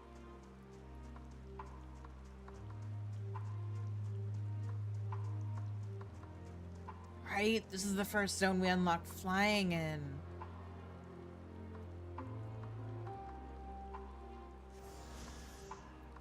Let me see where the next nearest one is. That's not what I wanted to click. That is. Okay, MSQ will take me by the next one. It's fine.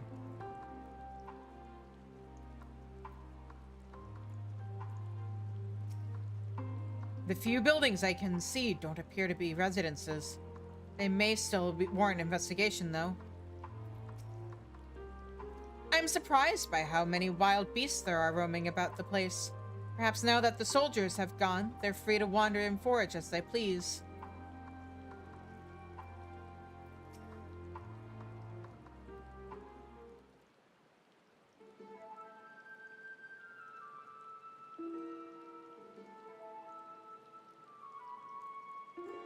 I spy with my little telescope a massive sheep thing? Or maybe it's a cow. Not what we're after either way. Is that an ether current? No, just a wind sprite. Other than that, it's all snow, snow, snow. But lo, what do I see o'er yon hillock? There's no mistaking it. That's a girl. A survivor? Show me. Over there, behind that tree. It looks like she's running away from something. Though surely not us. She wouldn't even know we're here unless she had a telescope like mine. All I can tell is that she's wearing a pale green dress, a rather fetching one at that.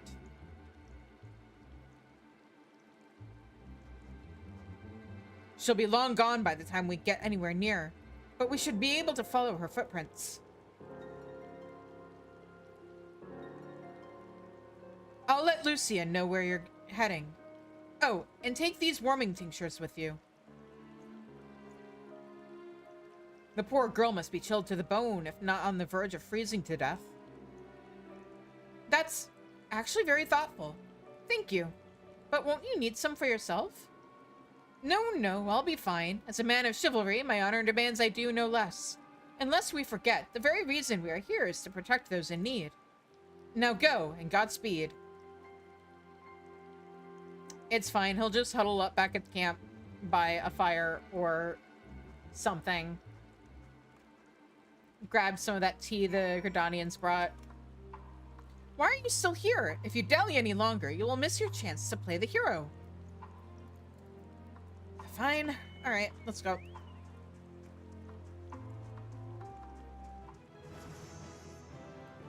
When I level up, just from the experience of exposing more of the map.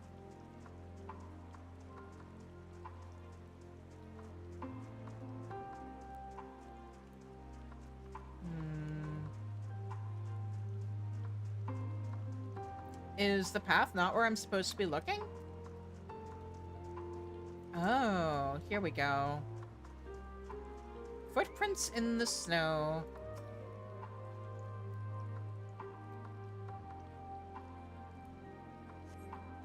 A trail of fresh footprints lead east.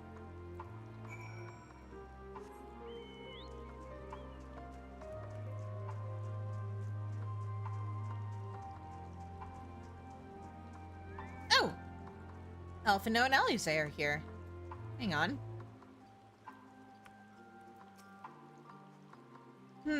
Other than the footprints, I see no signs of recent activity. According to the label here, this place was used by those involved with extracting ceruleum.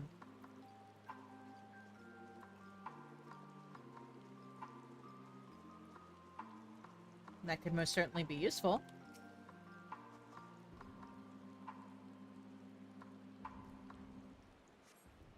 These footprints appear to be the same as those you saw previously, and they head or lead towards the building.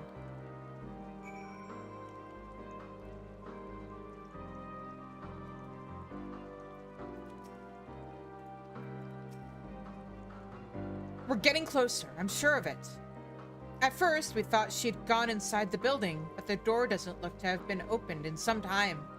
She might still be nearby, so we'll keep looking around here. Then again, it's also possible that she ran right past this place. Would you mind searching up ahead? As Amanalaine said, it's highly unlikely she was running away from us. Even so, we mustn't do anything to startle her. For all she knows, we're soldiers of an invading army, so we need to be careful not to give the wrong impression. Okay, well, no, give me back my map. Okay.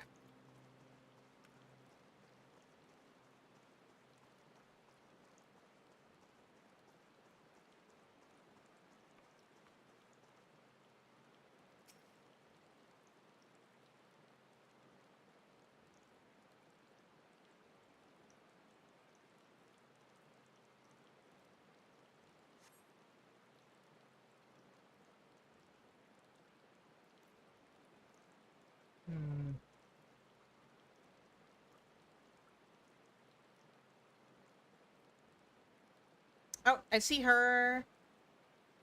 I think she sees me. The girl in the green dress anxiously surveys her surroundings. Were you to call out to her from this distance, it might attract wild beasts to your location. It would be safer to get closer first, but you must do so without drawing her attention. Yeah, because sneaking up will definitely make her trust me more, right? Follow her from a safe distance. Hi, Derplander. I know how these quests work.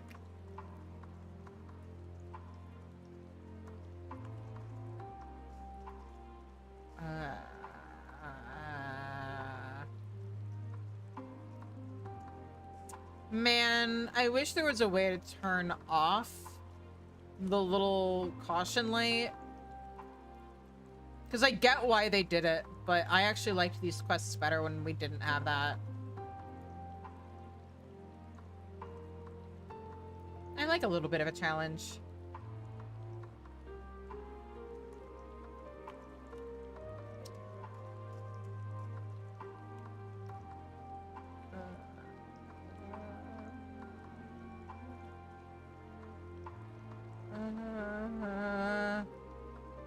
Tree?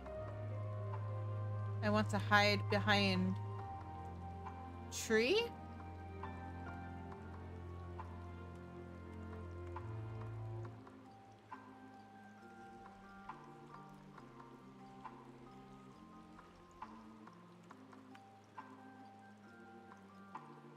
Damn it!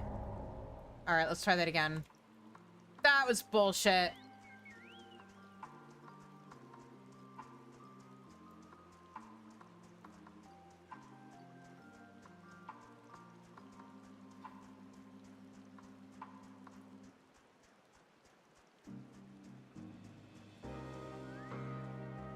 Okay.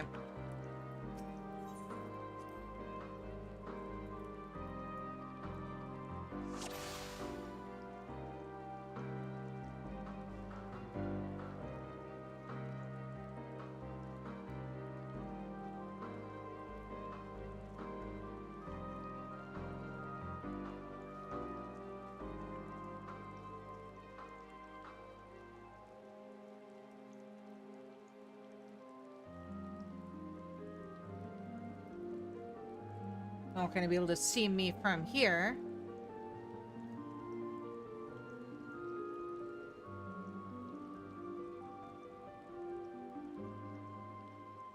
I'll let her get some distance.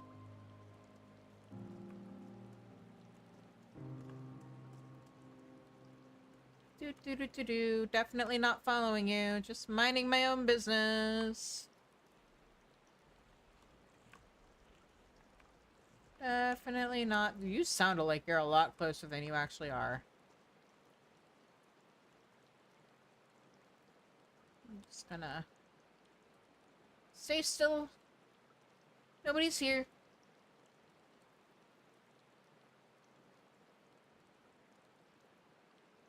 Yes, you must be imagining things. Uh-huh.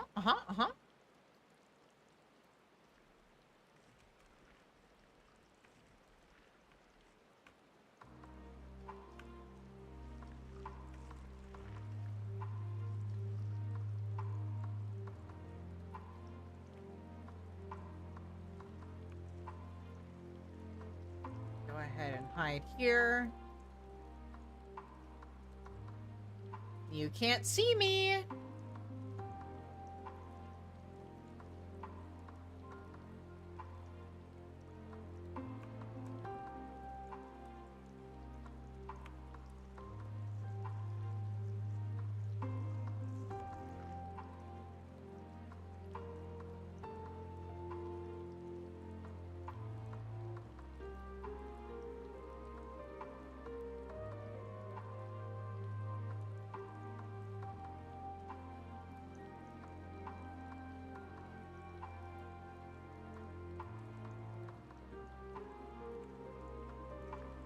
Fortunately, there isn't really a time limit on this, so I think we'll be okay with there being an... Don't see me! No! Bullshit! Well, I guess we'll do our next attempt after the ad break. I swear I didn't fuck up. I don't think I fucked up at all the first time I did this on my main. I don't know why it's giving me so much trouble now.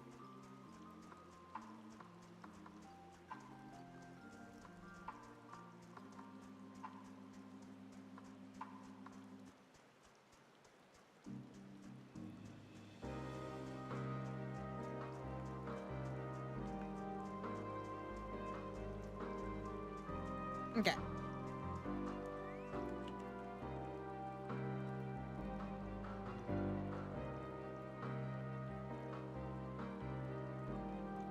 So yeah, since we're about to go into an ad break, I am gonna put up the BRB screen, go walk around and stretch a little bit. Maybe refill my water if I need it. We'll see. And I will see you guys in a few minutes. Oh, that's not right. Huh? Did I accidentally...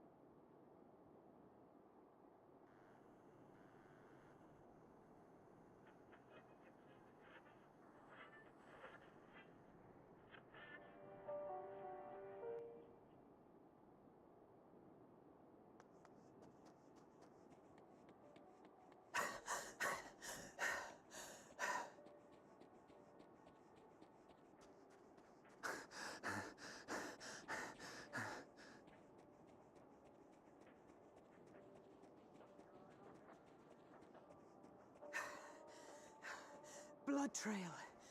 We found one. They were attacked.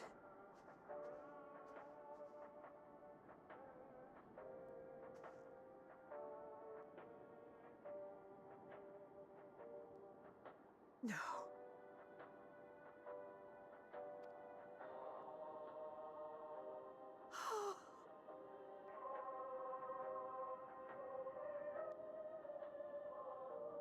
Why? Why wouldn't they?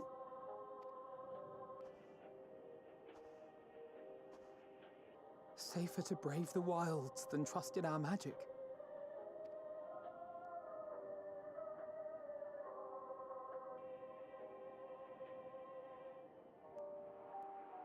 We should have... I should have...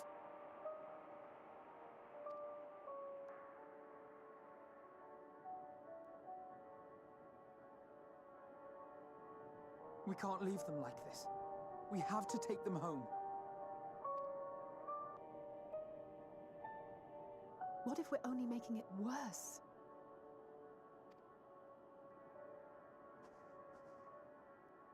Maybe we don't belong here, but neither do they. Not out here in the wind and the cold.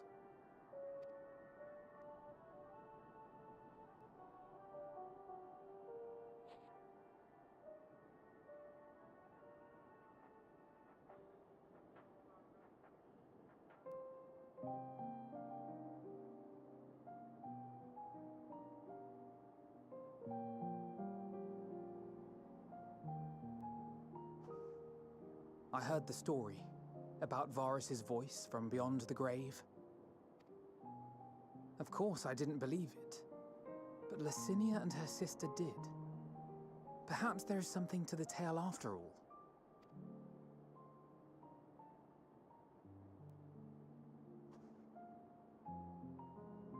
I want to understand, so I'm going to borrow this for a while, if that's all right.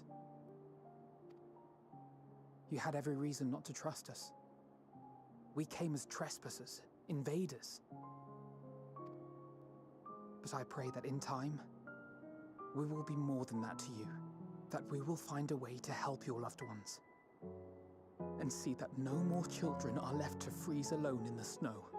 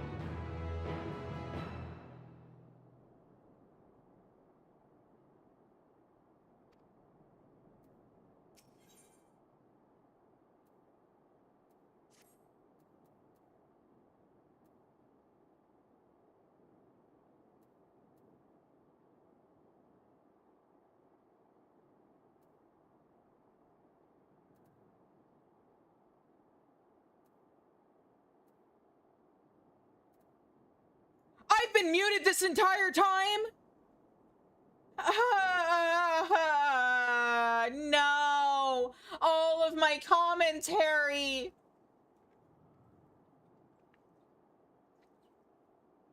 Dang it. Anyway.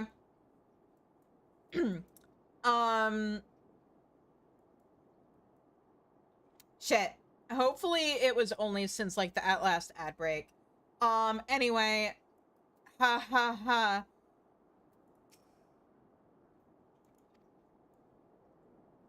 So yeah, we're gonna wrap up here for tonight though, because this is a really good stopping point. I just saw what the next quest is. I saw a certain someone, a certain familiar face. So yeah, we're gonna wrap up here for tonight. And continue on Tuesday starting at 7:30 Central Time. I also stream on Wednesdays starting at 7:30 Central Time. And on Fridays, we do Friday Night Rights, where it's a chill, lo-fi music stream with a Pomodoro timer. I have Spirit City Lo-Fi sessions running, and I worked on my writing and talk about writing. And yeah, we just get like a bunch of productivity stuff done. But yeah, and then also on Sundays, like today, we start at 4:30 Central, and it's more Final Fantasy XIV MSQ. Right now, the Endwalker Walkathon is going on, so for every sub I get, while I'm playing Endwalker, I will walk a mile.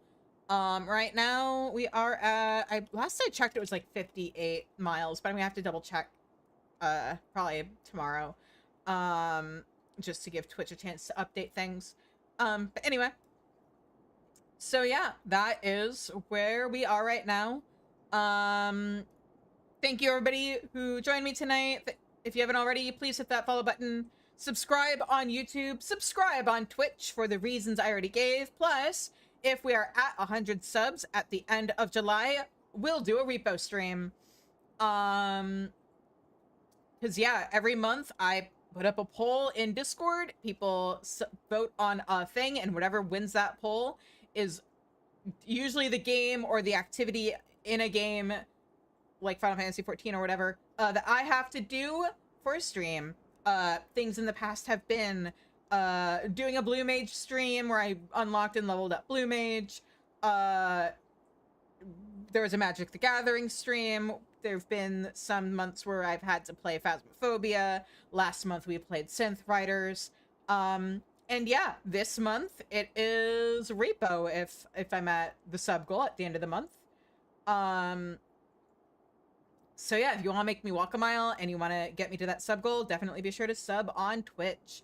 And yeah, be sure to join the Discord. That's the best way to keep up with what's going on. Vote in monthly polls, interact. If you want to help me out with content, we do minimum item level, no echo, undersized content as I work my way through MSQ, just to like, because I want to feel something, man. And also, I can't do first time reactions, so I got to keep the streams interesting somehow. So yeah, we do all normal content, minimum item level, no echo, undersized parties. If you want to be available to help out, especially if you're not on Ether, be sure to join the Discord and take the emergency rations role. So that way I can ping you when I need people. Words are hard. Oh goodness. But yeah. For Shizune not found. Anyway, so yeah, be sure to join the Discord. Right, that's where I was. You can also follow me on Blue Sky and Tumblr. I am Shizucheese in both places. And yeah. Until let me find somebody on Twitch to raid.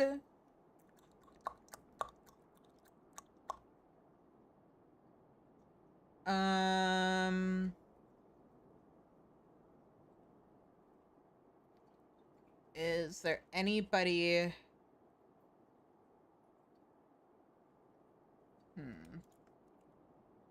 I want a sprout I can water.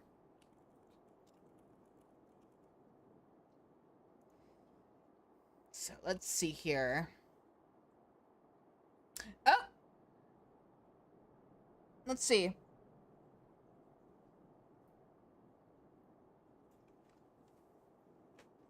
Are there any newbies? Because I want to avoid spoiling people if I can help it.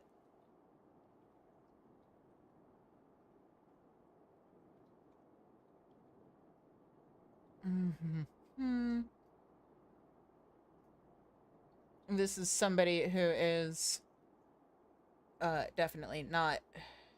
Who are you? No. That person's doing uwu, which is the opposite of what we're trying to do.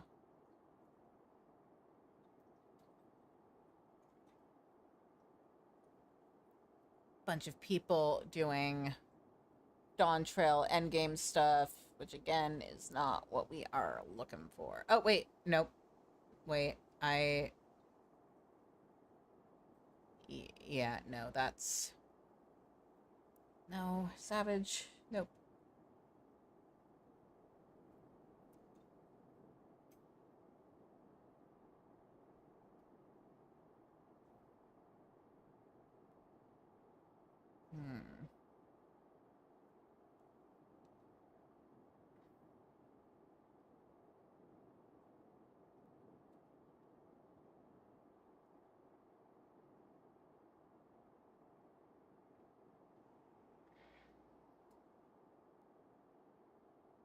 I just want a sprout I can water. Unless anybody has a recommendation. Uh-oh. I'm gonna snooze that ad. Because I don't want to...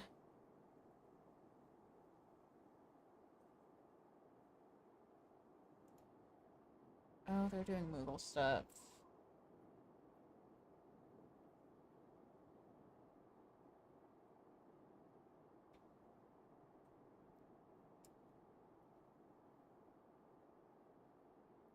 Man, so many people are either further into Endwalker than I am, or they're caught up. And I don't want to spoil people.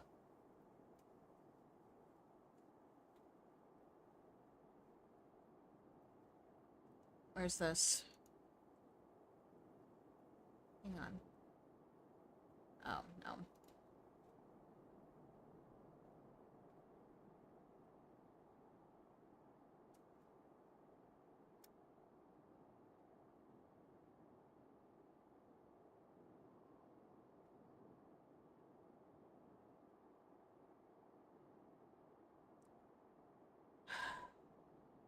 Man, everybody's just raiding tonight.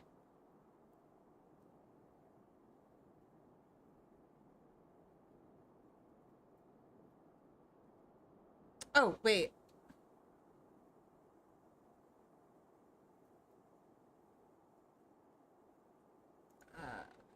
Maybe this? Yeah. Okay, we found a...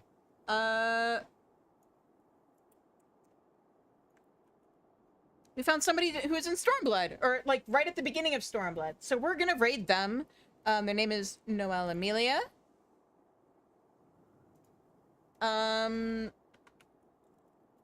So yeah, let's go raid Noelle Amelia.